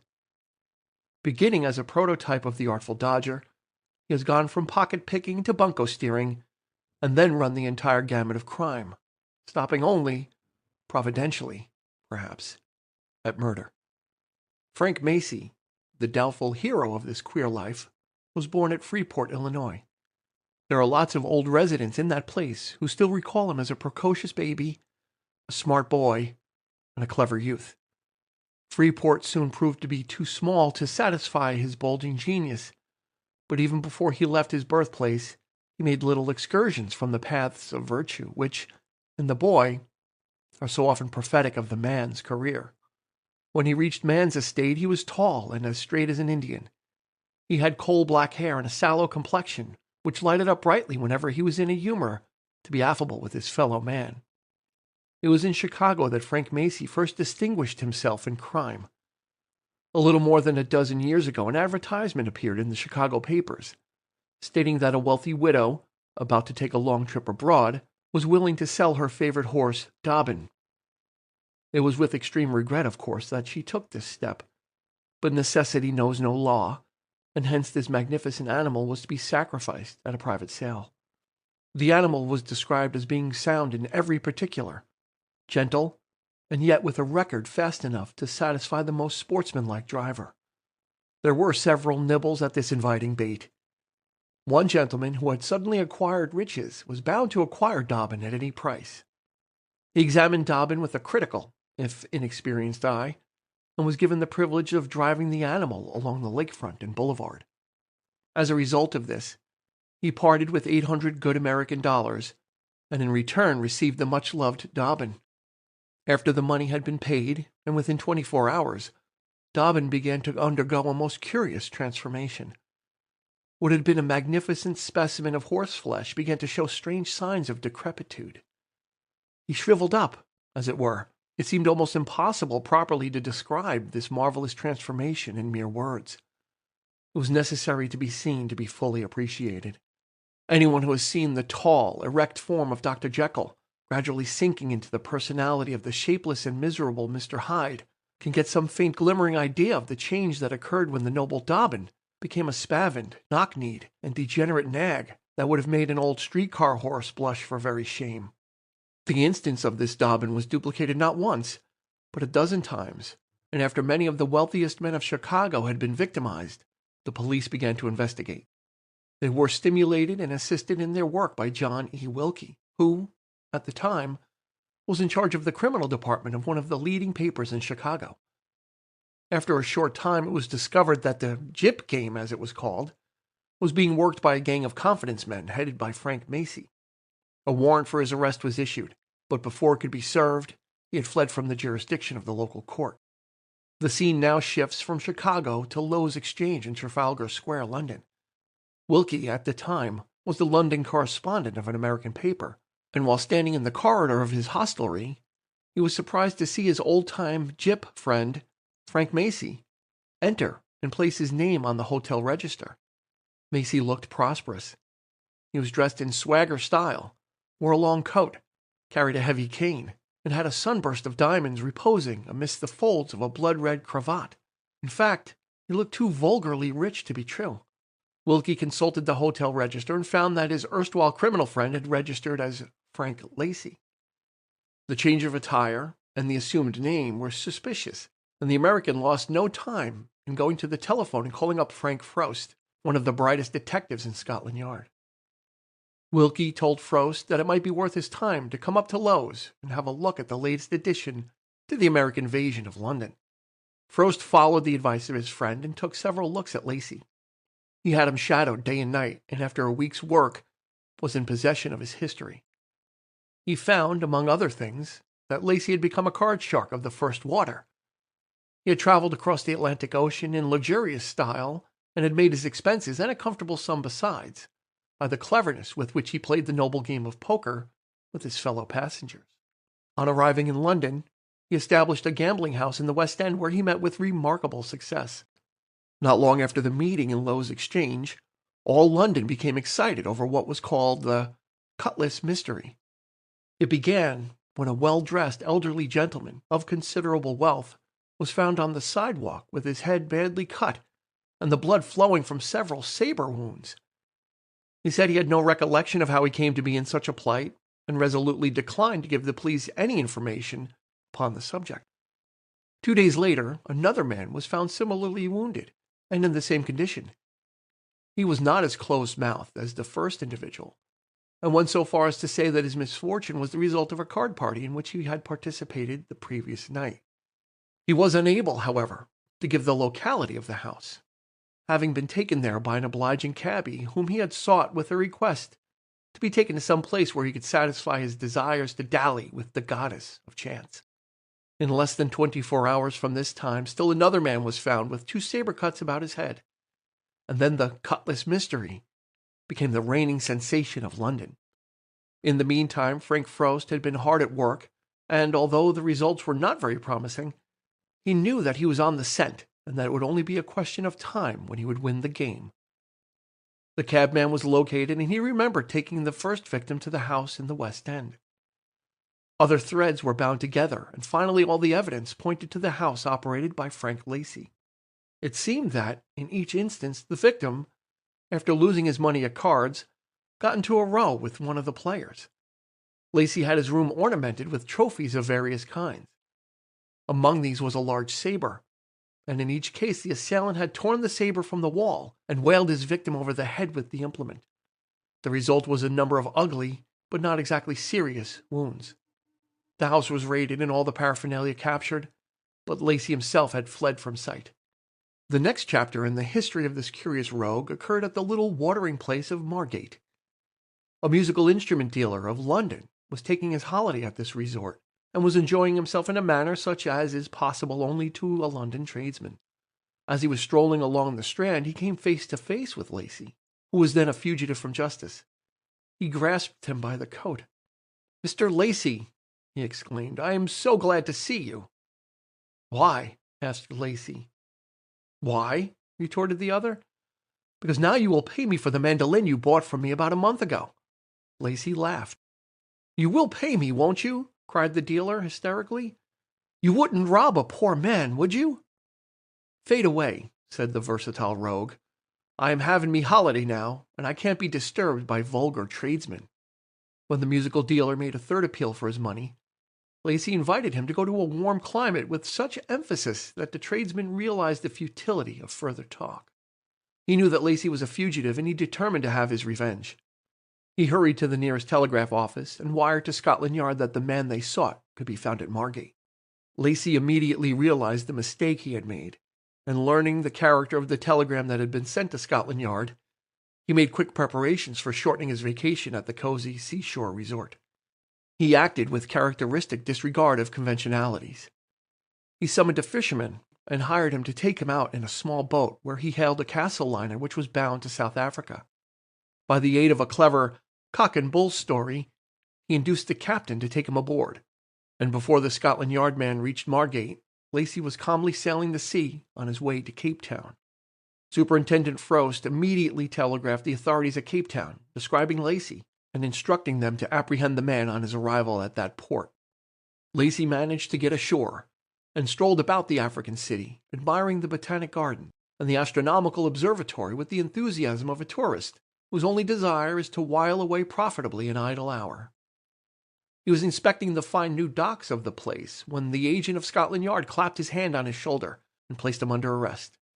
Lacy submitted with perfect good grace and was formally lodged in jail at Cape Town. Arrangements were made to have him return to England the following day. But in the case of this versatile rogue, man proposed and Lacy disposed. During the night he broke jail and made his way to Johannesburg. He was delighted with this place and saw a great business possibility in this gold-mining town of South Africa. The Boers were in control at that time, and Lacy, by his affable manners and liberal ways, soon won their good graces.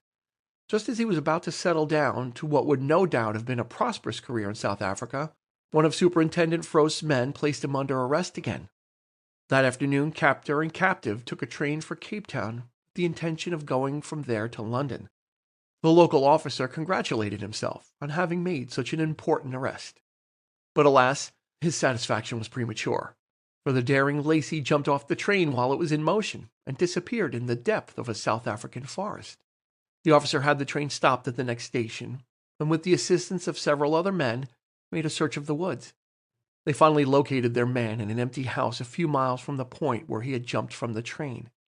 He was arrested for keeps this time, taken back to London, tried, sentenced, and imprisoned.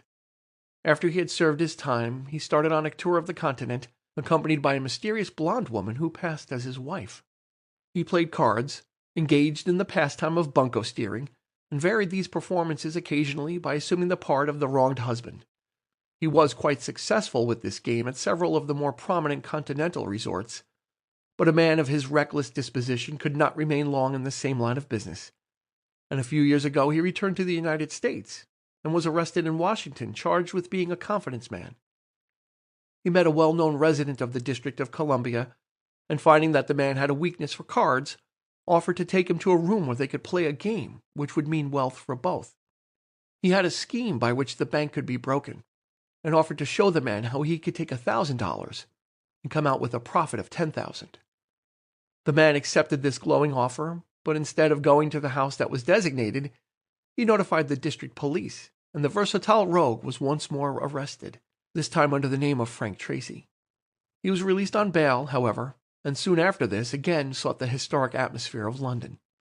His latest exploit is really deserving of a chapter in itself, but because of lack of space must be condensed into a few paragraphs. Superintendent Frost, who was always on the lookout for queer characters, learned that Tracy, as he now called himself, was in London 24 hours after he had set his foot on English soil. He instructed his subordinates to be on the lookout for Tracy, but otherwise did not give much thought to the man. One morning the telephone bell at Scotland Yard rang, and the voice of an excited individual, who proved to be a clerk in a banking house near Leadenhall Street, informed the authorities that a thief had entered the institution that morning and robbed one of its depositors of £200. There was much excitement. A crowd had gathered in the corridors, and in the confusion the thief had escaped with the money.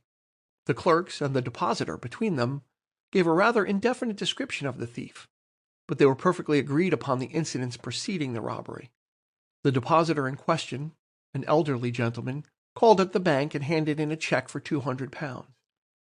He was well known to the paying teller, and the money was given to him in Bank of England notes.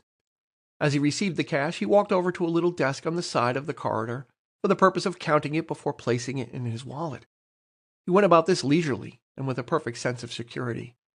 Before he had finished counting the notes, however, someone tapped him gently on the shoulder. He looked around and saw another man standing by his side. The stranger was tall and as straight as an Indian, with stiff coal-black hair. He had a sallow complexion and was very affable in his manner. "Pardon me," said the stranger, "but you have dropped one of your notes." The depositor glanced at the floor on the other side of the desk, and, sure enough, there was a banknote. "Thank you," he replied gratefully, and stooped down to pick up the odd note. The act only consumed 2 seconds at most, but when the depositor straightened up and was about to add the missing note to his pile, he found, to his amazement, that the original package of money had gone, and with it the stranger. He gave the alarm and rushed out of the bank, but when he reached the street, the crowd was so great that it was impossible to find his man. When Superintendent Frost received news of the theft, he immediately dispatched one of his men to the bank, but not satisfied with this, he resolved to go there in person as soon as he had finished the work in his private office at Scotland Yard. That consumed only a few minutes, and at its completion, Mr. Frost pulled down the top of his roll desk and hurried down toward Leadenhall Street. At Oldgate, where Cornhill and Leadenhall Streets converge, he saw a tall, well-dressed man hurrying along amidst the crowd. It did not take him many seconds to recognize the man as his old friend, the versatile rogue, who had lived successfully under the titles of Frank Macy, Frank Lacey, and Frank Tracy. Instinctively, the superintendent associated the fellow with the theft of the bank in Leadenhall Street. He walked up and took Tracy by the arm. "My dear friend," he said, "I would like you to go down to the office with me and have a talk over old times." Tracy made no resistance. Indeed, this was characteristic of the man. The moment an officer of the law touched him, he surrendered without a struggle. The two men proceeded to Scotland Yard, and Tracy, when searched, was found to possess the £200 which had been stolen from the depositor in the bank that morning. He was tried for that offense, convicted, and served his time. The versatile rogue is at liberty once again, and at the time this article is being written is honoring the United States with his presence. This brief sketch is not offered as a story of his life. It is only what it purports to be, a fragment from the life of a versatile rogue. End of section 12.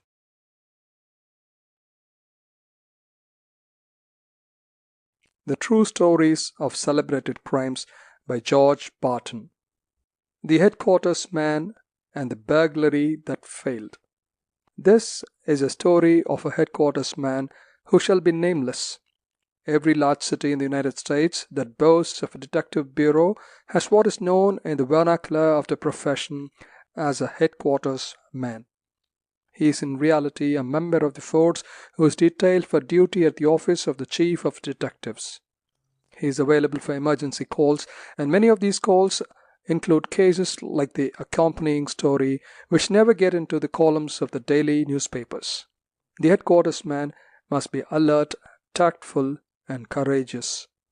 He must think quickly and act promptly. Not all of the distinguished soldiers are generals, and for this reason it has been deemed appropriate to include the story of a private in the ranks in the collection of cases concerning the world's greatest detectives. It was dusk, and the soft fall of snow was powdering the streets of the city with flakes as light as air and as dainty and transparent as my lady's handkerchief. The man was slouching along in a shamefaced sort of way when his attention was arrested sharply by a sudden flood of light from an open doorway. The yellowish glare from the candelabra in the broad hallway shimmered on the white carpeted sidewalk so that each separate particle sparkled like a newly cut diamond. He halted irresolutely, and his eyes, dulled by dissipation, looked curiously into the house. At the end of the long vista was an elaborately carved sideboard heavily freighted with glistening silverware. He tried to proceed on his way, but the glittering sight held him rooted to the spot. Some feeble remnant of virtue started him ahead a few steps, but the thought of the shining wealth within made him hesitate again, and in that hesitation he was lost. He crept silently up the brownstone steps and into the marble-tiled hall. His lethargy was thrown off. Every one of his faculties was keyed up to a high pitch. Once inside, he closed with a heavy door, but did not shut it. Instinctively he reached up and lowered the gas jet until the corridor was shrouded in semi-darkness. On tiptoe, he proceeded back to the dining room. Quickly, he inventoried the array of solid silver pieces, each one set in place with prim precision, and all of them seemingly staring at him with such studied insolence. He looked on the sight greedily. Even at that moment, when no time was to be lost, he stood still and mentally compared the opulence of the unknown owner with his own pressing necessities. Instantly the faint cries of conscience were choked. The problem was how to gather up the stuff quickly and get out of the house unobserved. It never would do to attempt to carry it in his arms. Besides, the quantity he could take in that way scarcely would be worth a candle. He looked around for something that could be used as a bag or a covering. Nothing was in sight. In creeping in, he had noticed a small apartment between the drawing room and the dining room. He turned to this now eagerly. It looked like a smoking room. It might be a man's den. Everything about it betokened a desire for comfort rather than style. In one corner was a roll-top desk with a revolving chair. On the sides were couches piled high with pillows and silken cushions. In the center was a round table covered with a green cloth and littered with magazines and newspapers. A large leather armchair, bits of statuary, a steel shield with a pair of swords across its surface, some watercolors, and numberless little trinkets completed the furnishings of the apartment. It was warm, and coming in from the chilly street, the man felt a curious sense of contentment. The odor of tobacco pervaded the room, and a half-smoked cigar on an ashtray suggested the possible proximity of a man. He swept the things off the table with one brush of his arm. One of the books fell on the floor with a thud that resounded in the hallway. He paused, half frightened at his own audacity. It was plain to be seen that this was his first job. The merest tyro in the art of burglary would not have blundered so. He stood silent for a moment. Not a sound was to be heard. The blunder was not fatal. He deliberated for a moment after that upon whether he should take the tablecloth into the dining room or carry the silver into this little apartment. His decision favored bringing it in to the table, so he acted accordingly. He crept back into the dining room and, lifting all of the silver he could carry, carefully tiptoed to the little den again and deposited it on the green tablecloth. The trip was repeated 3 times before his cupidity was satisfied. After that, he began laboriously to tie it up in a bundle. It dawned upon him then for the first time that he was engaged in a perilous work. But so far he had been successful, and nothing succeeds like success. Just as he had finished tying the last knot in the bundle, his attention was attracted by a peculiar sound in the hallway. It came swish, swish, like the noise of the waves lapping against the sides of a boat. Even to his untrained ear, its meaning was certain. It was a movement of a woman's silk dress. His hands dropped from the bundle, and he stood stock still. The sound came nearer and nearer. Unconsciously, he doubled up his fist and stepped to one side. He would brain her as she entered and then escape with his booty. But the moment the resolve was made, it was abandoned. He was in a desperate plight, but he could not attack a helpless woman. His manhood revolted against it, and manhood is an inconvenient thing for a burglar, especially an amateur burglar. Presently she reached the doorway, and as she looked into the room, she gave a start and her face became white. He could see that even in the dim gaslight. But she did not scream or speak. She passed on, and in a moment he heard the bang of the front door as it was slammed shut.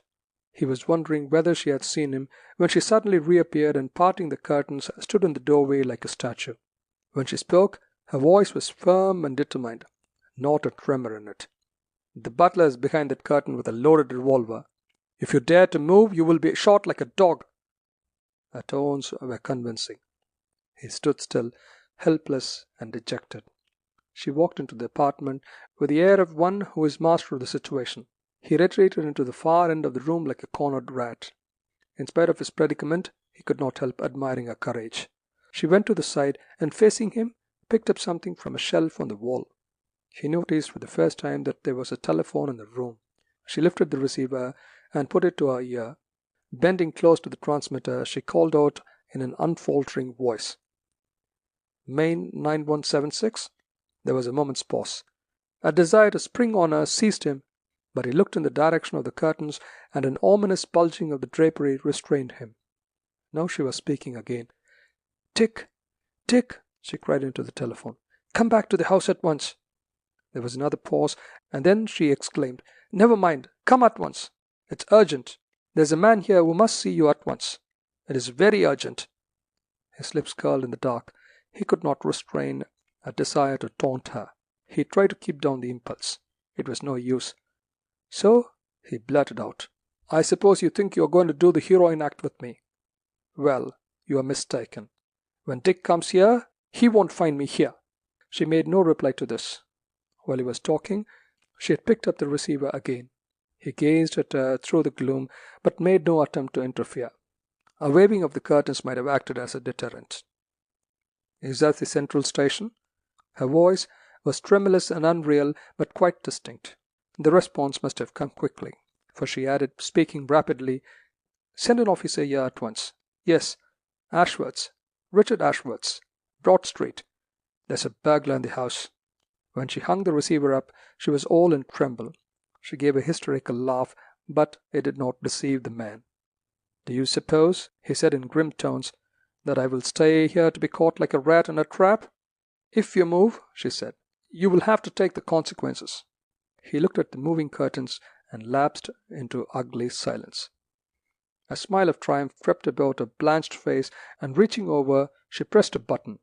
Instantly the little room was flooded with electricity. His hat was off, and he stood there sullenly. "Walter!" She shrieked out the name, gave one hysterical scream, and covered her face with her hands. He groaned like a man who had been sorely stricken, and cried, "Mary!" They stood still for some moments, looking at each other. She spoke first. "What brought you to this plight?" He was about to say, "you," but stifled the word before it reached his lips. The thought uppermost in his mind came out. "Of all the persons on God's earth, you are the last I wish to have seen me in this humiliation." The fear had left her. The surprise was fading from her face. In place was rising scorn and anger. "Then why are you here?" "Hush!" he whispered, pointing in the direction of the curtains. "The butler will hear." She laughed bitterly and said, "Ah, a fiction reserved for housebreakers. I am alone, at your mercy, perhaps." He did not appear to hear the last part of the remark, but peered at her curiously, anxiously. "You are comfortable here? Are you happy?" "Certainly," she replied in a strained voice. "Why shouldn't I be?" Then she straightened up, and there was resentfulness in face and manner. "How dare you speak to me in that manner? You burglar!" He moved over toward her, and she retreated a few steps. His hands were held out in appeal. He echoed her words. His hangdog look disappeared. He became eloquent. "How dare I? I dare to do it by the memory of the past, by the recollection of the happiest hours of my life, by the thought of those walks that will live as long as breath lasts, by the knowledge that you were once all but mine, by the remembrance of the vows that I poured into your ears. By all this I dare to speak to you now." She sank into a chair and buried her face in her hands and sobbed. He halted at this, and touching her lightly on the shoulder, whispered, "Forgive me. I had no right to dig up the past, but the sight of you had made me forget myself. The sight of you always did send me into a whirl. I felt that I could not live without you." "But you see you can," she retorted, and then, seeing his melancholy look and forsaken appearance, regretted the words immediately. To cover it up, she asked quickly, "Why did you never return to me?" "Why?" he exclaimed eagerly. "You surely remember. We quarreled." "Yes," she said impatiently. "A lover's quarrel. It was nothing. A trifle. A pretext. A dispute unworthy of school children." "But I returned," he said, "and they told me you were engaged to another, to someone in the city." "Who told you that?" she exclaimed, rising in her wrath. "Your mother," he said simply. "Mother told you that?" she cried, choking back a sob. "Oh, how could she do it? How could she do it?" Yes, he went on. "She said you were engaged to Dick," she exclaimed, finishing the sentence for him. "And Dick, your husband?" he asked anxiously. "Adores me," she replied, "and has never heard of you." "I'm sorry I drifted into this house," he said helplessly. "Tell me about yourself," she demanded in an irrelevant manner. "There isn't much to tell," he said bitterly. "I've had a run of bad luck ever since I left you. I began to drink. I'm afraid I drank too much. Then I started to gamble, and my law practice went to the dogs. You know, a man can't drink and practice law at the same time, and do both successfully. Suddenly I resolved to stop the whole business. I felt that I needed new associations and new surroundings if I would succeed. So a correspondence was opened with friends in California, and I managed to make a first-class connection with a law firm in San Francisco. I came to New York this morning to take the California Limited. While on the way to the ticket office to secure my berth and transportation, I met some friends. We got a drinking, and late this afternoon I found myself in a gambling game. When I got through, I was penniless. My train was to leave at 8 o'clock, and I did not have money for ticket or berth. While in that dilemma, I passed your house. The door was wide open, and that silver seemed to beckon me in. In my frenzied state, I calculated that I could pick up enough valuables to see me out of my trouble. I came in and was packing the silver when you appeared. Now you have the whole shameful story." "I feel sorry for you," she said simply. "Sorry," he said with a trace of sarcasm. "Does that mean the police station?" "Skeptical as ever," she retorted. "The thing now is to save you." Her eye lighted on the bundle of silver. "Put that in the corner quickly," she cried. "If Dick should come in and see that, all would be lost." He did as he was bidden. "Suppose I go?" he suggested feebly. No, she said. "Dick will be here in a moment, and that telephone call must be explained." The man stood looking at her dumbly. She walked up and down the room hysterically. Before they had time to renew their conversation, there was a sound of a key rattling in the front door. Both looked as if startled, and involuntarily advanced toward the entrance of the little apartment. The noise of the opening and closing of the front door reverberated throughout the house, and a cheery voice exclaimed, "Hello, Mary, where are you?" "Right this way, Dick," replied a feminine voice that tried hard not to tremble. Richard Ashworth, tall, broad-chested, with handsome, smooth-shaven face, in full evening dress, with his great coat thrown over his arm, entered the room. He was taken aback by the shabby appearance of the other man, but only for a moment, and then looked swiftly at his wife for an explanation. Her face was as white as marble as she spoke haltingly. Dick, this is my cousin." Her tongue seemed to cleave to the roof of her mouth. It was so hard to utter that falsehood. "The name?" Dick said, advancing and extending his hand. "Browning," replied the other, hanging his head. "Tell him," said the woman faintly, "of the loss of your money." "I was about to take the 8 o'clock train for California," he said, "when I met with the loss of my money." Then, seeing Ashworth staring steadily at him, "The fact is, I lost it all in a gambling game." "And naturally," responded the other cheerfully, "want to have the exchequer replenished. Here, take this," and he thrust a roll of bills into his hand. Ashworth pulled out his watch and looked at it. "My cab is at the door. I'll loan it to you. You just have time to make your train. Good-bye and good luck." It was impossible to protest. The heartiness and sincerity of Ashworth simply closed the incident. The man bent over to the woman and took her hand. A thrill went through both of them. He leaned over and kissed the tips of her fingers, and as he did so, she felt the moisture of her tear on her hand. In a second, he was gone. As the noise of the carriage wheels died out in the distance, Ashworth turned to his wife. "Why, Mary, you are trembling. What's the matter?" "I was afraid, Dick," she replied, "you might be angry." "Angry?" he retorted incredulously. "Just because you gave me the opportunity of staking one of your poor relatives?" And as he kissed her, he burst into a hearty laugh at the thought of the absurdity of a foolish fear. While they were talking, they were attracted by a noise outside. An officer from the Central Police Station, arriving just in time to see the men jump into the cab, stopped the vehicle, pulled him out, and now stood there holding him by the scruff of the neck. "I've got your burglar," he said in tones of triumph to the husband and wife standing on the top of the doorstep.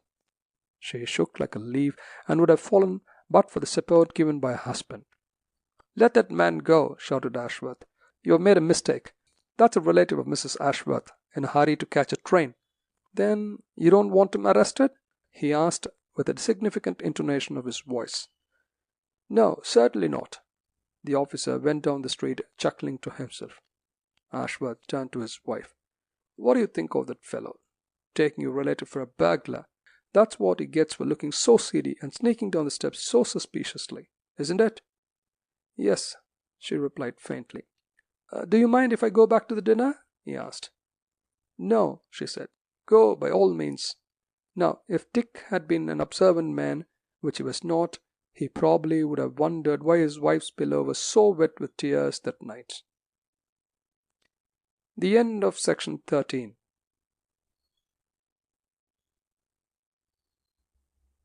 The True Stories of Celebrated Crimes by George Barton. Captain O'Brien and the Mystery of the Hallway. P.D. O'Brien, captain of the Detective Bureau of Chicago, is a man who has attained his present distinction by combining common sense with courage. He filled various subordinate positions in a very satisfactory manner. Indeed, his entire adult life has been spent in the police department of his native city. The case related herewith is only one of many mysteries which have been solved by the intelligence and the persistence of Captain O'Brien. Only those who understand what it means to guard the life and the property of the residents of a great city can appreciate the magnitude of his labors. Andrew Fergus McGee was a solicitor employed by the Charles Creamery Company of Chicago. He was almost 70 years of age, but quite active mentally and physically, and had the reputation of being a clever and successful salesman.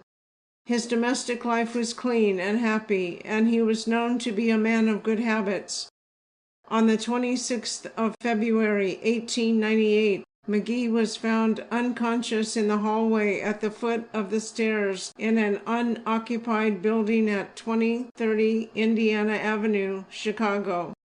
He was removed to the St. Luke's Hospital, where he died a few hours later without recovering consciousness. It was announced and generally believed that his death was the result of an accidental fall. But at the inquest held over his remains, the first suspicion of a doubt began to enter the minds of the police officials. It was found that his skull was fractured, and the physicians who examined the body gave it as their opinion that this wound could not have been the result of a fall. It was long and quite deep, and looked as if it might have been caused by a weapon of some sort, a long, blunt instrument. There was no possible clue to the perpetrators of the crime, as McGee had not been seen in the building.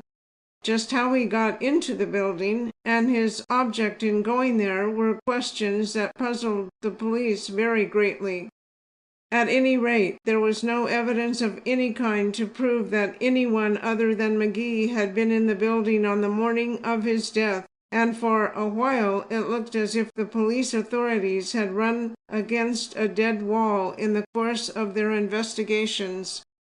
It was at this stage of the game that P.D. O'Brien, captain commanding the Detective Bureau of the Chicago Police, actively entered into the work of solving the mystery.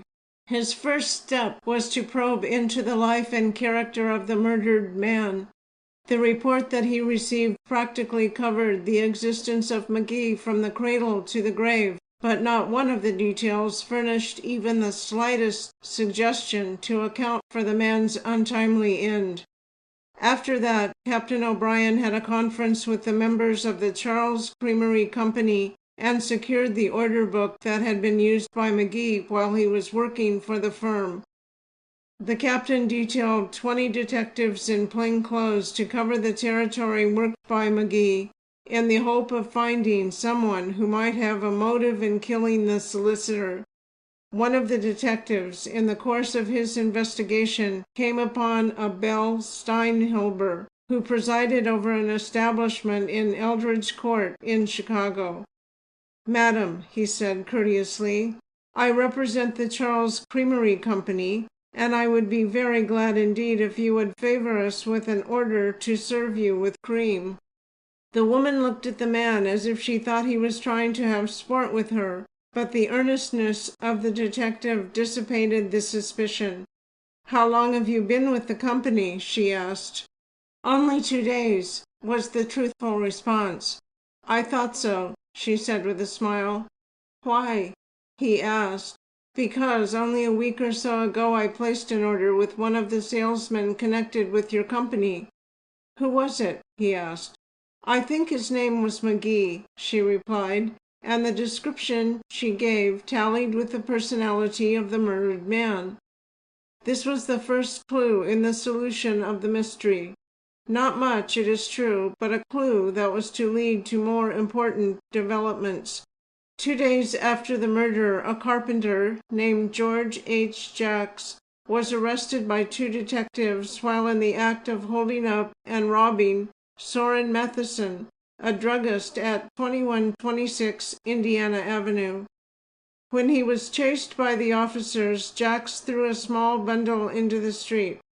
One of the detectives recovered it and found that it was an iron pipe over which there was a coating of lead, which was covered by a piece of cheesecloth tightly wound around the pipe. This bold and brutal hold-up in the streets of a great city aroused a feeling of horror and indignation among the people, and naturally was widely exploited in the Chicago newspapers. On the following morning, Jacks was taken to court in a patrol wagon.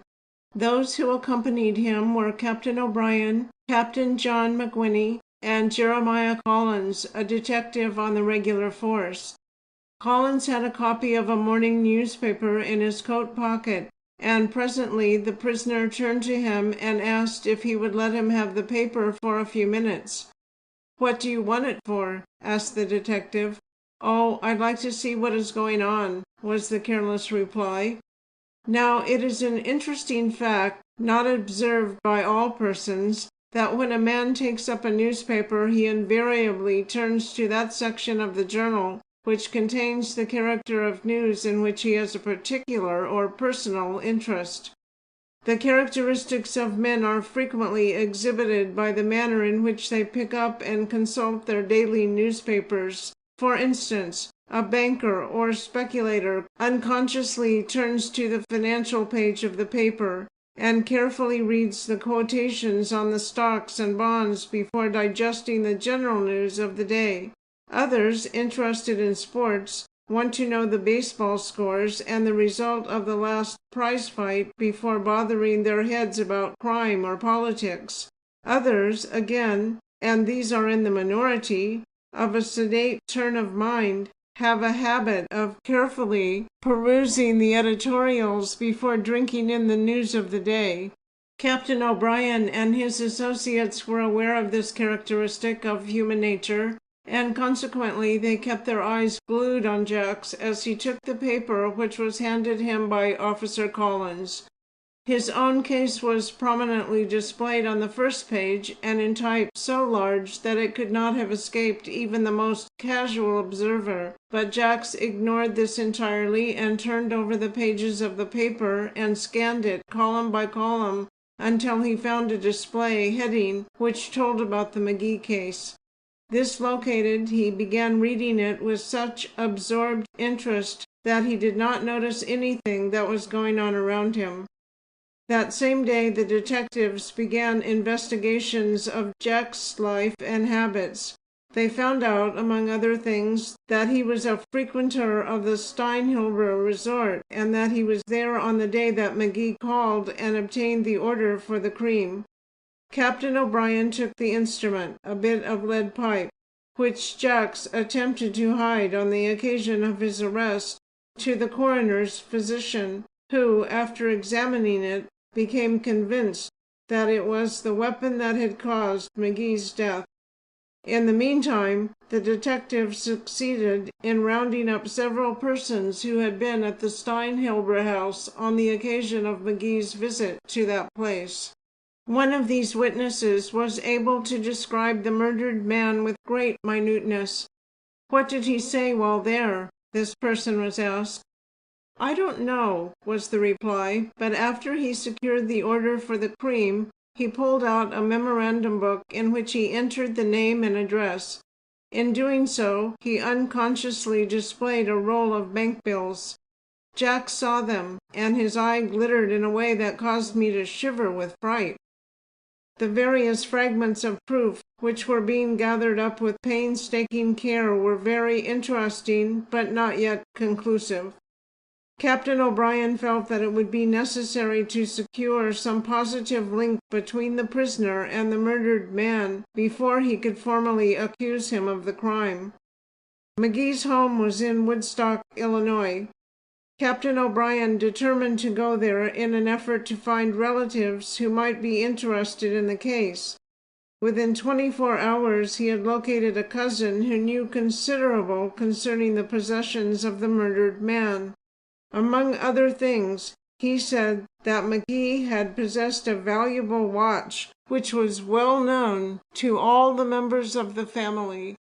Captain O'Brien secured the number of the watch and, returning to Chicago, found from the pawnshop records of the police department that this same watch had been traded for an inferior watch within 2 hours after the time that McGee was murdered. The watch found on Jacks when he was arrested proved to be the identical instrument which was traded for McGee's watch, and, to cap the climax, Jacks was identified by the pawnbroker as the man who had traded the watch.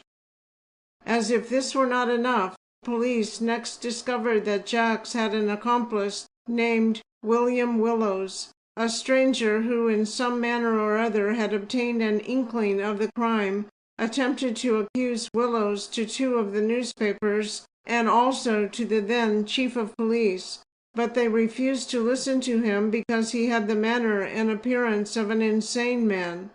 At all events, Willows was arrested soon after this while hiding in a house on the outskirts of the city.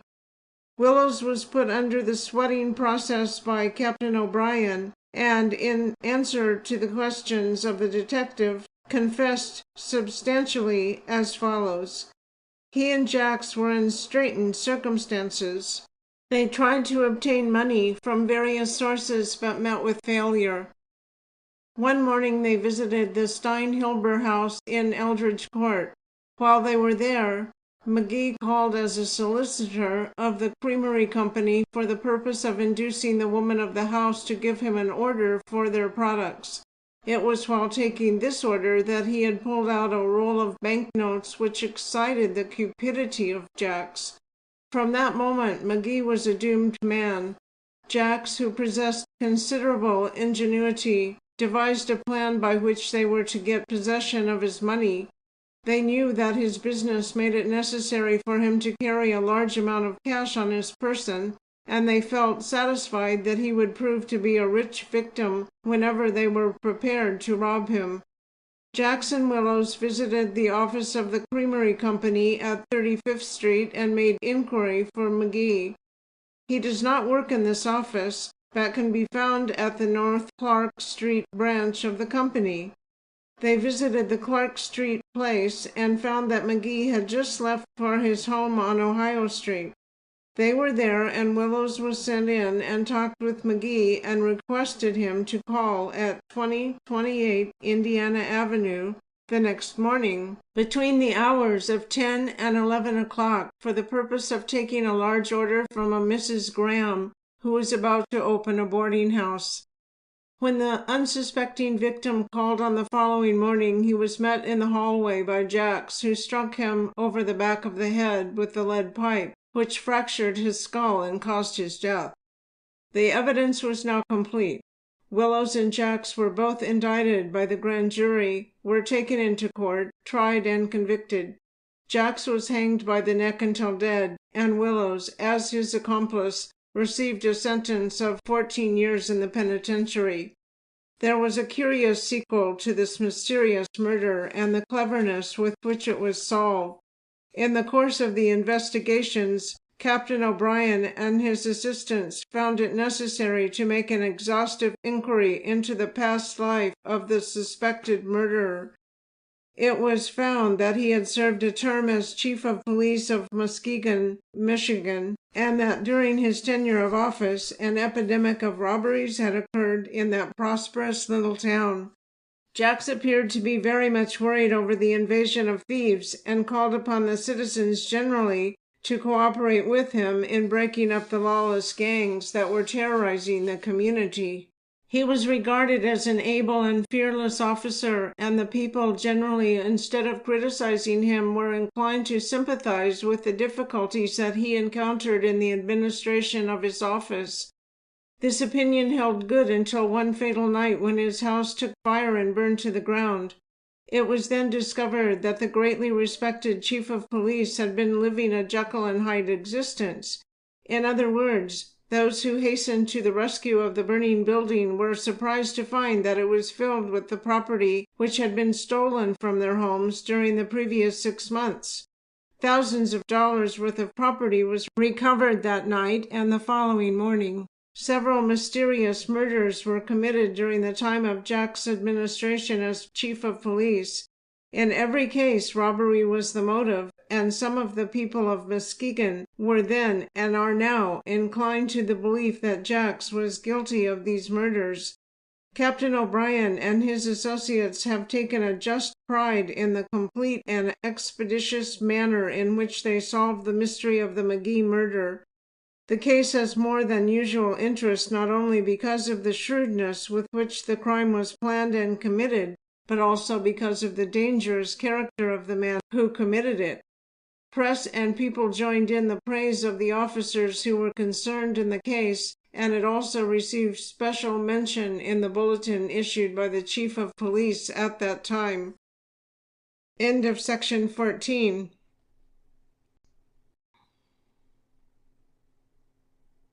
The True Stories of Celebrated Crimes by George Barton, Chief Kelly and the Opium Smugglers. A brief sketch of Francis R. Kelly has been given in a previous chapter in connection with the story of Chief Kelly and the Deserted House. In the first case, this clever detective distinguished himself and won the commendation of the Internal Revenue authorities by his successful efforts to break up the illicit distilleries which flooded the country at that time. In the present instance, Mr. Kelly assisted the Customs Division of the Treasury Department in discovering and convicting the men who were engaged in a wholesale conspiracy to smuggle opium into the United States. In both cases, he acted with rare courage and displayed a high order of intelligence. Shortly after the Civil War, the United States government placed a duty of $19 a pound on prepared opium. It was not entirely a revenue measure. The chief purpose was to check the opium habit, which was becoming a source of great demoralization in San Francisco as well as throughout the United States. The immediate effect of the high duty was to breed a host of opium smugglers. Just at that crucial period, Francis R. Kelly, a clever young detective who had distinguished himself in the East, was appointed to a position in the United States Secret Service. James R. Brooks, the chief of the Secret Service, summoned Kelly to Washington. He knew him and had faith in his ability and resourcefulness. "Frank," he said, "I'm going to send you to San Francisco." "When?" "Tomorrow morning." "What am I to do?" "Here are your sealed instructions." That was all. But it was the prelude to one of the most interesting cases in the history of the Secret Service. Kelly, filled with the buoyancy of youth and the importance of his mission, made a record-breaking trip to the Pacific coast. His first act on his arrival in San Francisco was to call upon the collector of customs. He disclosed his identity and revealed the nature of his assignment.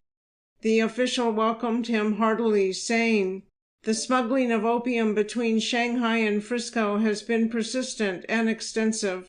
My inspectors have done everything in their power. They have made many seizures, but the traffic still flourishes." "The smugglers take big chances," suggested Kelly. "The biggest kind of chances," assented the collector. "The demand for the dope is so great and the profit so enormous that it has called the cleverest men in Chinatown into the business." "Does it look like a systematic game?" "Unquestionably. It's a big conspiracy run, in my opinion, by a combination of the steamship employees and the merchants of Chinatown." "Have you any evidence?" "Not a shred. Unfortunately, my men are all uniformed, and they have been spotted by the smugglers." The following morning a medium-sized man, garbed in the dress of a longshoreman, lounged about the docks looking for a job. Curiously enough, he refused several offers. Presently a vessel from Shanghai arrived, and when the stevedore, who had the contract for unloading that particular steamer, called for men, the stranger was one of the first to volunteer. There was nothing mysterious about the man. He gave his name as F. Kelly, which, as it happened, was absolutely correct as far as it went, although it did not go far enough. The man who engaged him and the men who worked with him little thought that the willing stranger was none other than Francis R. Kelly, the new Secret Service operative. If they had, there might have been a different story to tell. In fact, it would have required no great stretch of the imagination to picture another mysterious murder in one of the underground passages of old San Francisco. The new man did his work well. He carried boxes and rolled barrels with a relish, and he sang as he labored. He was a fellow of infinite wit, too, and he kept his associates in constant good humor by a succession of quips and jokes and good stories. When his day's work was done, there were blisters on his hands, and that night he slept the deep, refreshing sleep that comes to a man who had labored long and well. For 3 days he continued this, and then he strangely disappeared, and the laborers saw no more of their good-humored friend. In a week they had forgotten all about him, and the daily routine went along as if such a person as F. Kelly had never existed.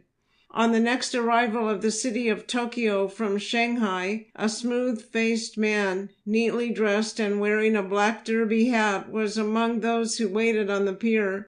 It was Francis Kelly. He passed unrecognized, and yet his disguise was the essence of simplicity: a clean shave and a new suit of clothes. He had the manner of a well-to-do tourist, enjoying the unique sight for the first time. He remained conveniently in the background when the great vessel began to discharge its cargo of passengers and freight, and yet he occupied a point of vantage where nothing escaped his eager, restless eyes.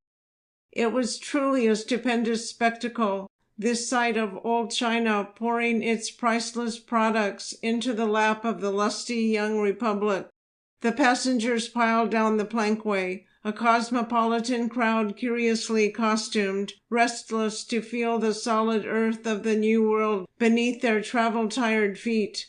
After they had all reached the pier, a grimy-faced individual, probably a fireman from the boiler room of the vessel, sauntered down the gangplank and stood at the edge of the pier in an expectant attitude. Presently an Americanized Chinaman, with his queue rolled round and round in a topknot and resting easily under a derby hat, strolled toward the grimy-faced one. He was tall, big-boned, and had queer-looking eyes. Kelly, from his lookout in the corner of the pier, watched the pair like a hawk. Both looked around and, thinking they were unobserved, began to talk in subdued voices. It was but for a minute, and then they separated, the fireman returning to the vessel and the Chinaman starting off in the direction of the street. Kelly beckoned to a customs officer.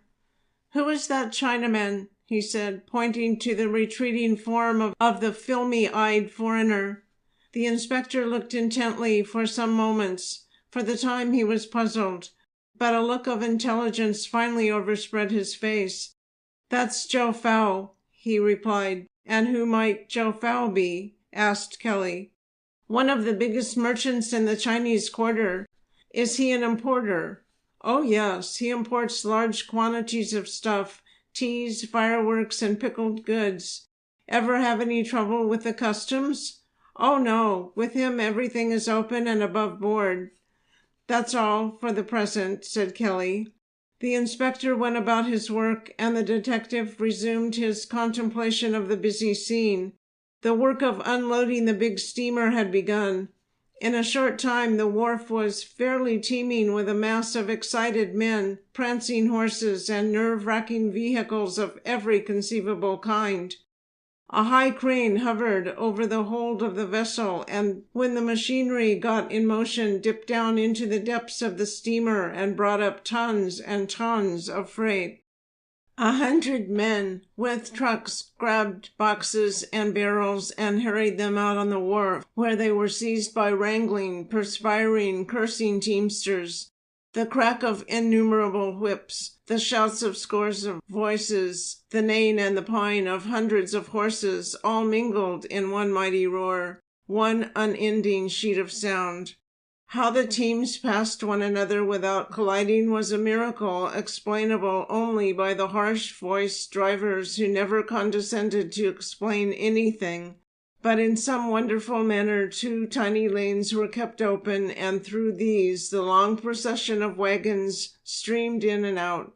An hour passed in this way, and still Kelly kept his vigil, never once taking his eyes off the picturesque panorama of 20th century life. After a while there was a lull, and the passageways on both sides were, for a wonder, unobstructed. At that moment a United States mail wagon dashed in and backed up in the vicinity of a companionway near the rear of the ship. 2 sailors came out on deck carrying the leather bags containing the foreign mail. These were thrown on the wharf and thence transferred to the mail wagon. The helper jumped on behind, the driver whipped up his horses, and the team dashed off the wharf at breakneck speed. Kelly remained for a few minutes after that, and then, glancing at his watch, casually sauntered away. A month later he reappeared on the scene, taking up his station at the same place and watching the same scene as on the previous occasion. The ship was the Empress, the companion boat to the city of Tokyo. On this morning, however, Kelly betrayed a significant alertness. A police official stood nearby. The chief called to him. "Captain, have you lined up your men?" "Yes, they are all ready." "How many of them?" 10. "Very good, you may proceed. I will join you within 20 minutes. When you get there, wait for orders." Captain Mack, for such he was, saluted and departed. In the meantime, the repetition of the affair proceeded as if it were a play being rehearsed by the most careful of stage managers. The tall, big-boned Chinaman with the filmy eyes appeared and had a brief conversation with another grimy-faced man on the ship. Then the bedlam of unloading the vessel began. Half an hour later, in the midst of the turmoil, the United States mail wagon came along. The bags were tossed in, and the vehicle dashed away. A cab stood by the curb. Kelly jumped into its cushioned interior. "Follow that wagon," he said to the driver. The man obeyed, lashing his horse in order to keep the government vehicle in sight. For a time the race was hot and furious. Once the mail wagon almost disappeared in the turn of a small street. When it reappeared, it had a lead of 3 blocks.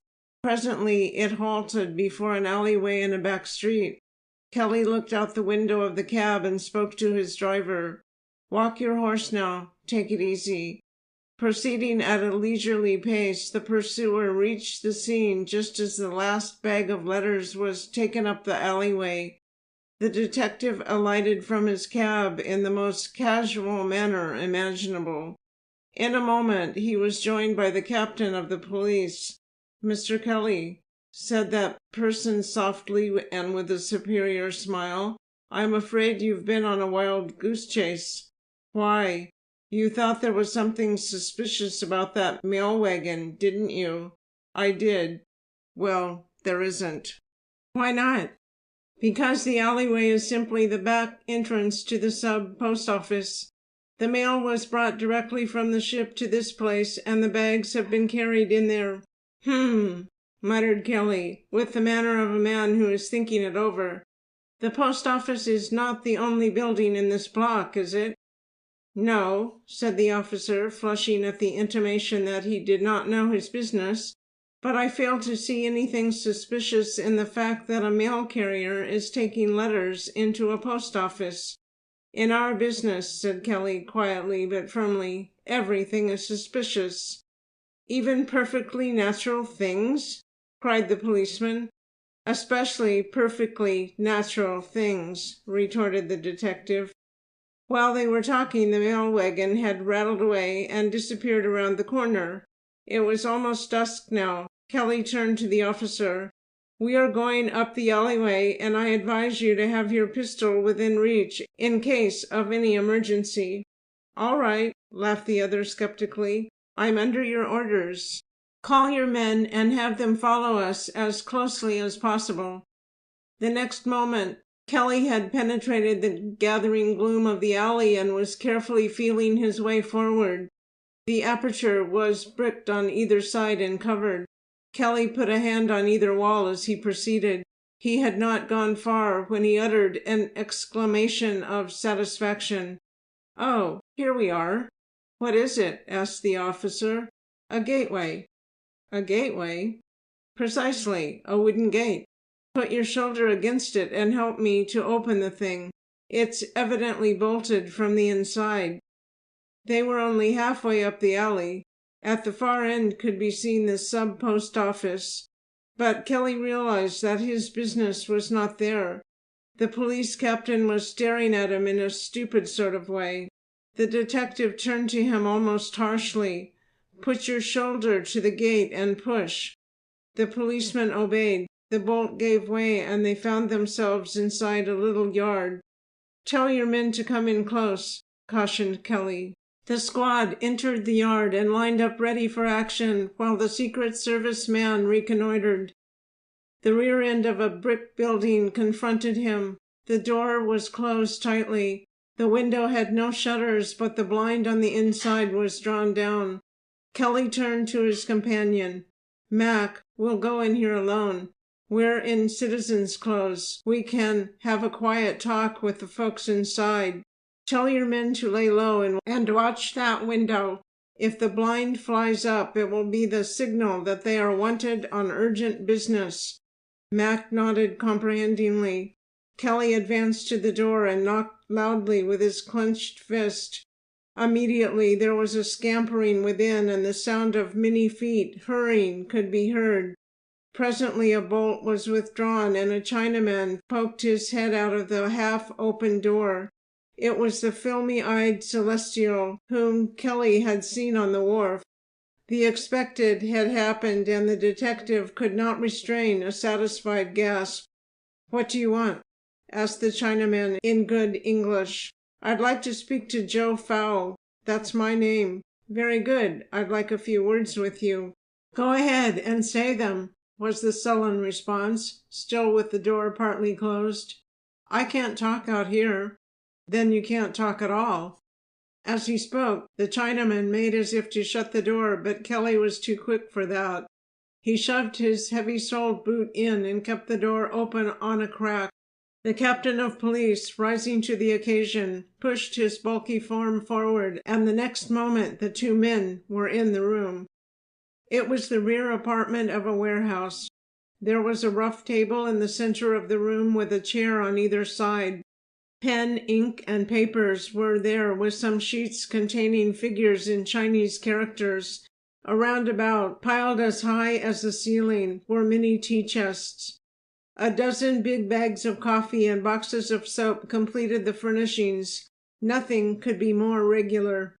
But the persons present were not so reassuring. Standing next to the filmy-eyed Chinaman was the smutty-faced fireman who had talked with him on the wharf, with the smudge still covering his forbidding countenance.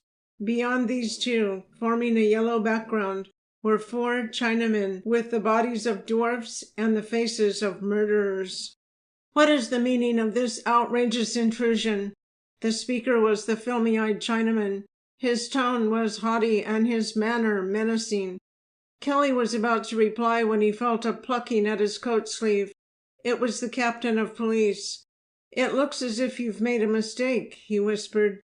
"The thing to do is to get out of it as gracefully as possible." Kelly smiled. "I'll be polite," he whispered back, "but I can't answer for the graceful part." He turned to Joe Fowl. The tall merchant was frowning upon him ominously. "Mr. Fowl," he said blandly, "we started for the post office, but somehow landed in the back of your store." "Well," said the other surlily, "the sooner you get out the better, unless you want to be turned over to the police." "Please don't mention the police," said Kelly, with a significant smile.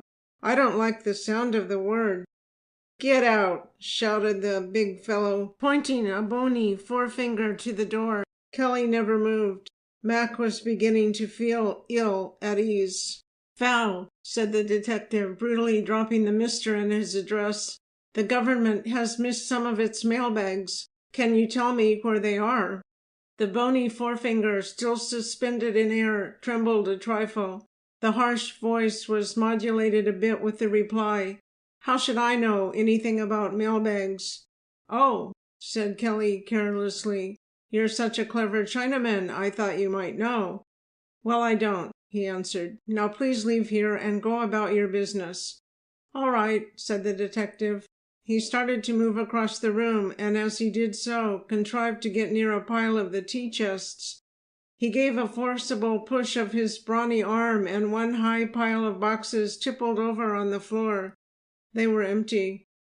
The detective quickly pushed his way into the opening, and the next moment emerged with two heavy mail bags, one in each hand. Fowl gave a wild whoop, and, rushing over, put his bony fingers about Kelly's neck.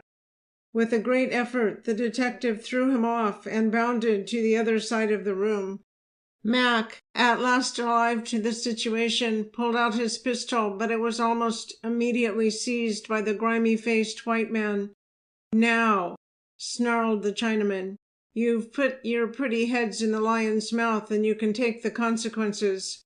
The words were scarcely out of his mouth before Kelly plucked the bottom of the window shade and, giving the spring a jerk, sent the blind flying to the top of the window. Before the echo of the click had died away, 10 stalwart police officers were in the room, pistols in hand, and in complete control of the situation. Joe Fowl, the grimy-faced one, and the murderous-looking Chinaman were handcuffed, and then the mailbags were dragged out into the center of the room. It took but a few minutes to make the examination. The result was conclusive. There were a dozen of the mailbags, and each one was stuffed full of smuggled opium. Its value ran into the thousands of dollars. 2 more days sufficed to bring the scattered threads of evidence together. A conspiracy was established. The confiscation of the opium and the conviction of Joe Fow and his associates broke up the game, and after that the remaining smugglers transferred the scene of their operations to British Columbia and Vancouver Island. End of section 15. End of the True Stories of Celebrated Crimes by George Barton.